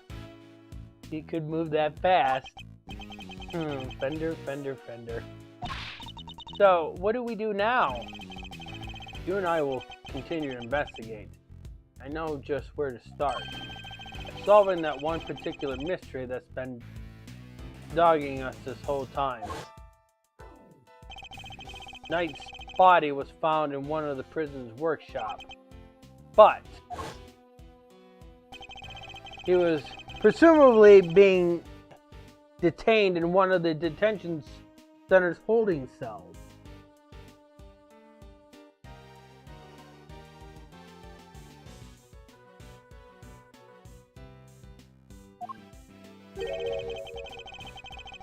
So, how did he wind up on the other side of the heavy security doors?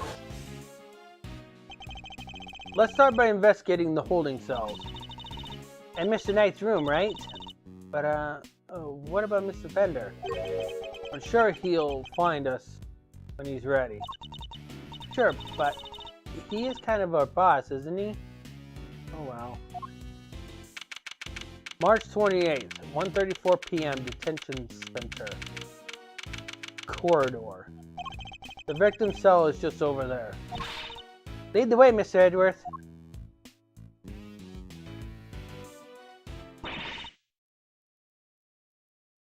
I've just about had it. What was that? Gwen Lagarde. He must have come from the corridor marked no entry. He's still not talking, ma'am? Even with the evidence you borrowed from the precinct? No! I've tried so many times, I've lost count. What am I supposed to do?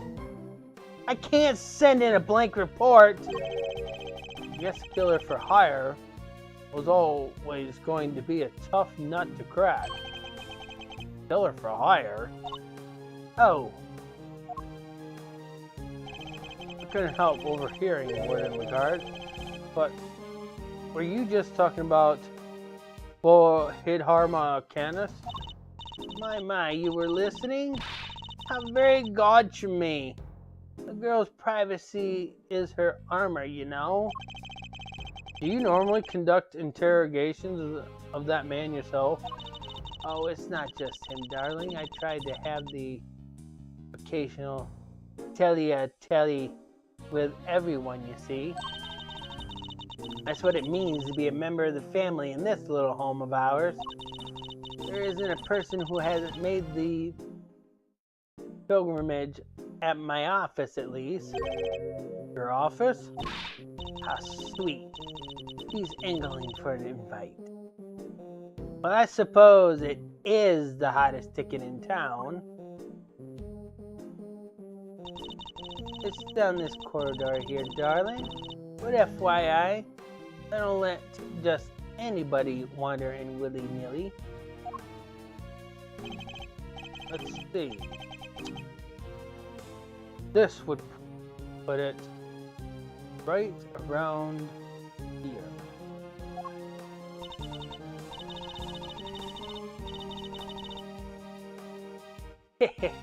It's a wonderful room.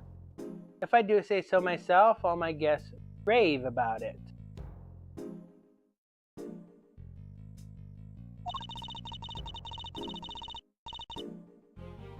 And who wouldn't want a view of my fabulous garden in the yard? Ooh la la! The yard? If it's something like the rest of the place, it's probably full of adorable animals, right? Can I see? Building layout data updated in my organizer. Oh, darling. It's so sweet of you to take an interest, but I'm afraid that's just not possible. Why not? Because you're not a member of our home. If you want to see it that badly, you'll just have to get convicted for doing something unspeakable. That's a rather steep price to pay. Oh, but just listen to me, chattering away like there's no tomorrow. It's time for Allie's lunchy brunch. The poor dear will be dying. Allie? The sweetest little deer in all the world. I know I shouldn't have favorites, but you know how it is. Now to the yard with me. Ciao for you now, darlings.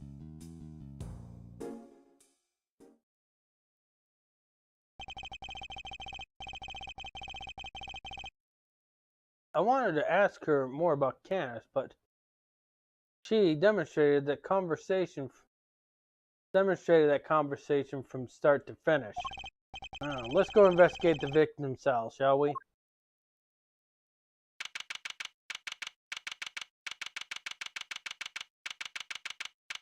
March 28th, 1:43 p.m., Detention Center holding cell. So this is Knight's cell. When do you think he was brought in, Miss Edgeworth? It would have to have been the evening of the 25th, just after the events of the lake. And then, at some point, he wound up in the prison proper. But how? There must be some evidence here that will point us in the right direction. Alright, let's get going, Mr. Edgeworth. Detention Center holding cell.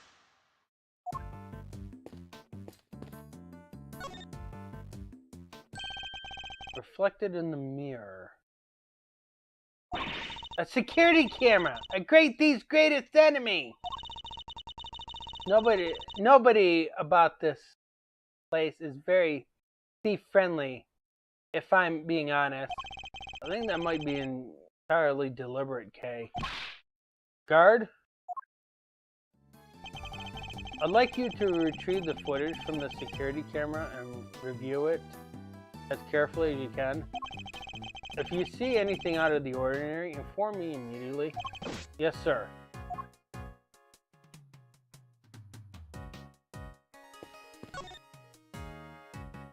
I must scour the scene and inspect anything that catches my attention.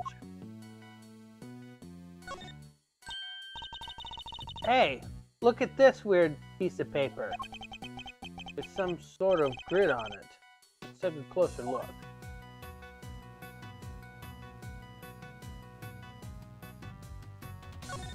The grid appears to be a chess diagram, the victims, I suppose. What's a chess diagram? A visual representation of a game of chess.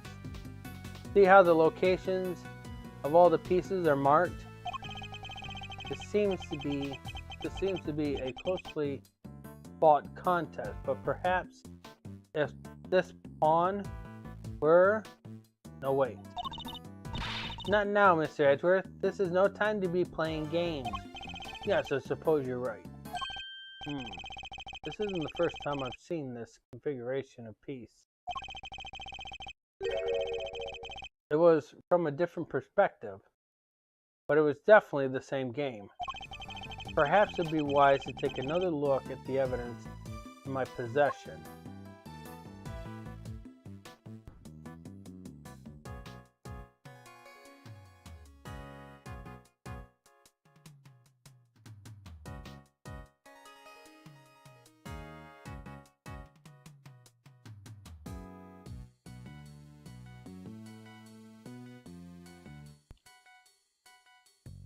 Use this?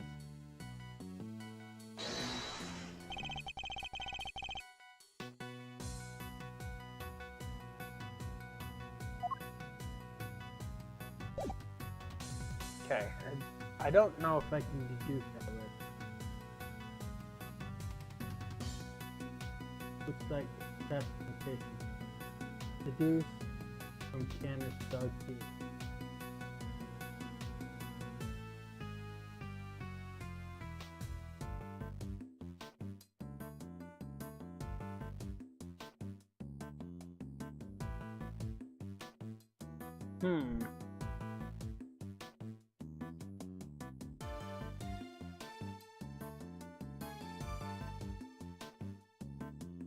How do they want me to deduce that? Do they just want me to deduce the entire paper?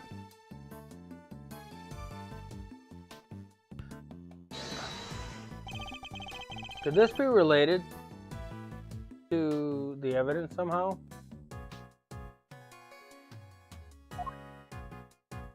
Hold on. Let me see if there's a specific part, because it doesn't show a deduce on here, because that's usually what they show, but they don't show a deduce in the guide. But let's see it. Let's see if this is it. Could this be related to the evidence somehow?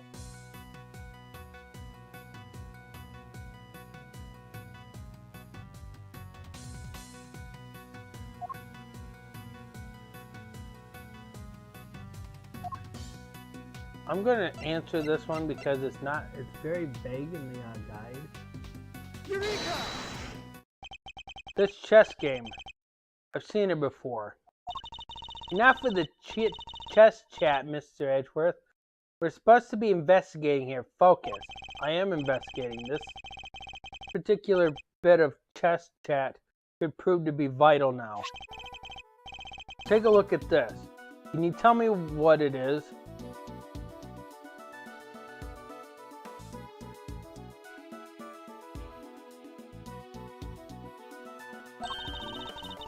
It's the chess that we saw in Mr. Cannon's cell. I don't really know the rules of chess, so rules of the game are not important here. What is important are the positions of the pieces.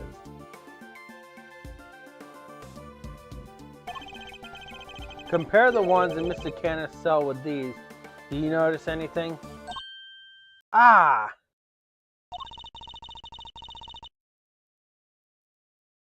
I don't know which piece is which or anything, but if you turn the diagram like this,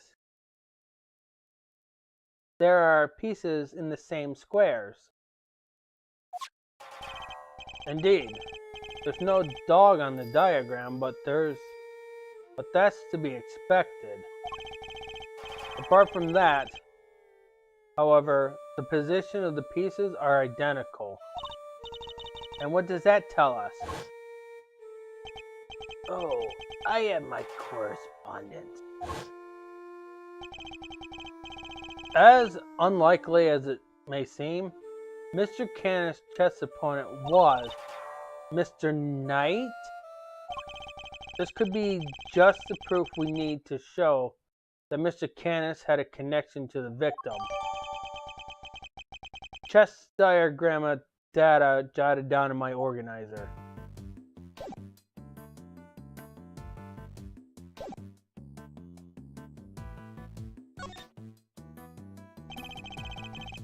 I don't believe there's any more that can be found here.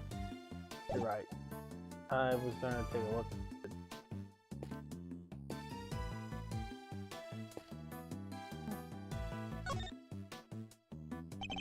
I must scour the scene and inspect anything that catches my attention.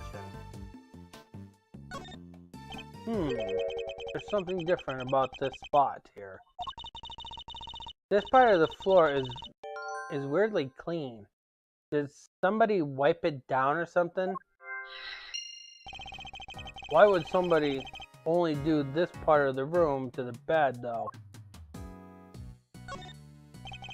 This must be Knight's suit jacket.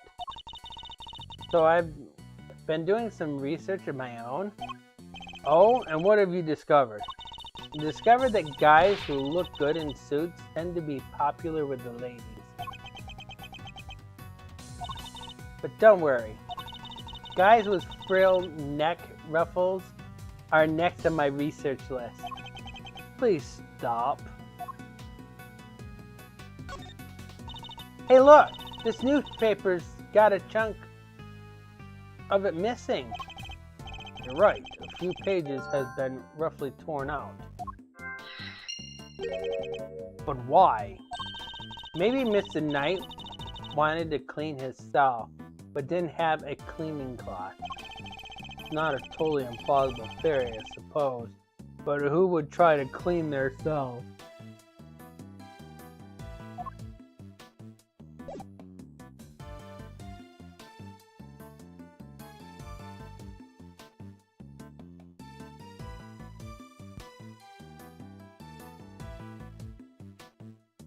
Okay. What is it, Mr. Edgeworth? There's a lot of stuff in here than I expected, indeed, and it doesn't all seem to have belonged to Mr. Knight. Some of the books, for example, seem to be permanent fixtures. You know, I don't think being in here would be all that bad, really. You're welcome to give it a try. I certainly won't stop you.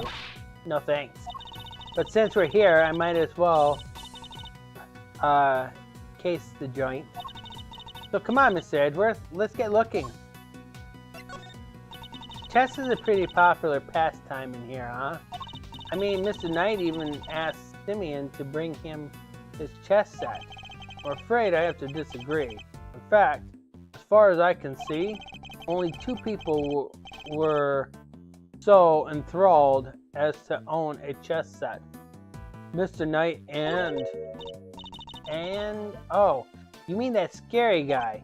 Yes. Could it really be a coincidence that they're both such great fans of chess?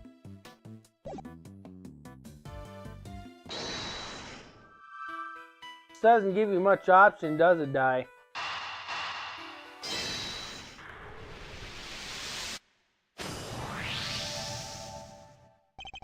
This part of the floor has been wiped clean. Maybe he spilled some grape juice? Who knows, but we can certainly imagine what he used to do the wiping. Pouring out pages of the newspaper. Why would he just ask a guard for a cloth or something though? Perhaps he didn't want anyone to see what he was wiping up. White floor data jotted down in my organizer.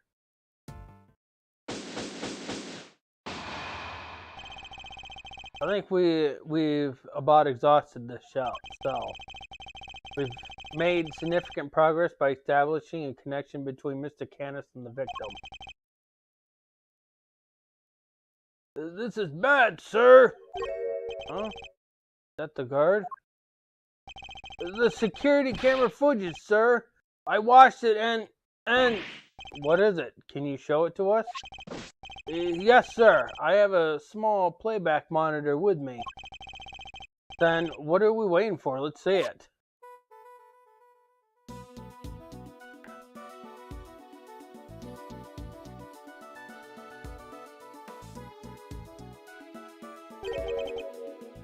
What's that? There's that black thing. It's that dog, right? Until now, our assumption was that the crime had taken place inside the prison proper. But it seems that assumption may have been wrong. Knight had actually been attacked in this location. Where was he attacked, Di?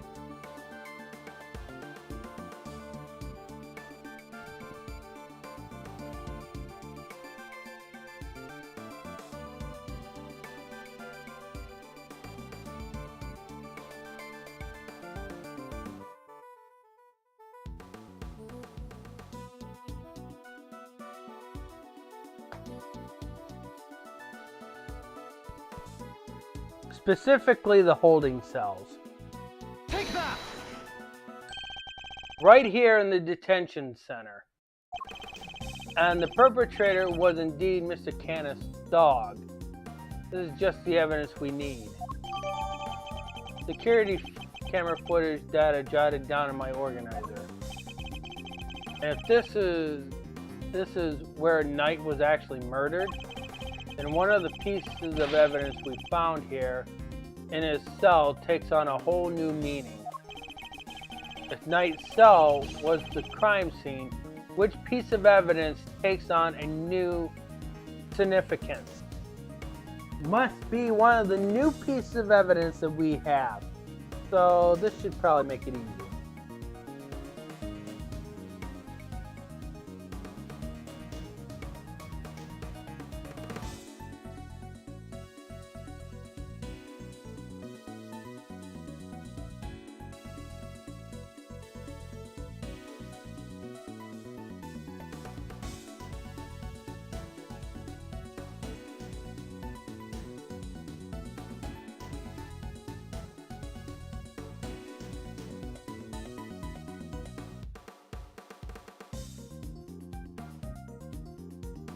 You see it, Di?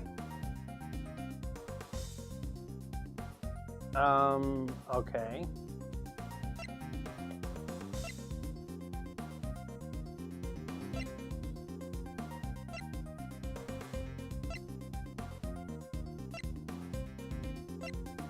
That's it for that second page.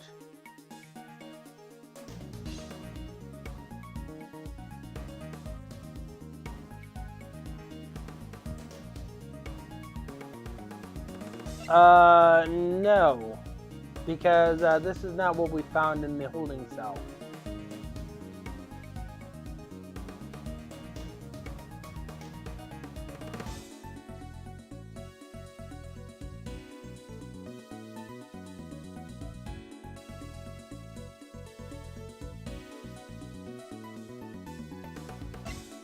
No. Because the chess diagram itself does not have any attachment to the murder.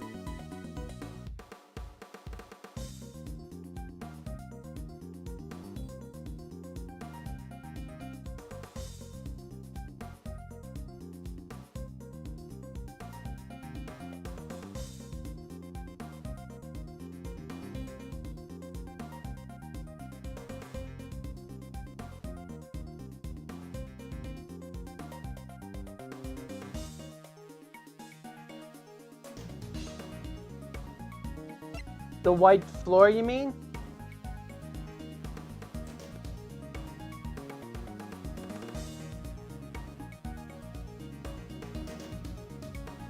Take that! The floor of Knight's cell was wiped clean, presumably to remove something. Could that something have been his blood? Thank you, officer. Would you mind doing me one more favor? Name it, sir. There's a detective by the name of Gumshoe somewhere in this facility. I need you to give him a message. Tell him to call to have this cell tested for traces of blood and to report the results to Edgeworth. You got it, sir. White floor data updated in my organizer. Now we can really go after this Canis guy, right, Mr. Edgeworth? No, not yet. We still don't know how Knight and the dog moved between his cell and the prison proper. Right, so that's what we need to figure out next. What's the play, coach? Where are we off to? I suspect one of the guards might know something. We should ask those posted nearby and see what they have to tell us. March 28th, 2:15 p.m. Detention Center. Corridor. Okay, time to get asking. Huh?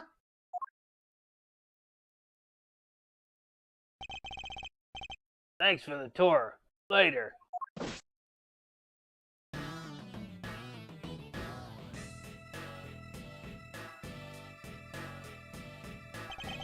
Well, Mr. Prosecutor and his little friend. I didn't expect to run into you here. Must be my lucky day. This is Agent Chilong Lang of Interpol. He was in charge of a case I worked on 2 weeks back. I thought he had gone home to Zhengfa after that, but here he is. You had some business to take care of, I take it, Agent Lang? You could say that. Nothing that needed concern you, though. First a black hound, now a wolf all in black. Hey, wait. Why are you all alone today? That's true. He's usually accompanied by an army of police officers. I hear you were at it again a couple days back, sticking your nose into things. A couple of days back? Ah, he means the incident with the president of Zhengfa. Actually, I had thought you might be there as well, heading up the security details. Ha! Our president doesn't have much faith in the efficiency of his own country's police force. Excuse me.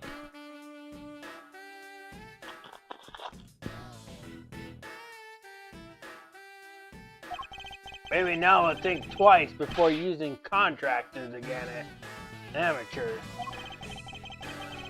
Agent Lang doesn't have much faith in prosecutors or the courts to do their jobs, right? Which is why he's so meticulous about investigating with his hand-picked cream of the crop officers. Indeed, no doubt things would have turned out differently had you and your men been in charge. My men, huh?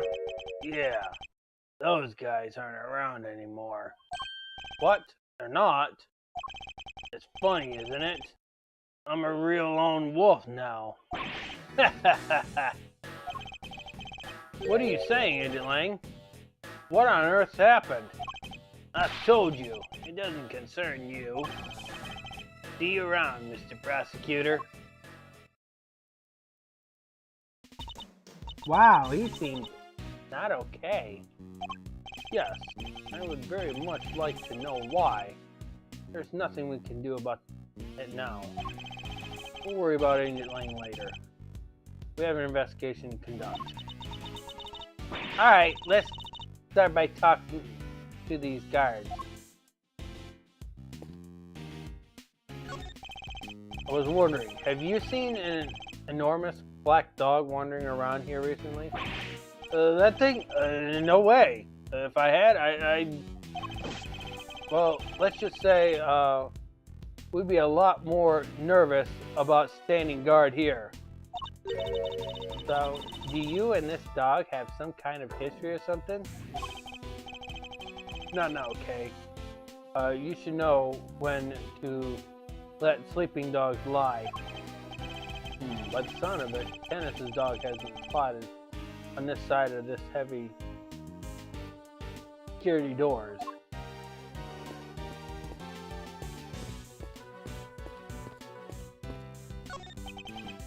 Oh man, I'm in so much trouble. What's the matter? You seem perturbed. Oh, well, you see, one of my uniforms is missing. I Could have sworn it was right here in my locker. Did it grow a pair of legs and run off somehow? Where in the world did that idea spring from? Anyways, I hope you track it down soon. I'll be rooting for you. Thanks, I appreciate it.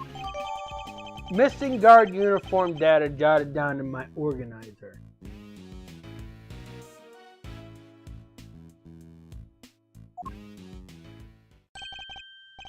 Hey. Are those my faithful assistants I see before me? Thunder. And where exactly have you been? Where have I been? I've been looking for you two. Been searching high and low. Wandering lonely through the prison halls. It was terrible, I tell you. But the prison's over there on the other side of the facility, boss.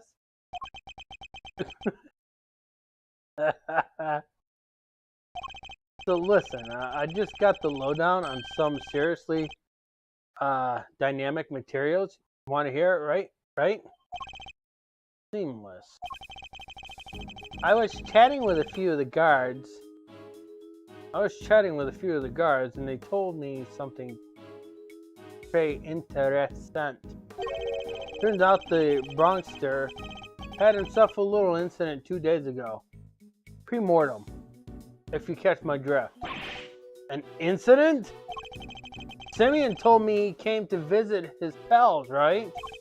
Well, it happened right after they'd wrap up, when Bronco was being escorted back to his cell. It was just one guard, and he was handcuffed. See, in the original one, this looked weird because they had Knight's head bigger than his body. Apparently, the artist has kind of figured that looked odd, so they fixed it in this one. Now it just looks like he has a supremely long neck.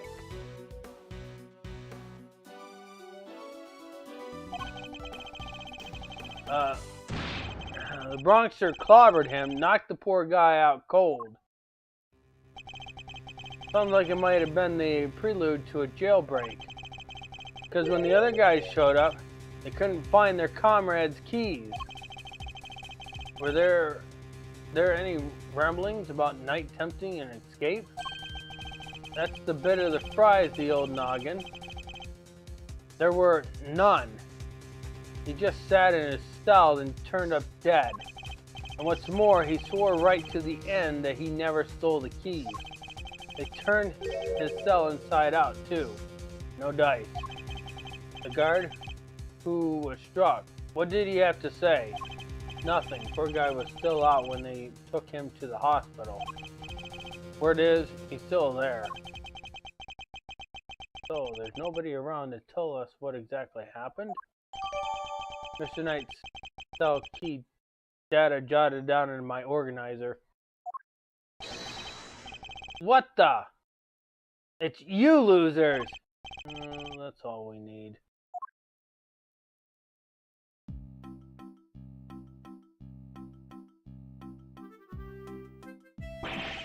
Why are you still hanging around here like a bad smell?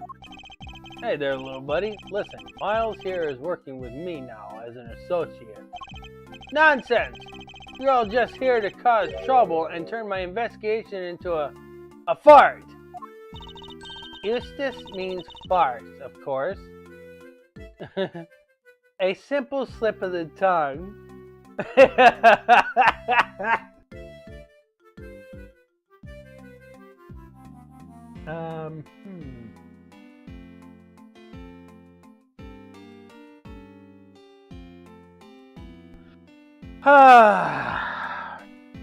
This is going to be very long.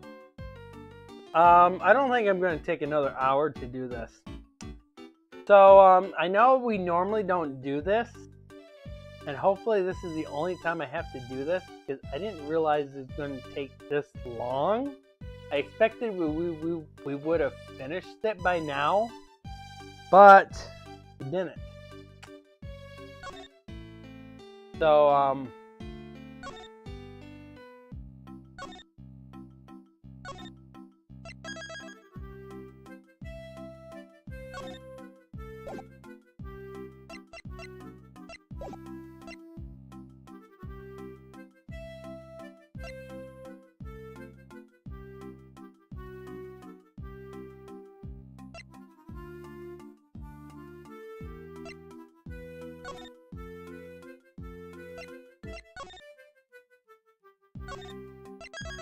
Okay.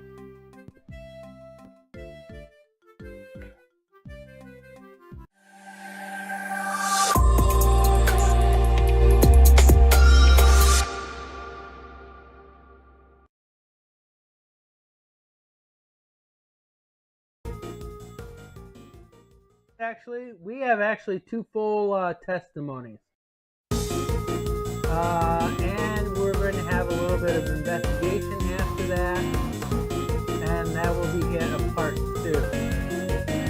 And the investigation or the testimony portion is actually going to take a while to do. So it's going to take a while to get the investigation portion or the testimony portion finished out for the time being. It would have taken me like another 30 minutes to complete.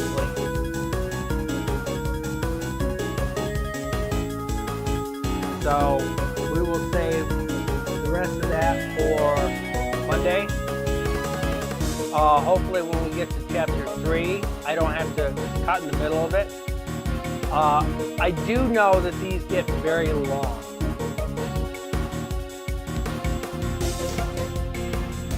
Well, this isn't as long as the ones on the 3DS. It's close. It's very, very close. Alright, let me get this camera. So, this is going to be a weird week.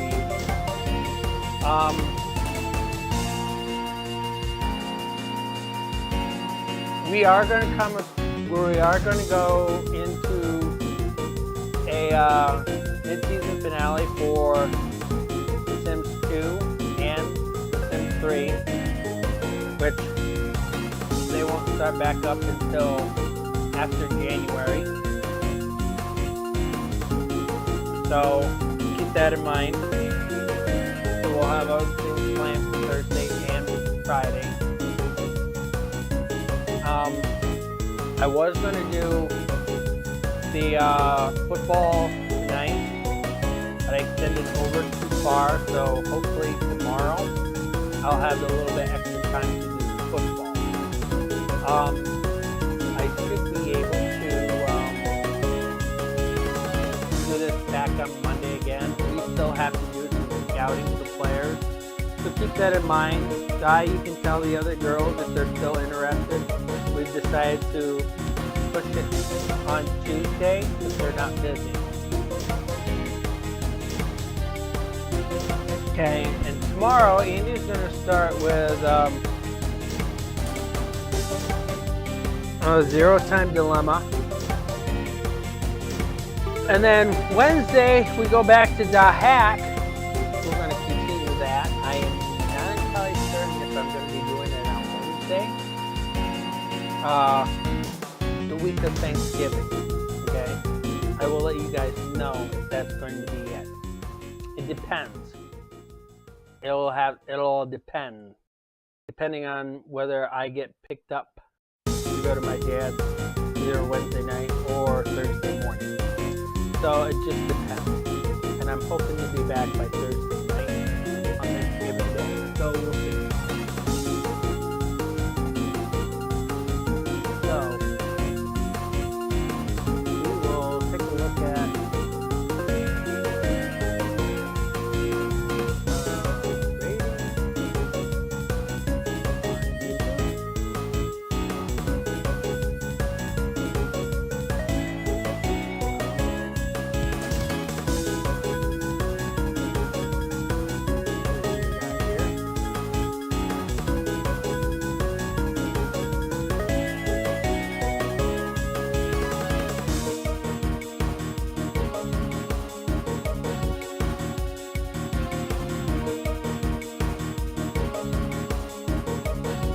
Di, have you played Sonic and Shadow Generations yet? You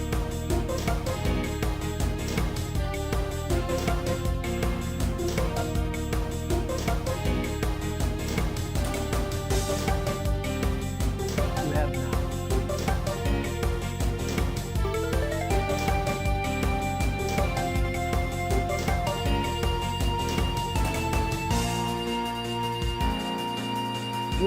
You played Sonic Generations, I know that.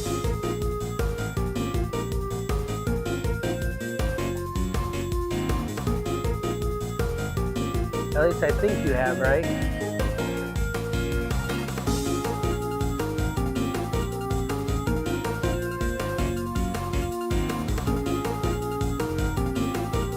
It might be a little harder to play you actually have it?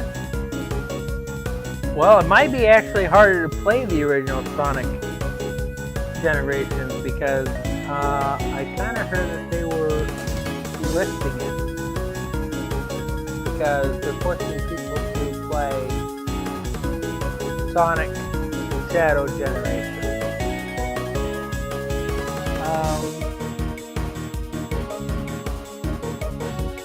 There's a lot of the choices I have.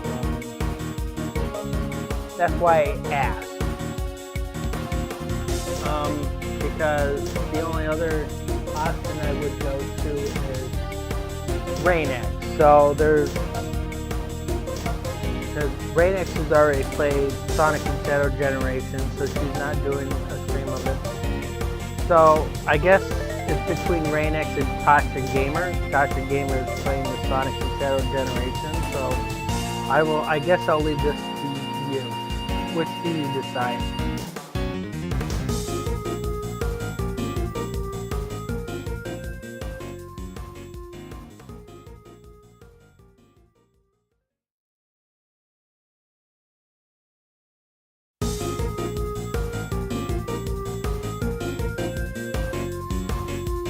Okay, you want Rainx? Okay.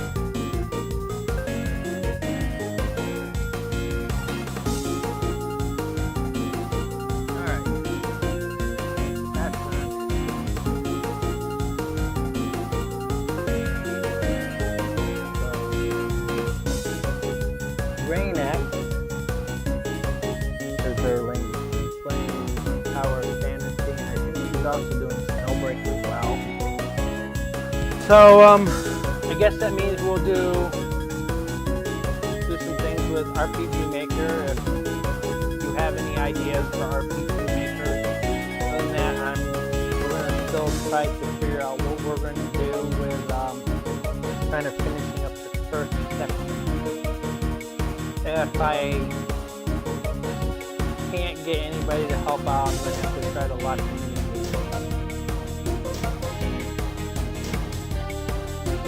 Anyways, that'll be it for me for tonight. I may be doing 0 time to limit tomorrow, so that means I'll see you on Wednesday. So have a good night.